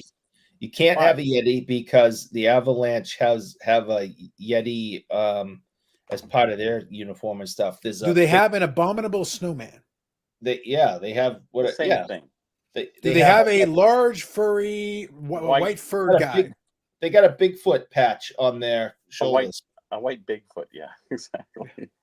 So I don't know. You basically just come up with some weird off brand Yeti and you go with it. Yeah, I don't know. But so Utah, are using snakes or something? Is it going to be a snake or some sort of? It's like Kraken, whatever Krakens are. Listen, we've got a Kraken already. We've got the Seattle Kraken. They did. No, well, that's what I meant. It's like whatever, That Utah is so lame that when you're declaring war, Utah. When the Jazz, whoa, when the Jazz moved, New Orleans Jazz moved there. They kept the name Jazz, although there was no relevance for Jazz in Utah. No, they were like, "What? Maybe it's too much work to change the name." It should have. It makes no sense. The Utah Jazz makes no sense. Los Angeles did not change the Lakers when they left Minneapolis. That is right. Minneapolis had lakes. Lakers, not so much. It's like Los Angeles. What lakes? Where? Yeah. So stupid. Where's the lake? It's not like Minnesota where they have the land of 10,000 lakes or something. Yeah, that's what I mean. The Lakers was a Minnesota thing because of the lakes, but then you go to Los Angeles. We still like the name, so we're going to keep it. They should have called them the Oceans. Yeah, something. Yeah, lakes. So that's what I mean. So Eric, there is precedence for having no creativity and changing the team nickname. Mm-hmm. I mean, like when the Boston Braves moved to Atlanta. So what? You could be a Brave anywhere. Pretty much. Well, that's what happened to the Athletics. The Athletics have been to 3 places so far. Yeah. And then the 4th coming up here. So they were the Philadelphia Athletics, the Philadelphia A's, then the Kansas City Athletics, which was weird, but it happened. It was a thing. The 56 top set is one of the sets that chronicles that weird, strange era where they were the Kansas City A's. Then they went to Oakland for the longest time. What's funny though is that so many people were like so attached to Oakland. Like, you realize they were in Philadelphia and Kansas City before that. This would be their 4th move as a franchise. It's amazing how certain sports change the names, and like with hockey, it was always a name change, right? Always, every team was a name change. So you would, even if it was like that's Kansas City, so they went Cleveland Barons. You had all these different teams, so it was a new location and usually a new team name. Why keep the same name? The Flames stayed the same. No, they didn't. They went from Atlanta. They went to Calgary. So you had Atlanta Flames and Calgary Flames, 2 different teams. Same team that moved, but I mean, nobody means the nickname. Like the nickname stayed the same. Talking about the location. Oh, Flames. Yeah, Flames and Flames. So it's like the Jazz are the Jazz. True. Yeah, but Flames. But to your point from earlier, Flames and Flames and Flames. Flames are wherever you have fire. Jazz matters. Lakers matter. Yeah, true enough. Flames. Yeah, those are. I think they were the more egregious. And Athletics can go anywhere. Athletics is athletics. Whatever. It's not a big deal. Chicago Bulls. I mean the you had the Toronto Toros in Chicago. I don't know where that came from. Birmingham Bulls and Toronto Toros. They kept the same logo of a running bull. Yeah. But they changed the name. Obviously. Yeah. Toros and Bulls. So. Anyways, yeah, but that's probably the Flames is one of the only ones that really kind of kept their name. Sure. So so here's my question: Utah Coyotes. So presumably, I don't know if you caught some of the details of the deal, and I don't have all the details 100% locked down. I was watching some videos on it, and listening to it a little bit, but my understanding is that part of that deal was that the owner for Salt Lake, Utah, whatever you want to call it, the owner ponied up $1 billion, like a crazy amount, because the point of this endeavor was the following. Basically, what they're buying the team lock, stock, and barrel. You know, there's the relocation. Effectively, it's a relocation fee if you really want to get down to it. But a lot of it is going to the Coyotes owner. The idea being that it's basically to keep him quiet so that he shuts the fuck up and gets out of the way. But what they basically said is like, look, if you can finally figure out an arena situation, and this is the weird twist to this deal, whatever you want to call it. They basically said, if you can come up, I want to say it's 5 or 6 years. You got 5 or 6 years if you want. If you can figure out a stadium, a real arena situation, not going to a college arena and the bullshit that was. If you can come up with, but if you can come up with a real arena situation that makes sense, then you can reactivate the Coyotes in Arizona. So he has an option to reactivate the franchise. But if he reactivates the franchise, he has to give back a bunch of that money. Effectively as an expansion fee. Because the Utah guy gets to keep his team because now he's bought it. He's paid for it. So as far as I'm concerned, he owns it lock, stock, and barrel. He now owns the rights to that. But if the other guy wants back in, why you would let him be, given that he wasn't able to come up with it in the first place? Right. Why you would do that, beyond me. But they've given him, but effective, I think they kept the amount of time, whatever it is, to a short enough period of time. They know he's not going to be able to pull it off. So at that point, it's like, just take your money and leave, bro. Just take your money and leave. It didn't work. It was like a 25-year experiment that didn't work. No, it was horrible. I know Utah had Salt Lake City, and they had the American Hockey League. They had the Salt Lake City Eagles, Flying Eagles, Screaming Eagles, the way they called them. So they might bring the Eagles back again. Because Utah Eagles. Yeah. Sure. Sounds good. Yeah. Cool logos. They had 2 different ones. And a good following of hockey there at that time. Well, I think that's what's interesting. That's always the weird part that is very strange. It's hard to say because I've always thought it was weird the way a lot of these teams built their stuff. And I guess it kind of depends on the angle they decided to go with it. And because when they built these teams out, Eric is talking about attendance. And we were talking about, I want to say last week, about the Winnipeg thing. And Eric was throwing out, their attendance isn't good. And I pointed out that the tickets are really expensive, like super expensive, not like subtly expensive, like ridiculously. And I'm sitting there like, I don't blame people for not wanting to pay that much money just to go see a hockey game in nosebleed seats. Like most people are not made of that kind of money, not on a regular basis. Like you're asking a lot. Now I gotta see. I wanted to fact check and kind of pull it up here. I'm looking at the Phoenix Coyotes attendance. And for the first half decade of it, they're averaging 15,000 a game. I don't know what the capacity of the arena was, but most 20,000. hockey arenas are not. Outside of Chicago, most hockey arenas are not anywhere close to 20,000. So it's like most of the arenas do not hold 20,000. But my question would be, again, what we discussed, is that corporate seatings that were purchased, or is that asses in seats each game? But Eric, it doesn't matter. By that measure, the Toronto Maple Leafs are failure. Yes. The corporate is what matters. Corporate is the important part. You want to actually sell the tickets, you need corporate. You do not get in today's NHL with the prices that they charge. You will never get 15,000 asses in seats from regular folks. But there's corporate can buy stuff and still no one show up. Or you can go to Toronto or Boston where corporate has paid for all the seats and they're all full every game. Usually. Yeah, but that's a choice. The point is that the corporates still distribute the tickets. But here's the worst situation. You can talk. I'll give you this one. Boston.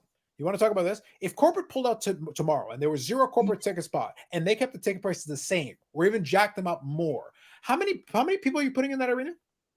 I haven't been there in years. I can't afford it. You made my point. So here's a question. After I pull corporate and you can't draw flies because the tickets are too damn expensive. So Boston is a trash hockey town, right? Correct? They always are. Sorry. Dang. Oh, all right. It's on. Burrell It's from on. the top rope with the elbow I gotta go to the drop. washroom. I'll be right back. Go ahead. No, it's on like Donkey Kong now, Bobby. All right.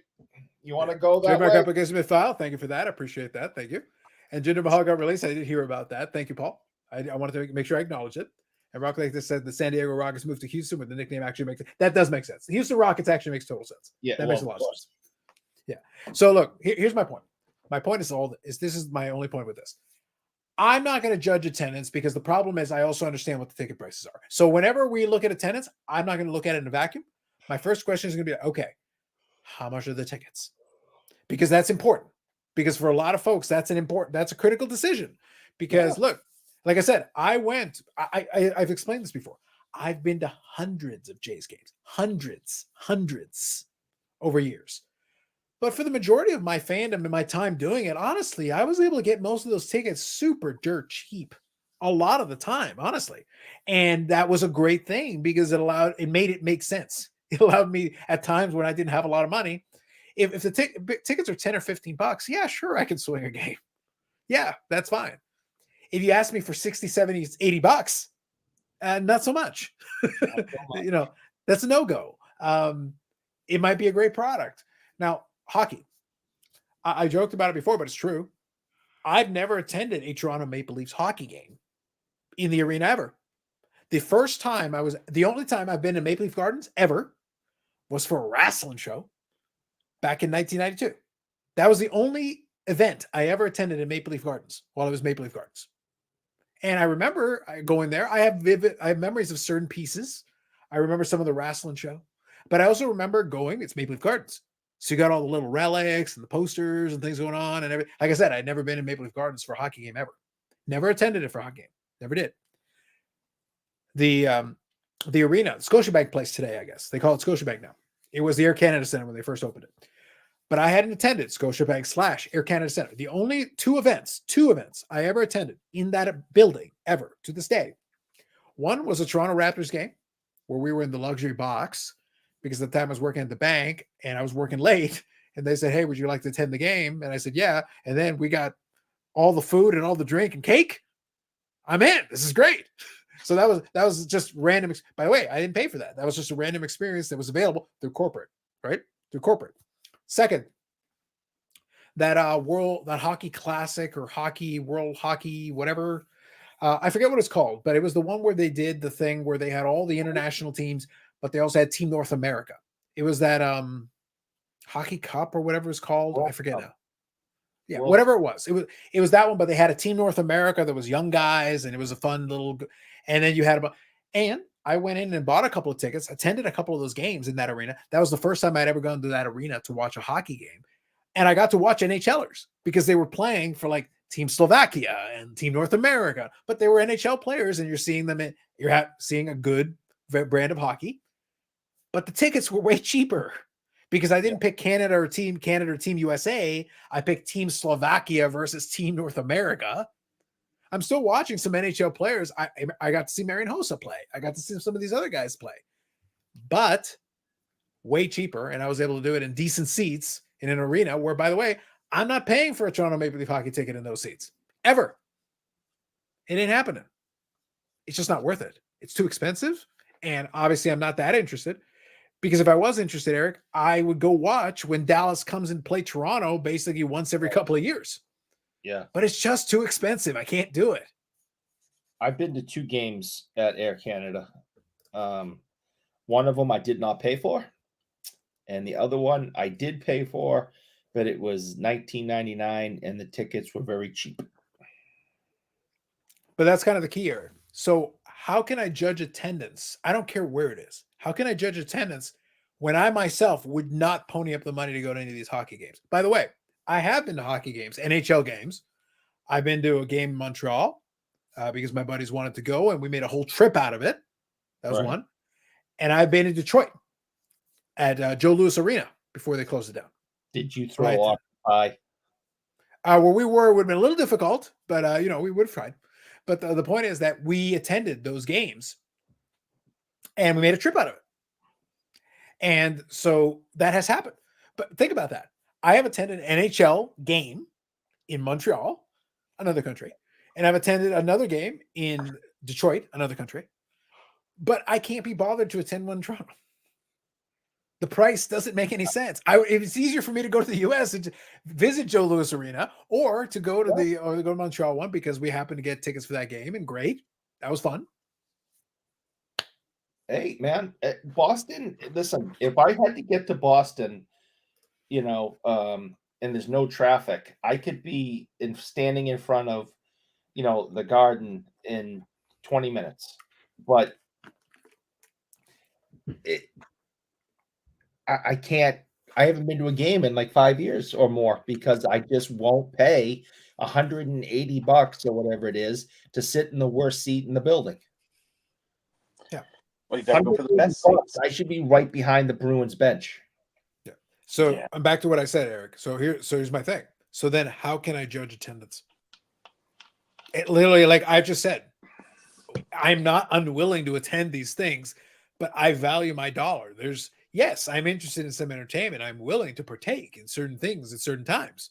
By the way, at the same time that I say all this, I've attended multiple games at Ricoh Coliseum. Well, I guess they changed it again. They changed the name again somewhere. Whatever. Ricoh Coliseum, over an exhibition. Bobby knows what I'm talking about. Yep. I've been to hockey games in that arena. And it's good. I've enjoyed it. It's been fun. I've attended games there. I've attended games in Hamilton at Cobb's Coliseum, and then they renamed that one too. But again, we know where it is. If you know, you know. But the point is, I've attended games there. Been good. I attended a game in Mississauga here at the arena we've got. I've attended games for the OHL and the CHL. So, CHL, and then I forget, they changed the team.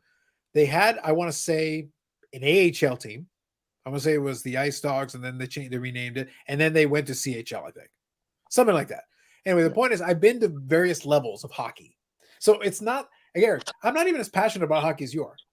But I've attended games at all these levels. Right. And by the way, the game is good. The product is entertaining. But Eric, here's an important key.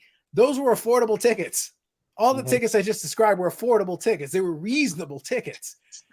And I've attended NHL games, but I've attended NHL games in other countries because it's just cheaper. It doesn't make any sense to attend a game here. I went to the Gardens in '94, and the next time I went was 2017 to 18, something like that. The ACC. I missed it. I love the Gardens. The Gardens was definitely a great place to play and watch a game. So I went, the first time going to the ACC was, actually 2007. I went to see Van Halen, but other than that, I didn't see a hockey game until 2018. So, and I got free tickets both times, and one was on the bowl and one was in the first section down right in the center ice. It was like, $300-400 seats. Crazy. Freebies. Again, from some corporate, my sister's boss, I think he couldn't go. So my sister didn't want to go. So she said, "Do you want to go?" I said, "Yeah, okay." Yeah. Free? Yeah. Free? I love free 99. I great. pay that all day.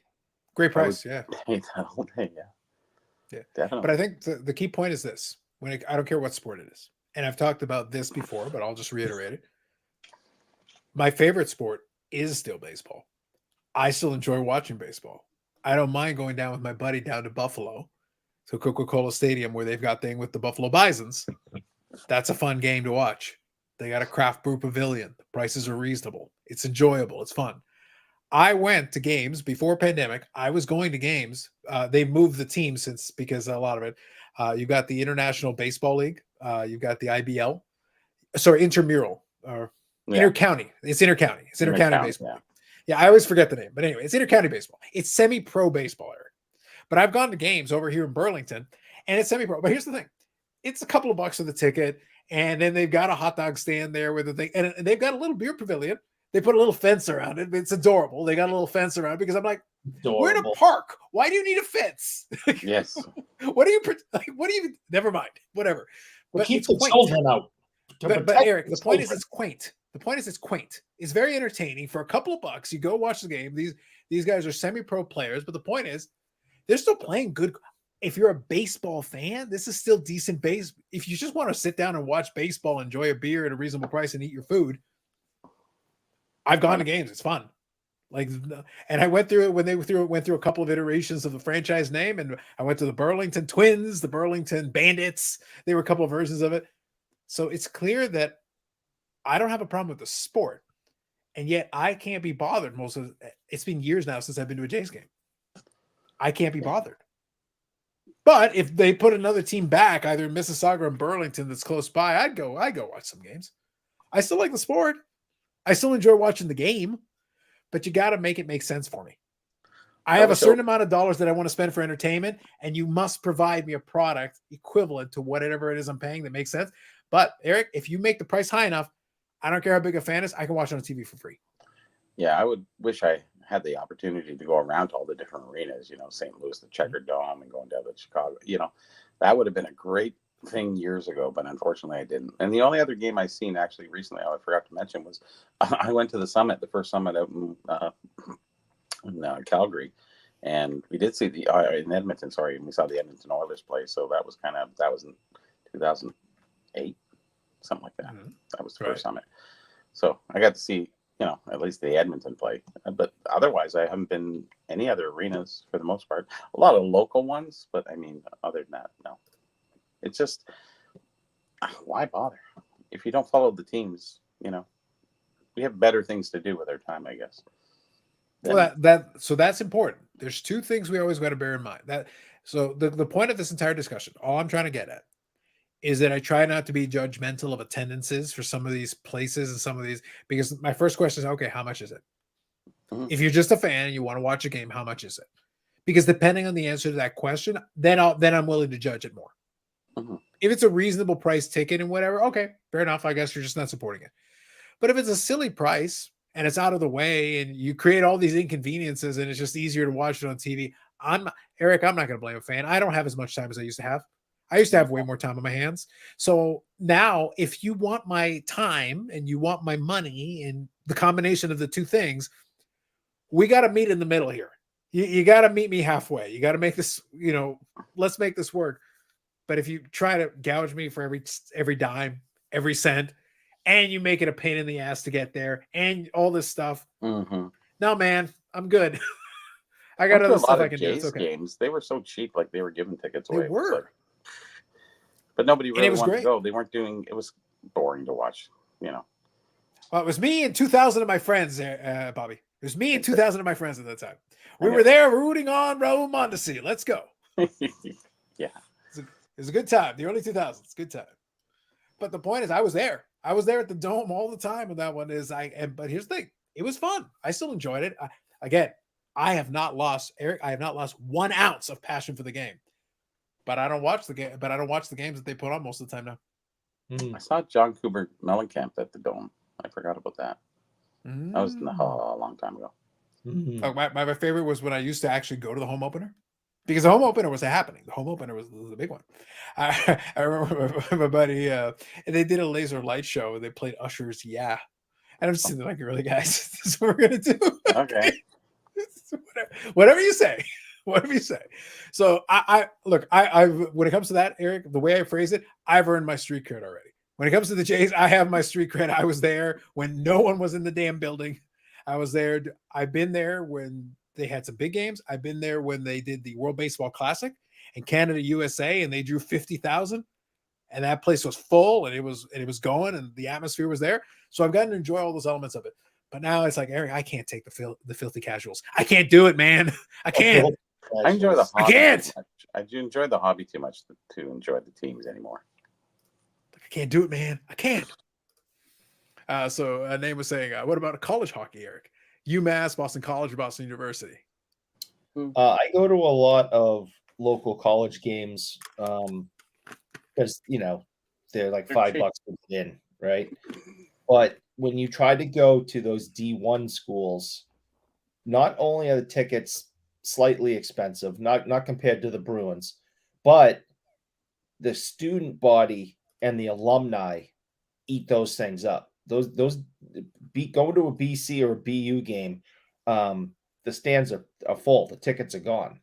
and the students and the alumni get first dibs on them. So if you are able to get them, they are going to cost you a lot more than the $5 at Endicott College or Salem State College or, a couple of the other colleges in the area that have teams in Division III. But these D1 schools, Harvard is another one, Northeastern, UMass Lowell. Merrimack is another D1 school that's in driving distance from me. They're tough to get a ticket. We don't have much of that around here. We have a lot of teams, but I mean, Yeah. Yeah, I think for the lower level, the lower sports is not bad. It's not bad. Like, what's funny is this conversation. The irony of this conversation kind of made me go and do a little scan. It's like I kind of want to watch an inter-county game. Maybe. Yeah, unfortunately for me now, because they don't have the local team anymore, so now I got to go to Christie Pitts. I can watch the Toronto Maple Leafs, Bobby. Pitts. The Toronto Maple Leafs. The real Toronto Maple Leafs. Yes. The baseball team. The original Toronto Maple Leafs. That's right. The real ones. That's where the Toronto Maple Leaf hockey team got their name from, the Toronto Leaf baseball team. That's right. Well, the advantage of I will say though, the advantage of why do you people up north, continue just to name everything the same? How many Rough Rider teams do you have? 8. Yeah. How many? One has a space and the other one is only one word. Yes. Totally different. Leafs teams do you have? 23. I mean, what is wrong with you people? I don't know. Junior Bruins, junior. It's almost silly how many NHL teams that they're named after. It's just the Adirondack Red Wings. It's like why? Just so many, too many. And I don't know why. But are the Adirondack Red Wings a farm team of the Detroit Red Wings? There's a lot of farm teams, and it's amazing how many farm teams they own. So yeah, and they call them. And then there's the other Red Wings. What's the other one that was somewhat famous? The Tulsa. What was it? The Tulsa Oilers. That wasn't a farm team for Toronto Maple Leafs. Like it's just like and they had a little leaf in their logo of the Tulsa Oilers. It's just everybody grabbed up farm teams back then. And same thing, Barrie Flyers, Buffalo's, Boston Bruins, right? Yeah. Farm teams up here for you guys down there. It's like that's how you got Bobby Orr too. Good old Booby Orr. From Oshawa. Yeah. The Schwa. Come on. The Schwa. Sorry, we have a beautiful picture that someone brought in. They were hoping to get autographed by Wayne Cashman. It's Bobby Orr and Wayne Cashman both playing for the Generals. Orr had already signed it and put his name in and signed it Bobby Orr number 2. Right? Number 2, yeah. And they were trying to get Cashman to sign it, but it's a big piece and it's on really thick stock, so you can't roll it up. The guy was leaving today to go to Florida with all these different items that we had boxed up and stuff, and there was no way to get it there safely. Too much of a shipping, yeah. And Cashman isn't making a lot of trips. His wife has been sick over the last couple of years. I couldn't believe that I saw him and talked to him in November up in Toronto, Mississauga, because all the stories down here around Boston is no, he won't come to Boston, he won't do this, he won't do that. His wife is sick, he doesn't want to leave Florida, and then all of a sudden, boom, he's in Toronto. Go figure. And he told me, I was like, hey, we'd love to see you in Boston. Phil sends his best. We'd love to do something with you. And he's like, yeah, my wife's been sick, and I haven't gotten away much. And I wasn't going to be like, well, Cash, what the hell are you doing in another country right now? Then, yeah, Florida's a long way from Toronto. It's cheap flights, though. I guess, but Florida and Vegas are cheap flights for Canadians. There you go. Vegas, we know why. Florida is just have so many people who retire there. I don't know. Yeah, you got to have a place for the snowbirds. Yeah, snowbirds, and then you have all the people who take cruises fly down to Florida. Yep. So you have all that. And then my wife flies down there like every other weekend, it seems. Where's that? Whatever she can do to get away from you. I think that's what it's come down to. Yeah. Yeah, she basically goes to fly there just to hang out with Ham. That's pretty much all that's going on. Well, he must have upset her the last time she visited him, because now she's going even further south. Wow. Zach says live sport is a bit overrated sometimes. I like being able to pause, going my food in the kitchen, etc. Yes. So I don't disagree with you. I think the convenience factor is huge. We've changed as people too. Yeah, we have. But I'll go back to what I said earlier though. I can still enjoy the odd event here, but it's got to feel like it's worth my time and my money, because because like I said, in the course of this conversation, I went over to look at the calendar and everything, and I'm like, the Toronto Maple Leafs are playing May the 12th. The intercounty baseball season doesn't start until May. It's May the 12th in Christie Pitts. I'm like, maybe. Because I know that whatever the ticket price is, it's going to be dirt cheap, relatively speaking. And getting to Christie Pitts, where it is, you go up on the subway line and you can head over, and there's a station right there. Right there. So there is a little bit of work for me to do it, but at the same time, if I'm just going to make an afternoon of it, I can go there for the afternoon and then head back, come back from whence I came. So it's not a big deal if I make an afternoon of it. Nope. Christie Pitt's been around forever. Everybody's played there. But I think what's fun about that, look, the reason why I mentioned Intercounty, because it's a good example of what I was talking about. The Intercounty Baseball League's been around since 1919. It's a long time league. It's existed through a lot of weird stuff that's going on with it, and it's still around. And teams have moved around. And the history of the team that was in Mississauga and went to Burlington and did a whole thing is weird, man. That you want to talk about moving, Eric? That franchise has moved. It's moved a lot. Well, we even had Babe Ruth play up here, right? They played on the island there. Yeah. If you go history, like if you go real history, like that league has some history. It has some backstory. It's kind of interesting the way that's worked out, but that's the way with these smaller leagues. Ironic would be if Eric did graduate from Ivy League college school. Yes. Eric has a PhD in condiment studies, specializing in mayo. Oh. Ooh. I hate you name. Wow. He's got so many. Interesting. Yes. All right. So I wanted to make sure I covered this. And I think, I could be mistaken, I think Josh has attended games for this team. So there's a team in the Intercounty Baseball League, and this is all true. You can go to the Google machine and hit this up. There's a team called the Welland Jackfish. Yeah. The Welland Jackfish. Now, the Welland Jackfish is in the Intercounty Baseball League. Now, here is the history of the Welland Jackfish, Eric. Here we go. Since the year 2019 of our Lord, they have been the Welland Jackfish. However, prior to that, from 2016 to 2018, they were the Burlington Herd. Prior to that, from 2012 to 2016, they were the Burlington Bandits. I attended Burlington Bandits games. Yep. Oh, there you go. And prior to that, in the year 2011 to 2012, they were the Burlington Twins. I attended a Burlington Twins game during that one season. Or 2 seasons, actually. So I attended those. But prior to that, they were the Mississauga Twins from 2009 to 2011. They were in Mississauga as the Mississauga Twins.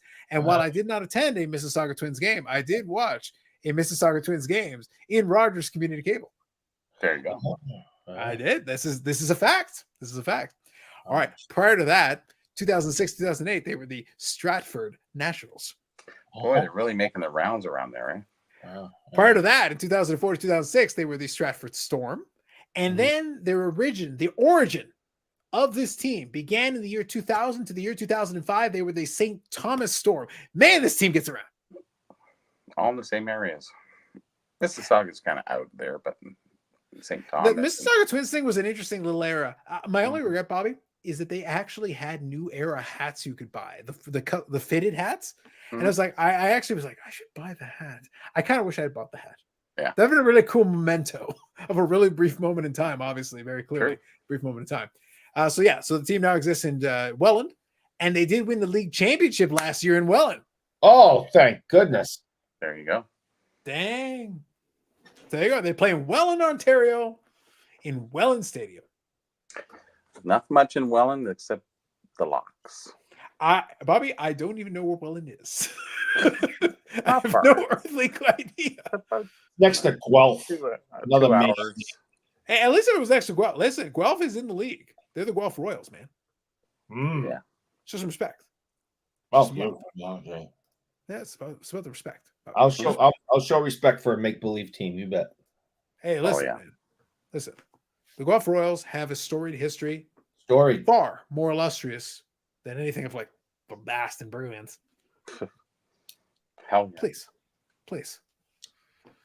All the knives in the world doesn't change the fact that Boston Bruins trash. Boobier, trash. It's all trash. Anybody else I can slander? Anyone else? Dallas I told Smith. you, all the knives in the world aren't going to help Rick you. Smith. Yeah, trash. We won't do Cashman. No. Hey! No. No.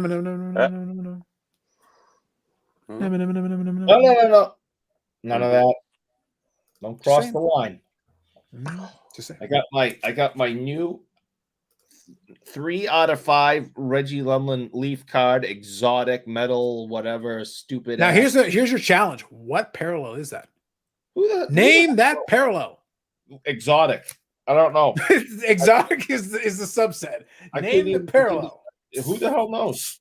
They just make it up. It's probably on Leaf's website. Yeah, you could look it up if you really want to. Can't imagine going on their website. I can't imagine that being helpful at all. You know, speaking of trash, actually, their website is trash. Like, it's actually really bad. If you're looking for a checklist, it's awful. It is atrocious. You can find it, but it's pretty bad. There are 700 different cards with this exact same picture and sticker auto with a different background on eBay right now. It's horrible. And why did you buy that then? Because I have a Reggie Lumlin addiction. All right. You got a fever? Maybe. The only prescription is more Reggie? And there's only one cure. Sounds like a you problem, man. I don't know what to say. I'm putting that away for the show, guys. I was about to ask Bobby, is that going to make it to the show? Because they're pretty good. Chicago mix is pretty good. I got the chocolate covered almonds too. Wow, look at you. So is that going to be at the booth? Is that the deal, or? Yep. You have to come by for a free sampling, and you have to purchase something. There you go. Hey, listen, man. I bought boxes of that. It's good.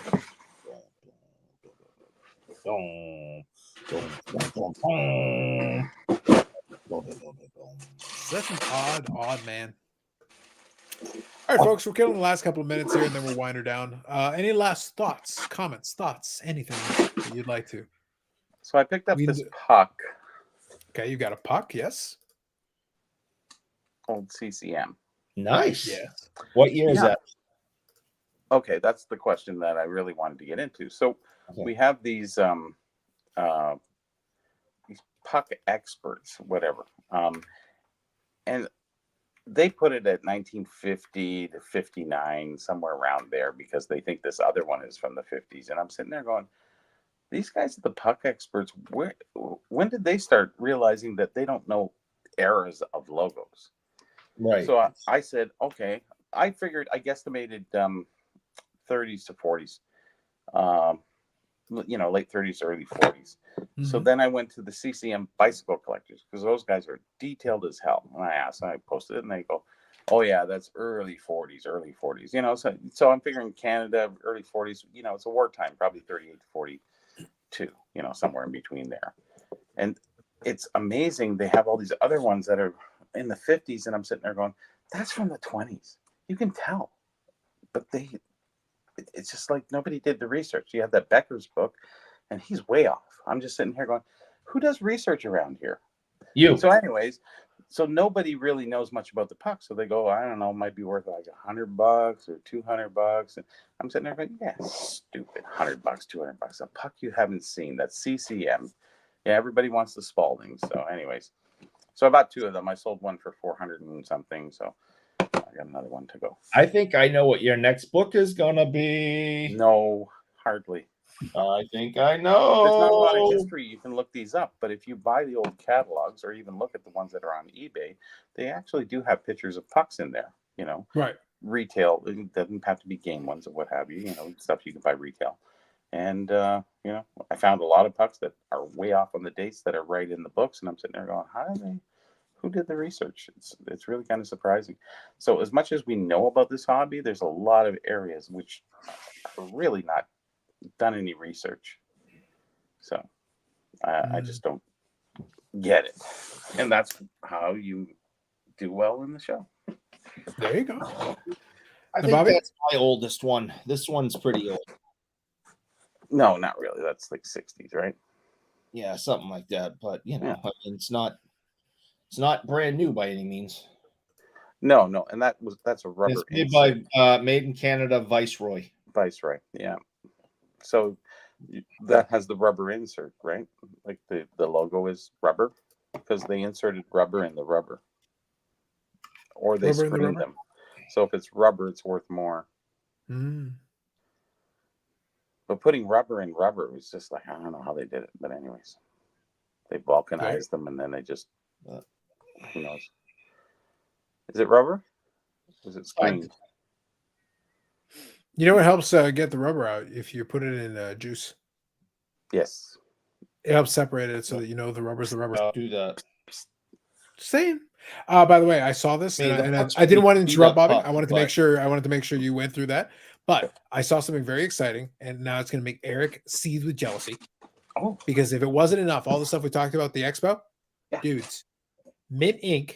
is going to have a trade night after party on the Saturday. But special guest, Dr. Collectible. Oh, no! Wow. The Dr. Collectible is going to be the trade night after party. Wow. Come on, Eric. You want an autograph? Listen, I wasn't going to come, but now I am. We got Mojo. We got Dr. Collectible. We got some other randos. I know. All these like influencers coming. It looks like Timmy Two Hats will be there. Yes. Again. And maybe. then we have what's that other guy's name? We got Shooter McGavin. The guy with the mustache.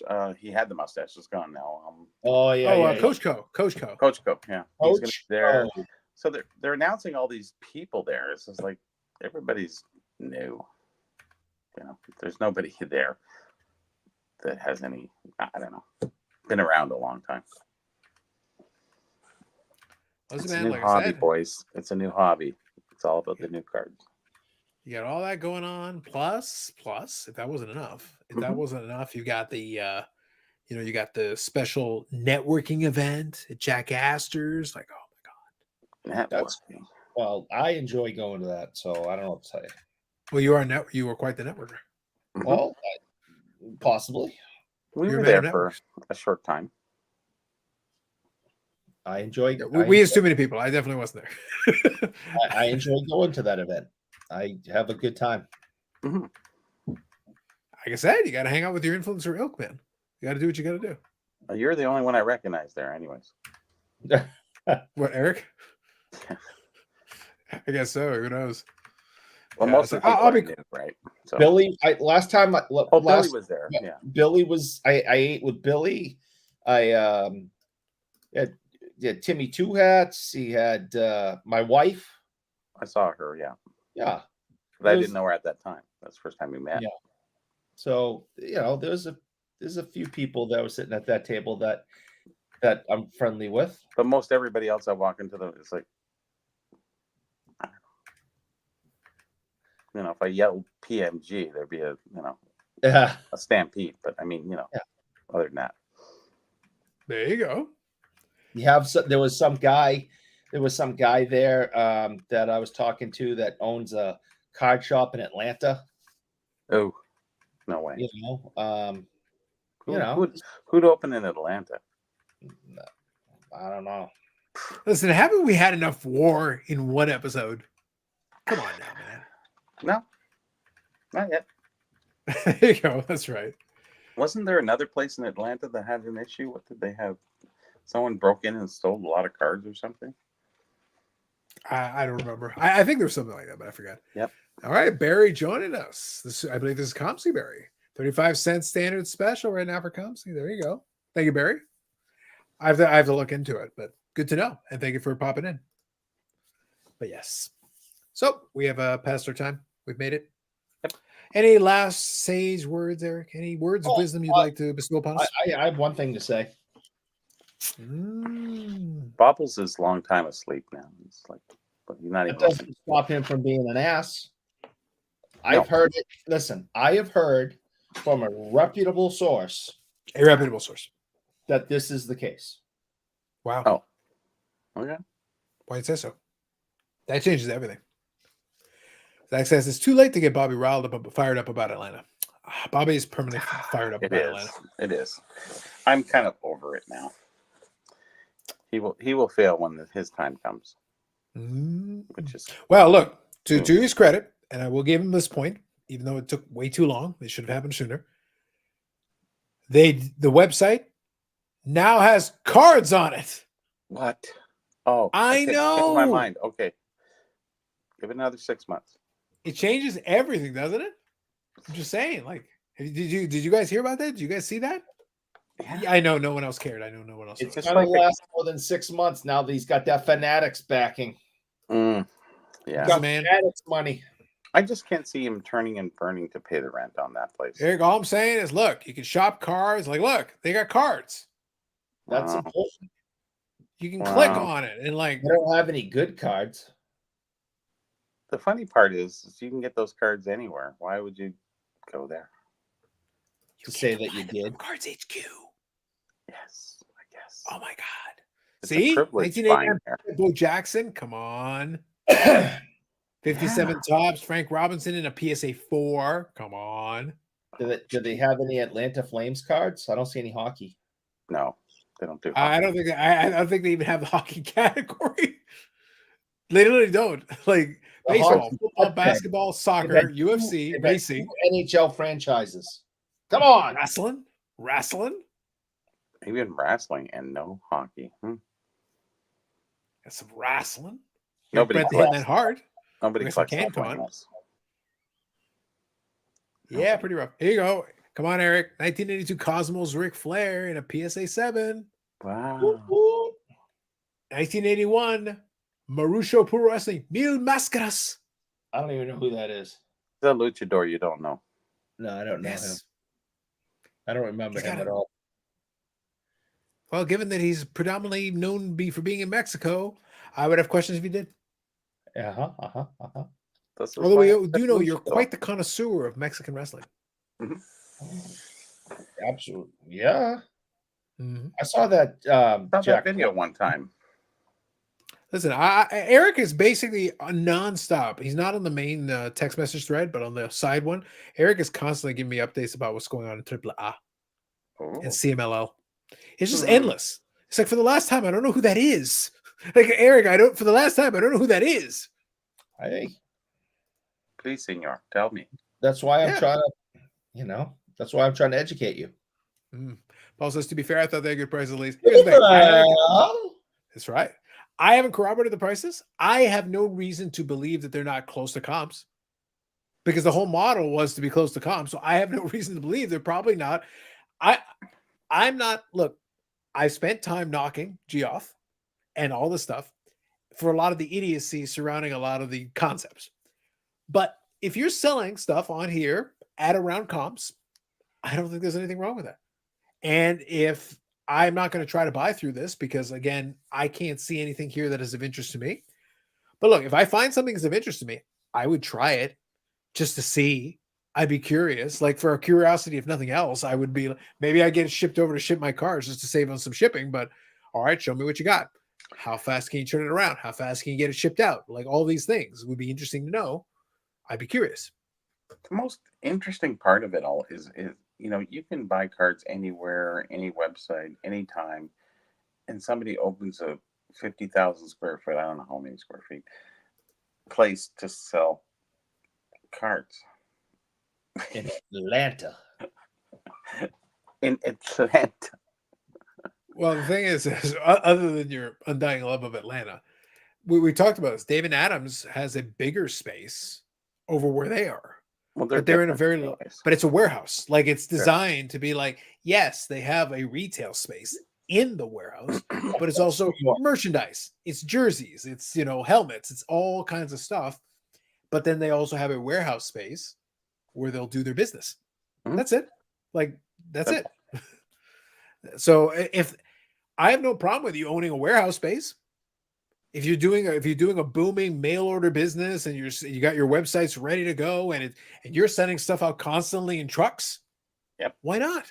And then it makes sense because you're making money by selling stuff volume, right? You can win that game if that's what you want to do, but it's weird. Zach's making kind of the valuable.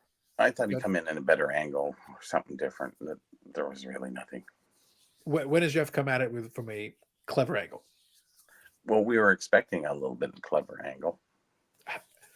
At this point, it's like whatever's the most generic, basic version of a business model. That's the one.